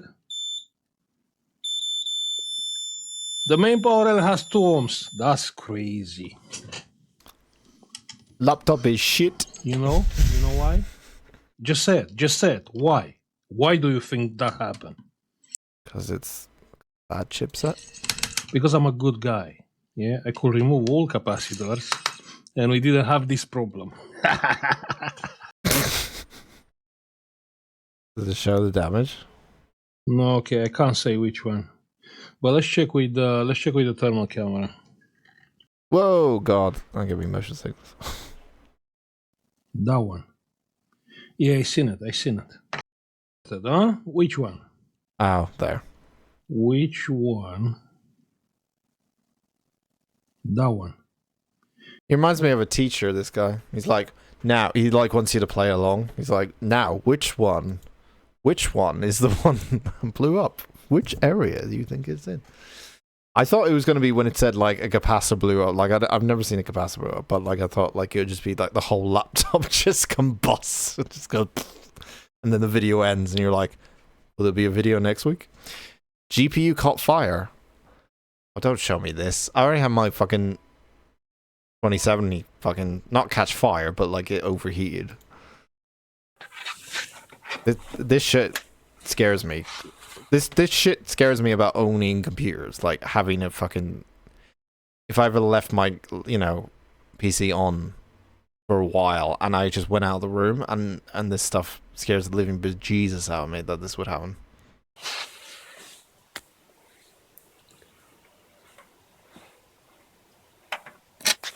Whoa. Okay. Again, I thought it was gonna like engulf in fire, but it's fine. It's got enough safety things on there for it not to do that. But yeah, that's still terrifying. Imagine you're playing like, I don't know, playing some video games, and you see a thing like sparking up, and be like, Jesus Christ, I'm never getting a PC ever again. I'm sticking with console. Dan's new PC. Okay. Wait, so tell me again about your PC? Oh dude, it's an absolutely crazy build. It's got dual motherboards that have an average power drop over 2,000 watts. The processors are tuned to just over 12.6 volts, but stay at around 14.4 volts while in game. Gotta get that core clock speed. Barely break a sweat. I paired the processors with a 14th generation NVIDIA GPU, which doesn't exist. Easily pushes double 4K resolution. I did double turn down 4K resolution. Okay. Notches, so I can give it just a little bit of breathing room. Though it is one of those 6-fan models, so I don't think I'll have to worry about it. And the crazy part's not even my build, it's the monitor I went with how many FPS I'm going to be pushing, and with the ultra ray tracing, I had to go with double OLED, but I ended up undervolting the monitor, so I actually have negative response time. I'm seeing things before they even happen. A lot of the pros don't even know about this yet. Bruh. Wait, so that's what, yeah. No, you're accurate. That's what we're trying to achieve with the new build. We want -1 response time and double 4K. I guess would be like a Oh god, stop you submitting bug videos again, man. Okay, if this is too much, hang on. Is home for this spider. No. I don't like it. I'm sorry.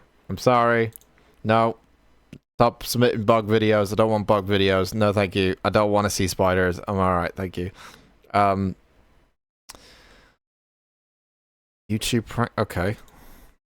A Virginia man who pranks people for YouTube videos was shot while tricking someone in a mall. Good. A 106-year-old woman in the Philippines has become the oldest Vogue cover model ever, beating the previous record of 29. A Virginia man who pranked.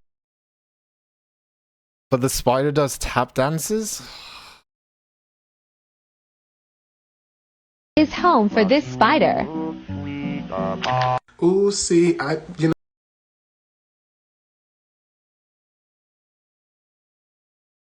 Thank you for your clip. Oh no, you tell me don't watch it. You said it does tap dances. I immediately went, I'm interested. That wasn't a tap. No.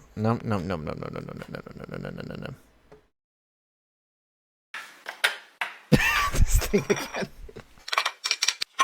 Is this the same thing? It's not martini one, is it? Whiskey? Oh, okay. Oh, it's the same thing, but you can... Okay. Oh, you can make other cocktails. Okay, you can make cocktails. Is this some... Okay, so it's a mixer. Okay. So you could use it for a variety of different things. You're really trying to sell me on this product, right? You're trying to... What, you got a sponsorship with these guys? Trying to sell me this? What's going on?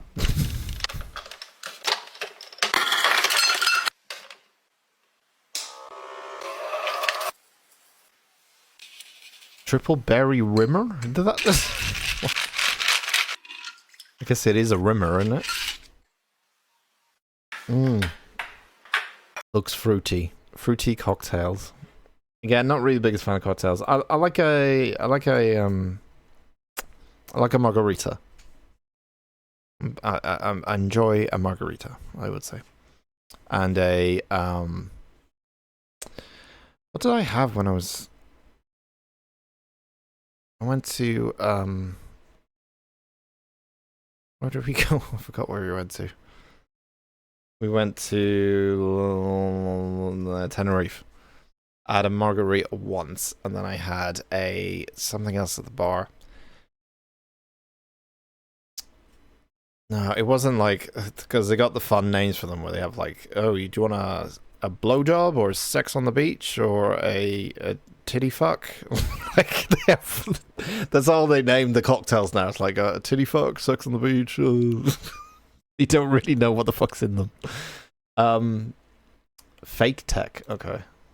These restoration videos are fake. In this video, a guy literally finds an entire gaming PC just sitting out in the wild. But if that's not enough for you, maybe you should realize that the creator of this video is not actually that smart, because it seems like he thinks plastic gets rusty just like metal. Not that the rust is real anyways, because this is clearly just brown paint that he's been scraping off. And you can even see the paint cans accidentally left in the background of some of his videos. But to top it all off, he literally washes all of the electronic parts of the PC with water. And if you know anything about life, it's that water and computers do not mix unless... But it turns out that this man is more powerful than physics itself, because after scraping this muddy PC off and spraying the entire thing with water, he just turns it on and everything works perfectly. And if you want me to expose more frauds, make sure to subscribe. These restoration... Does he really? Who does that? Who does that and no one gets away with it? Like no. That's not how it works. Yeah, water is not the friend of electronics. Ever. Like, electronics are like cats. You put them near water, like, nah, that's it. It's over. World of Tanks players built IRL tank. I think I've seen this one as well. World of Tank fans built a real-life tank with a CO2 cannon, and it takes 3 people to operate it. This is actually quite cool. The ammo is empty Mountain Dew. I love the fact that the actual Mountain Dew and Coke bottle. There is a spotter who uses a Oculus Go VR headset, That's and the really third cool. member is the loader.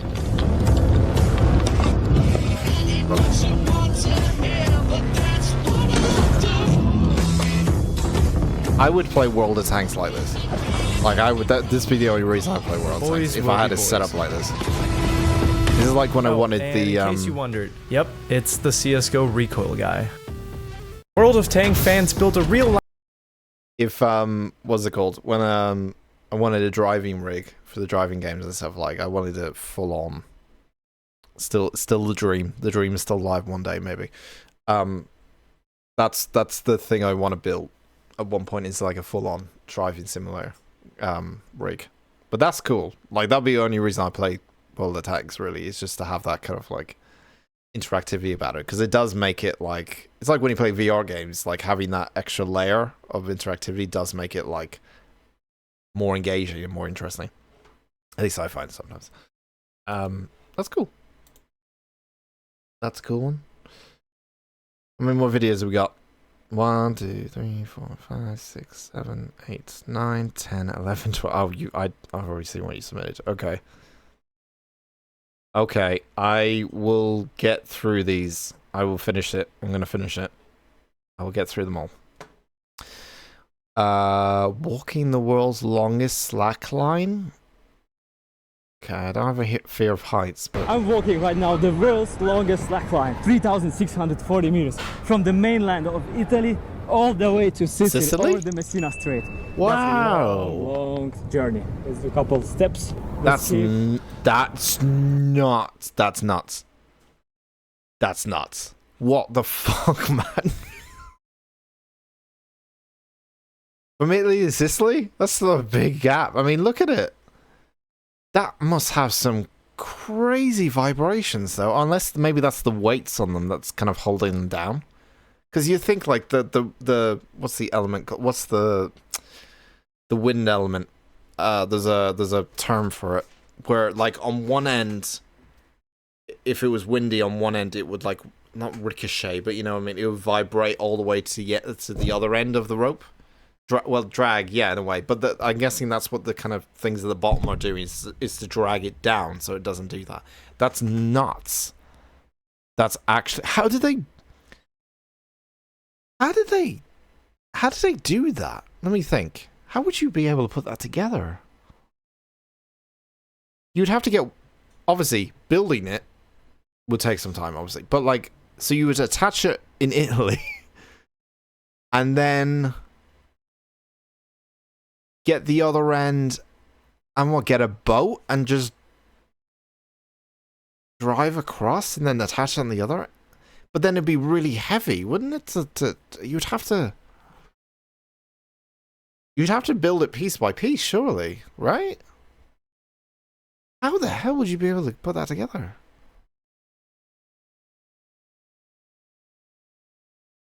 Sail it across on drum while it unspools? But wouldn't it, like, to lift it, you'd have to use, like, machinery to lift it up, surely? Because it'd be so heavy. Like, it's a wire, it's still going to have a weight to it. So, like, even if you get to the other side, and you'd have to put it up somewhere high, you would have to use machinery just to lift it, surely. Because the weight of that entire thing is going to be, like, pushed down. That's nuts. That's actually nuts. Walking. Oh my god. 15,660 steps. 15,000 steps. I don't even do that much in a gym in a week. 15,000 steps to go across that thing. I'm walking right now. Actually nuts. Use big cranks to tighten it or raise it to height? Yeah, you'd have to do that way then. You'd have to lay it on the ground and then, like, erect it and lift it up that way. That's crazy they did something like that, though. You never thought that would be possible, but Jesus. That is legitimately nuts. Kind of looks fun, though. I'll be honest, it does look kind of fun. Imagine walking, you're literally walking, not in different, well, kind of a different country, but not really, you know what I mean, Sicily, Italy, but you're literally flying to a different part of the world, in a way. The evolution of all Windows startup and shutdown sounds. How many do I recognize? I'd probably get the early Windows stuff, I probably wouldn't get, but when I get into 95 onwards, I think we're cooking the same butter here. 93 I won't probably recognize. No, I do. 3.1. 3.1, maybe it might be the next version, but I remember on the earliest, what is the earliest version I played? Or, yeah, 95. 95 was the first computer we had as a family. But it's where my interesting computer started, was Windows 95. I had a Windows 95 desktop in our living room that was on dial-up. And I used to access AOL online. Nostalgia. Didn't one of them have, I think it's XP, wasn't it? Had a really long one. It was like a 10-second intro. Workstation. Yeah, 3.1 was, yeah.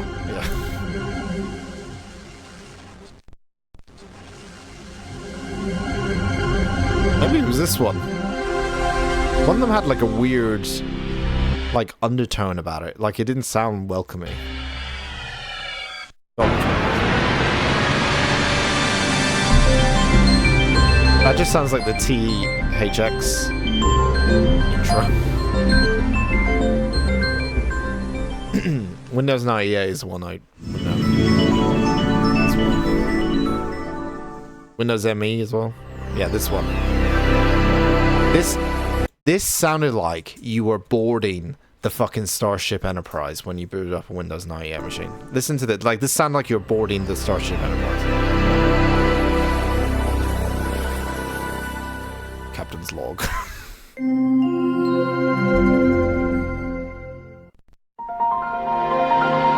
Windows 2000. Yeah.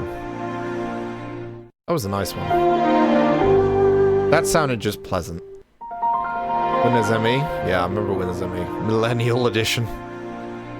Yeah. Millennium. Sorry, Millennium Edition, not Millennial. Windows Whistler? I've never heard of Windows Whistler ever. I missed that boat. We're still stuck on Windows ME. Classic XP 2001. XP just got very simple.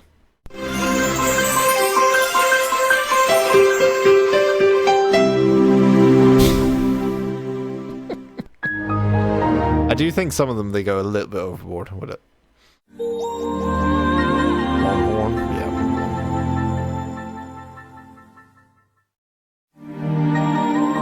yeah. Yeah, they I think they simplified it as time went on. Yeah.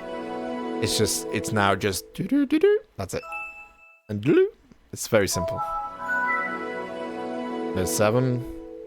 And then came Vista, which I think Vista... I don't think Vista had a noise, did it? I don't even remember that being a noise for Windows 8. To be honest.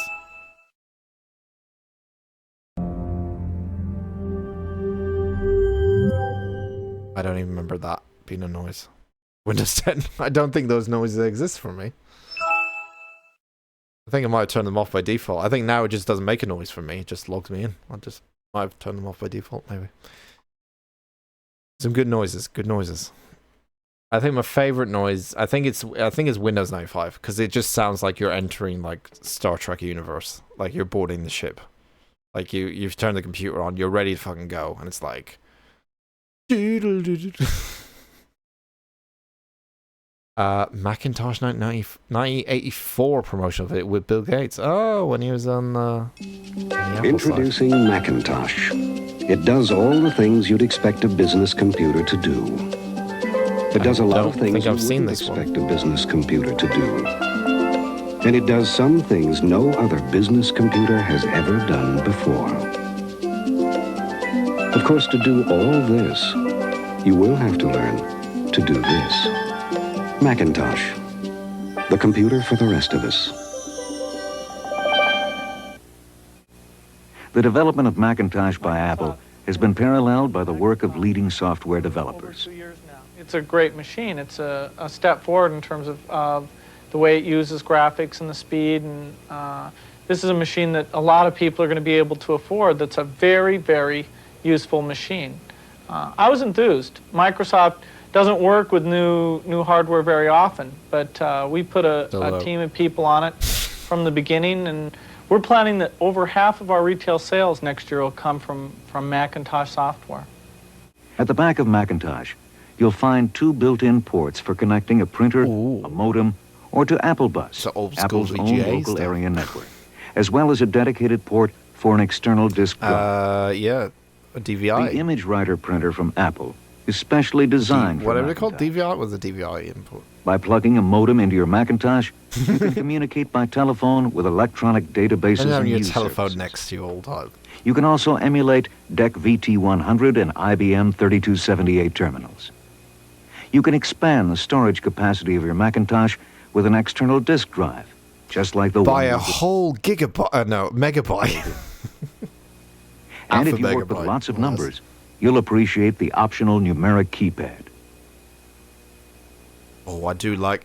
You know what? I think I've already said it before. Like, those chunky keypads. Sexy. To travel, Macintosh can easily go along. You can easily travel the Macintosh? Are you kidding me? Are you kidding me? Well, you could, technically, but, like, it's not like, you know... It's still a box, you know? You gotta carry around. Keyboard, mouse, manuals, and software. Look at it. It's like you're going on a family picnic for 10.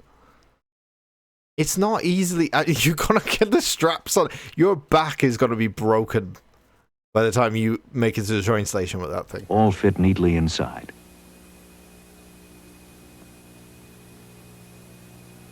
Oh no, you're carrying it. Oh, you're even it's not even on your back. Even fully loaded. Okay, where am I? Now I need to get a bicycle. Now I need to get a bicycle to travel. I'm not going to carry that. The carrying case is light enough to go anywhere you go. Okay, cool.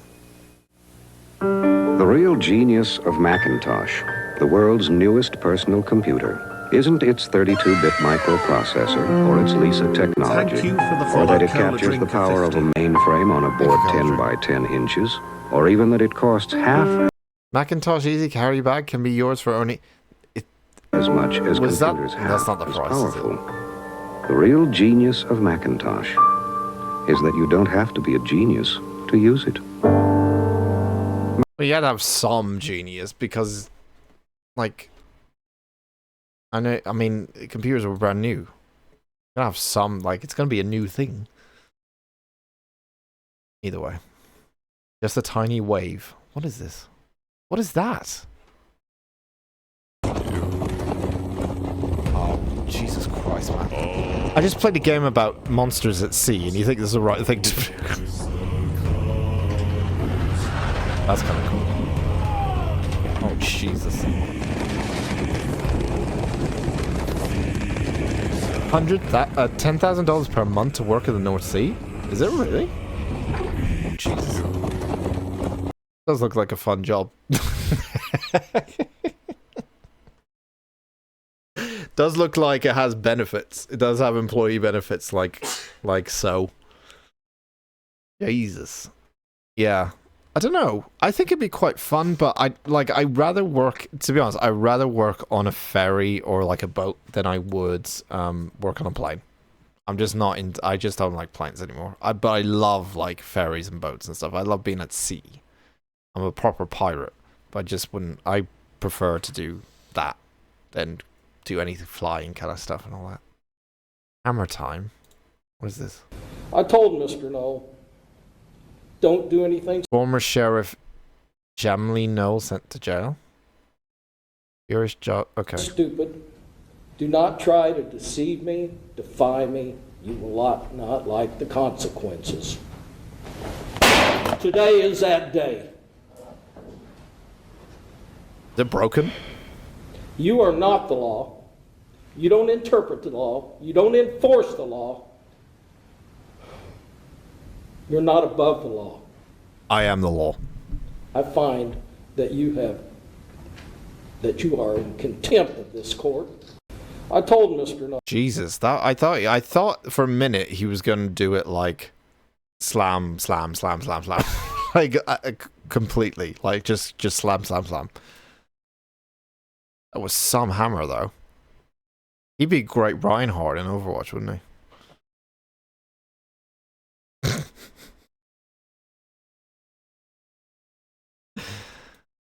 Good stuff, good stuff. Right, guy runs his Telsa with gasoline. Oh no. Should we help him? Well, I don't know. Maybe he just needs some gas or something. We have gas in it. We have a gas can. Hey, bro. Yo. Need help? Yeah, you don't mind helping me This seems staged, but get some gas? Yeah. But I don't understand. You have a Tesla. Right. Yeah. And you need gasoline. Oh yeah, so we can. Where's the gas going to go? Show me. So basically, it goes in here, and that plugs into there, and then you're good to go. It's a weird system. Oh, okay. I can't believe I actually helped a Tesla charge itself with gasoline. This is the. In there. I mean, it is a backup plan. I mean, this is kind of obviously staged a little bit because they're filming immediately. It's kind of staged, but like it is a good. Let's be honest, it's not a bad backup plan.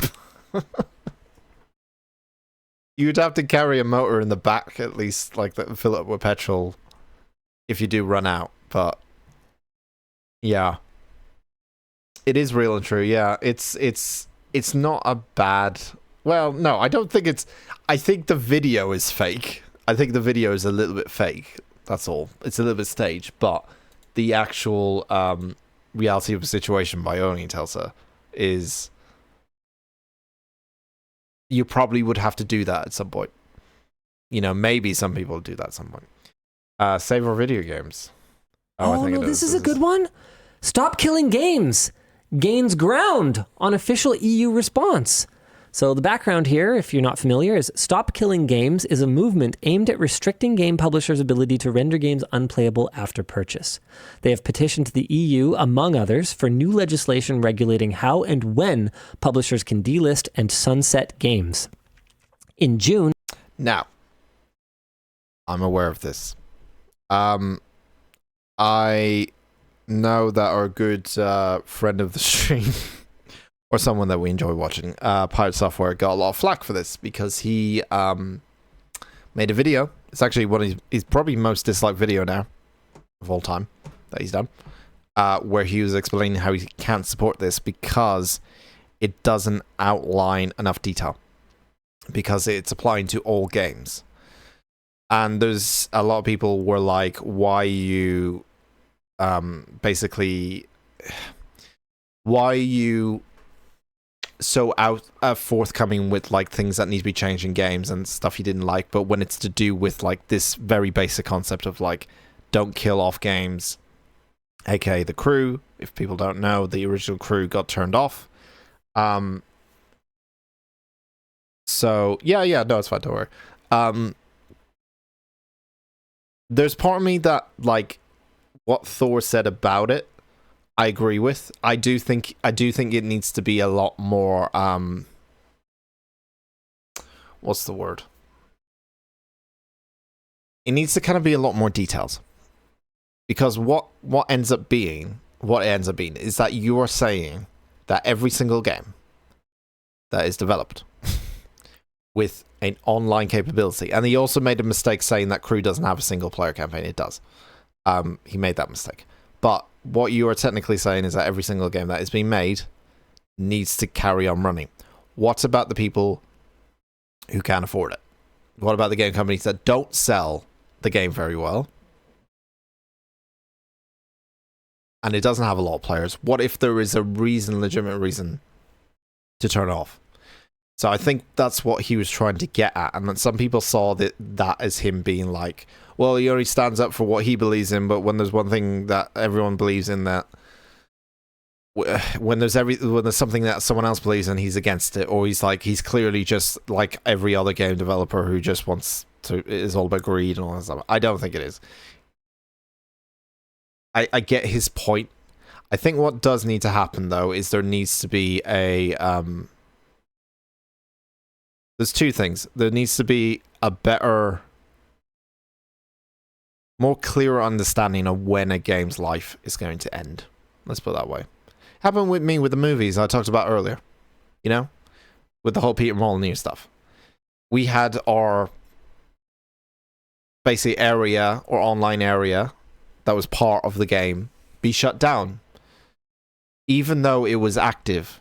And I'm, for someone who was like very passionate about that and like how angry I was when that happened, and a lot of other people were angry about it, I'd probably be all in for this, because if that was the case, it might have saved that kind of side of the community and stuff like that. But there's also the other side you look at it, and where it's like, well, what happens when a game is online, but it doesn't have a lot of people actually playing it? And sustainability wise, for the people that are running the game, aka developers, whatever, they're just going to lose money if they have to keep it online, and then they could go possibly bankrupt. It does cost money to keep servers online.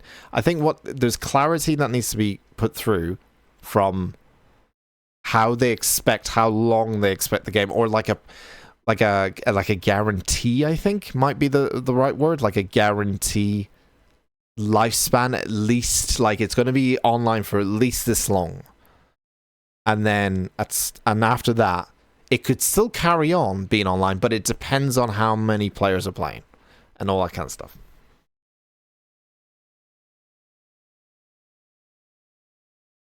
GTA's radio becomes shit after the licenses run out and the songs had to be removed from the game. But if you don't own a physical disc and game,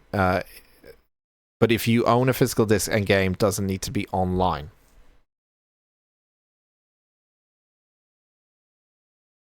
But if you own a physical disc and game, doesn't need to be online. Well, put it this way: the same thing happened to Spec Ops. Like, it doesn't matter about it being online or not.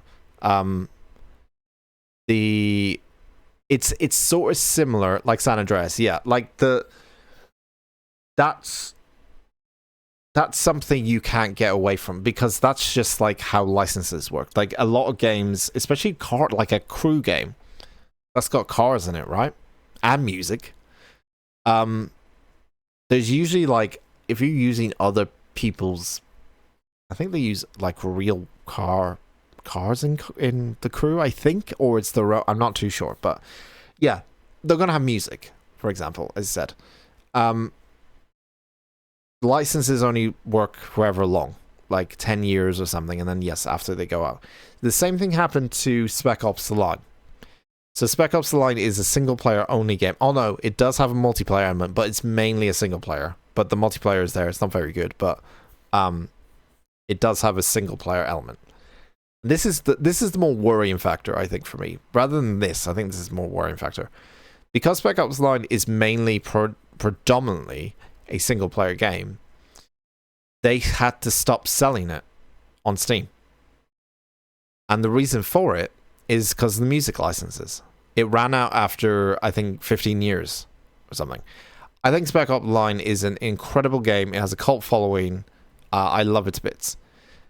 But the music that they used in it was licensed music. At least some of it. Not all of it, but at least some of it was like licensed music that they licensed out when the game was made. And that's a single player game. So you can still play the game if you own it.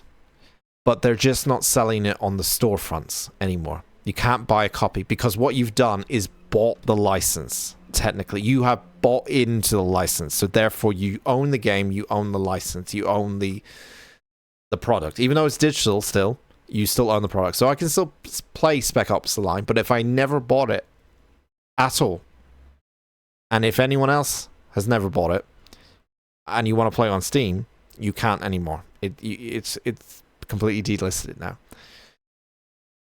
So I do think it's a little bit worrying on that end, where in terms of game preservation, which we talked about before, which is a worrying sign that things that are going to be like post 10, 15 years won't be able to purchase or buy unless you have bought it before. On this side, it's more of a case of, well, if the main factor of the game is online, then clearly the entire game goes kaput, right? If you turn off servers, which is true.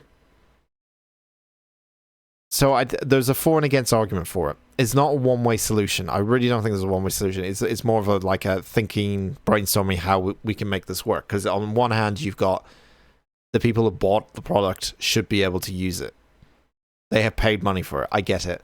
But on the other hand, it's technically a license. It's technically you are purchasing a product so that you can have a license to access a server. This is the problem with fucking when I talked about cloud games and things like that. When I made that different level video called Netflix for Games and all this kind of stuff, having everything on a cloud-based system means they can shut things off just like that. And that's it. You can't do anything about it. You might have bought something through that store, but if the server's not working, look at what happened with the Google service, the Google Cloud streaming service. What the fuck is it called? I don't even remember the name of it. Jesus, I can't even remember the name of it. It was all over the news. But yeah, the cloud streaming service that Google made, and that went kaput. Like we rely so much on the online aspects nowadays that it is a bit of a worrying sign going forward. So I do think it does need to be something addressed. Most definitely. Because more and more games are going to have that online element built into games. The games do differ with how much of that online element is built into it, though. So when you're talking about this particular thing, it's not very clear. Is it all games that have online elements to it, or is it primarily the main thing about it is online, or can the game function? I think it's more a case of can the game function if you turn off the servers. But define function. You know, maybe there's an online element of the game that is kind of important. You know, it's like a key feature of the game. It's like part of the game. Do you not recognize that as a way of the game functioning, or is it just like it's a case-by-case basis sometimes? And I feel like a lot of people are sort of just like, no, it must be done for all games. And you just can't do that. That's not sustainable. You can't do that. That is just, people are not, especially if no one's playing the game, people are not going to be able to do it. I understand people bought the game originally and they own the game and etc, etc. But that's what you bought. You bought a license to play a game on a server. Once the server goes down, It's not like the license says, but I own a license and therefore the servers must be turned on. No. No. There's nothing in that about you saying, like, you get to keep the servers online. That's how it is. That's how it's always been. And I think more and more games are, because we've gone into enough time into like the online atmosphere, we're now seeing games that were online previously now being shut down. And now it's starting to take effect. We didn't see this like 10, 15 years ago because the games that were just, been online and the servers working were still online. But now we've seen so many games be shut down over every single year that now it's becoming a problem. It was bound to happen at some point, but yes, it's now becoming a problem. If the songs stay in the game if you own a physical copy of the game. I think a digital copy should really be in there now because this digital versions of the game is just the future. So I think it should count for. I think it should count for digital as well. I don't agree with just having a physical copy. If it's just physical, I don't agree with that. I think it should be digital as well. I think because they see it as a case of you own the hardware. Well, not really hardware, but you know what I mean? Like you own something, like digitalized versions of games. They will become the norm. That's just how it is. Like everything's going to be digital. That's just how it is. It's already like that on PC. I do think that should extend to at least digital versions. It's a little bit tougher with digital versions though, but I do still think that should be the case. Fallout 1's theme song was bought for $1,000 really. After Fallout 1's success, then Fallout 2's theme song cost 10 times that. Wow. We don't buy games, we buy licenses to play. That's kind of what it is. I don't necessarily agree with it, but that's the way things turned out. And it's kind of got to the stage now where it's like, not necessarily too little too late, but if this was made enough noise beforehand, I don't think this would have been a problem by now. But yeah, it's technically people, and I'm to blame for this. I'm not blaming everyone else, but I'm just saying it's technically people not reading the terms and conditions. Because the terms and conditions would say once the servers are off, that's it. You will not be able to access the games. There is no predetermined time for when the servers come off. Servers going off is final. It will say things like that. It would all be outlined, and that's why they have the legal right to do it. That's why they can do it. That's why this is a little bit more difficult because it's already been outlined in the T's and C's. What this is trying to do is trying to change future games going through. I don't think it's going to try and change anything that's already been and done because that's already set in stone. Terms and conditions were already there. I don't think they'll have much power being able to turn back on games that have already been turned off. But I think they want, if anything, hopefully it might change things possibly. It's a little bit of a hard grey area, though, in the future for future games. That's my opinion on it. But everyone's different. There's for and against arguments for it. It's just a for and against. There's a lot of for and against arguments for it. I don't think anyone's 100% right on this. I don't even think Thor, who I think is brilliant, obviously, I don't even think he's 100% right in this. I don't think anyone has got the right solution. I think it needs to be talked about, really. I don't think a petition, sure, can start the conversation off, but I don't think applying to all games, the way they worded that petition just doesn't make a lot of sense to me, really. I think some people still play Ultimate Online on private servers. I think allowing people to have access to private servers would help. I think the problem with that is that the licenses would cover that. Like, I think they don't. Thor explained it where he said, if you allow people to just have private servers or their own code of the game, or like give them the source, it creates complications with like you kind of giving the game away in terms of like it's a very complicated gray area. There's not a solution to it, really. That's the way I look at it. But yeah. Yeah, there is private. You can do private servers, but there's a certain gray area where you are handing a game. It's kind of like when, like, I wish freeware was still a thing, but it wasn't. When freeware was a thing, people do not know. Freeware basically means the game has lost its supports. And what ended up happening is, like, games that you can now get online for free, classed as freeware, where the games that had their support ended, basically they were just given out for free because they weren't supported at all. They're basically handing you the keys to the kingdom.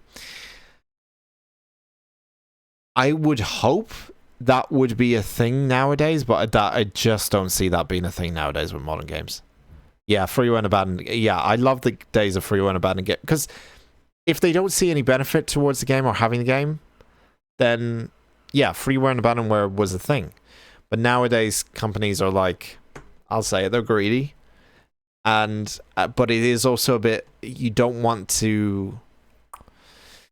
In the world of remasters, in the world of remasters and repackaging games, which is where we are.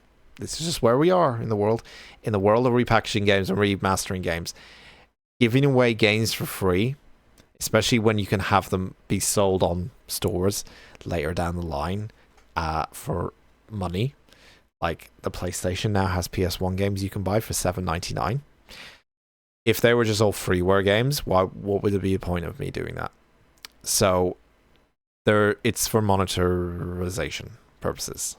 That's why they won't do freeware and stuff, because they can repackage it, they can remaster it, they can redo whatever they want to do with it and just make more money from it. That is just kind of the world we live in now. We didn't have that back in the day. We do now. That's the difference. Anyway, I talked about it way too much. When Dan has an opinion on something, he'll talk about for ages. What this time? Oh man, I'm gonna save these. I know. I'm sorry. Is hang on. Who? I don't think they're still in the chat, unless they are still in the chat. Jade, if you're still in the chat, do you still want me to watch your video? Because I feel bad that I said I'll get to it. If you're still in the chat, Jade, put your hand up. I'll watch your video. I do feel bad. I'll watch this while I'm waiting. Another reball to calm Dan's nerves. There's more cleaning stuff. Oh, because 36-minute video. It's computer news, yeah. It is. I do want to get into more new stuff after the refresh. Maybe there will be something. But, yeah. We will get more in depth after the refresh with news, because we do abandon it sometimes. Abandon. Ooh. I can't see shit. Lovely. This guitar. I'm calm now. I'm calm. All this Asmor has activated my Asmor. Not really Asmor, it's like fucking, it sounds like Yakuza soundtrack over this. Okay. Thank you. Jade, I don't think you're here. Okay. I don't think Jade's here. So I'm gonna watch one more, and then we'll save the rest for when I come back from the string refresh. So this is my last one. Italians and How to Basic. Love How to Basic, so I'm probably going to enjoy this. Pizza sauce? Okay. Mushrooms. I love mushrooms. Pepperoni. We love pepperoni. Pineapple.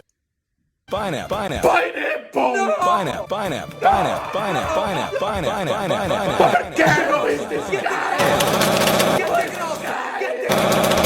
Cross. Not approved. Pizza sauce? How to Basic is the best cooking channel on YouTube, so I don't know what they're complaining about. I've learned so many recipes from How to Basic. You just need egg, an egg, an egg, an egg, an egg, and more eggs, and then you slam the eggs into the ground, and then you have yourself a lasagna. That's what I've learned from How to Basic. Anyway, thank you very much for all the videos. I'm sorry if I didn't get to all of them. I did go through a lot of them. There is like a couple. I'm going to save them. I will do a media share. Another one of these, a talkie talk stream, another time. But So, I'm not going to be live tomorrow. I will be back on Saturday next week at 9 AM BST. As I said, it's the start of the stream. There will be a stream refresh happening. Things are going to go live on the Discord. The Great Purge, yes, the Great Purge is happening. The Great Purge is happening. I will be working on it all of next week. There will be new stuff. Possibly new equipment. There will be new things happening on the stream. It is a very big update. The Discord will be updated probably on the day before. Probably on the Friday. I think Friday evening the Discord will be updated with its new stuff. And then on the Saturday when I'm back, I will do obviously the stream, and then I will do a little intro into what's new. Maybe I won't talk about anything. I'll talk about what's new, give you a bit of a lay of the land of what's happened and what I've changed. But it's all good stuff. There's a lot of things I want to get working, and I've got a week to do it. So that's giving me plenty of time, and to test it as well to make sure it's all going to work on day one. Because, as we know, sometimes Dan's stuff doesn't work on day one, so we have to beta test it a little bit. So I'm going to beta test it while I can. Goodbye, bye Blue. I'm not saying Blue is going yet, but if this is the last time, if this true... Wait, let me raise you up. Fuck, your mic's... You're too heavy, Blue. You're too fat. Blue... If this is... There we go. Now you're in front of my face. That doesn't really work. This is the last time... Should we just go different... Go make it. Blue, it's... If this is your last time being on the stream, I do appreciate it. It's been... I need sad music for this. It's been... The Blue's been with me since day one. Yeah, we do. We need something. Well, I don't know what I have on the board. I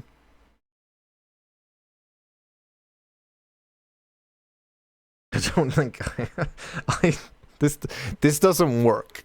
Violins. Okay, hang on. That. Okay, hang on. 16 minutes of sad violin.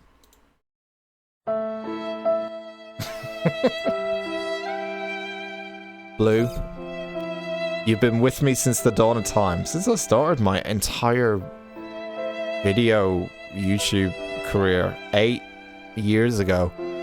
You've been with me for the entire time. Put yourself up. You're too fat. You're too fat and you're stubby and you can't get up. You need to lose the weight, Blue. It's been emotional. You've been there since day one. Just like Deborah.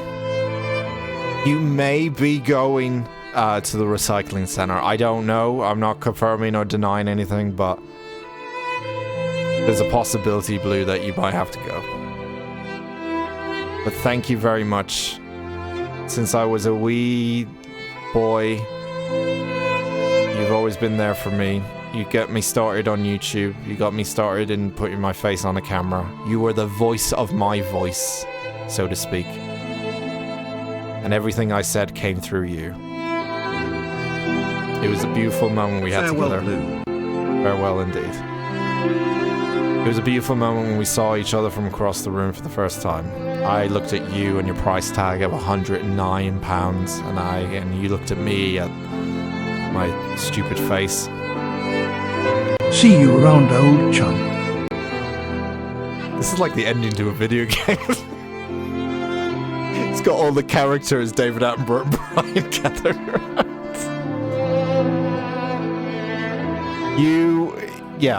What did I say? You were there for me from the very get-go when I didn't really know anything about microphones and didn't know anything about audio settings. You were always there for me. You fell off the mic stand a couple of times. I might kicked you around a little bit. One of your knobs doesn't work anymore, and that's when I started to realize you were getting old and weary and we might have to put you in a hospital or a hospice or something. Thank you for your mute button. many times when I had to quickly mute myself or someone in the background was doing dishes and I had to quickly mute the button. Thank you for doing the mute button. Thank you for your gain knob at the back, which doesn't work anymore either. Every time I tried the gain knob, it never worked, and I just sort of ignored it after a while and thought, well, Blue's getting old, that's just the way it is. And thank you for... I don't know. Thank you for all your voiceovers that you allow me to do on different level. All the videos that we created together, all done through you. You've made history with me, Blue. It's been a beautiful thing. But maybe, now it's time to say goodbye.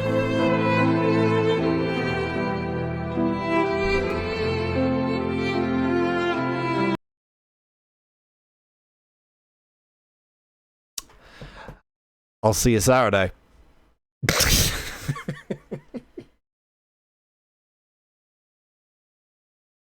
Goodbye, everyone. You'll see a new me. New me, 2K 2020, 44. New me, new year. On Saturday. We'll have a good time. I'll see you in a week's time. Goodbye.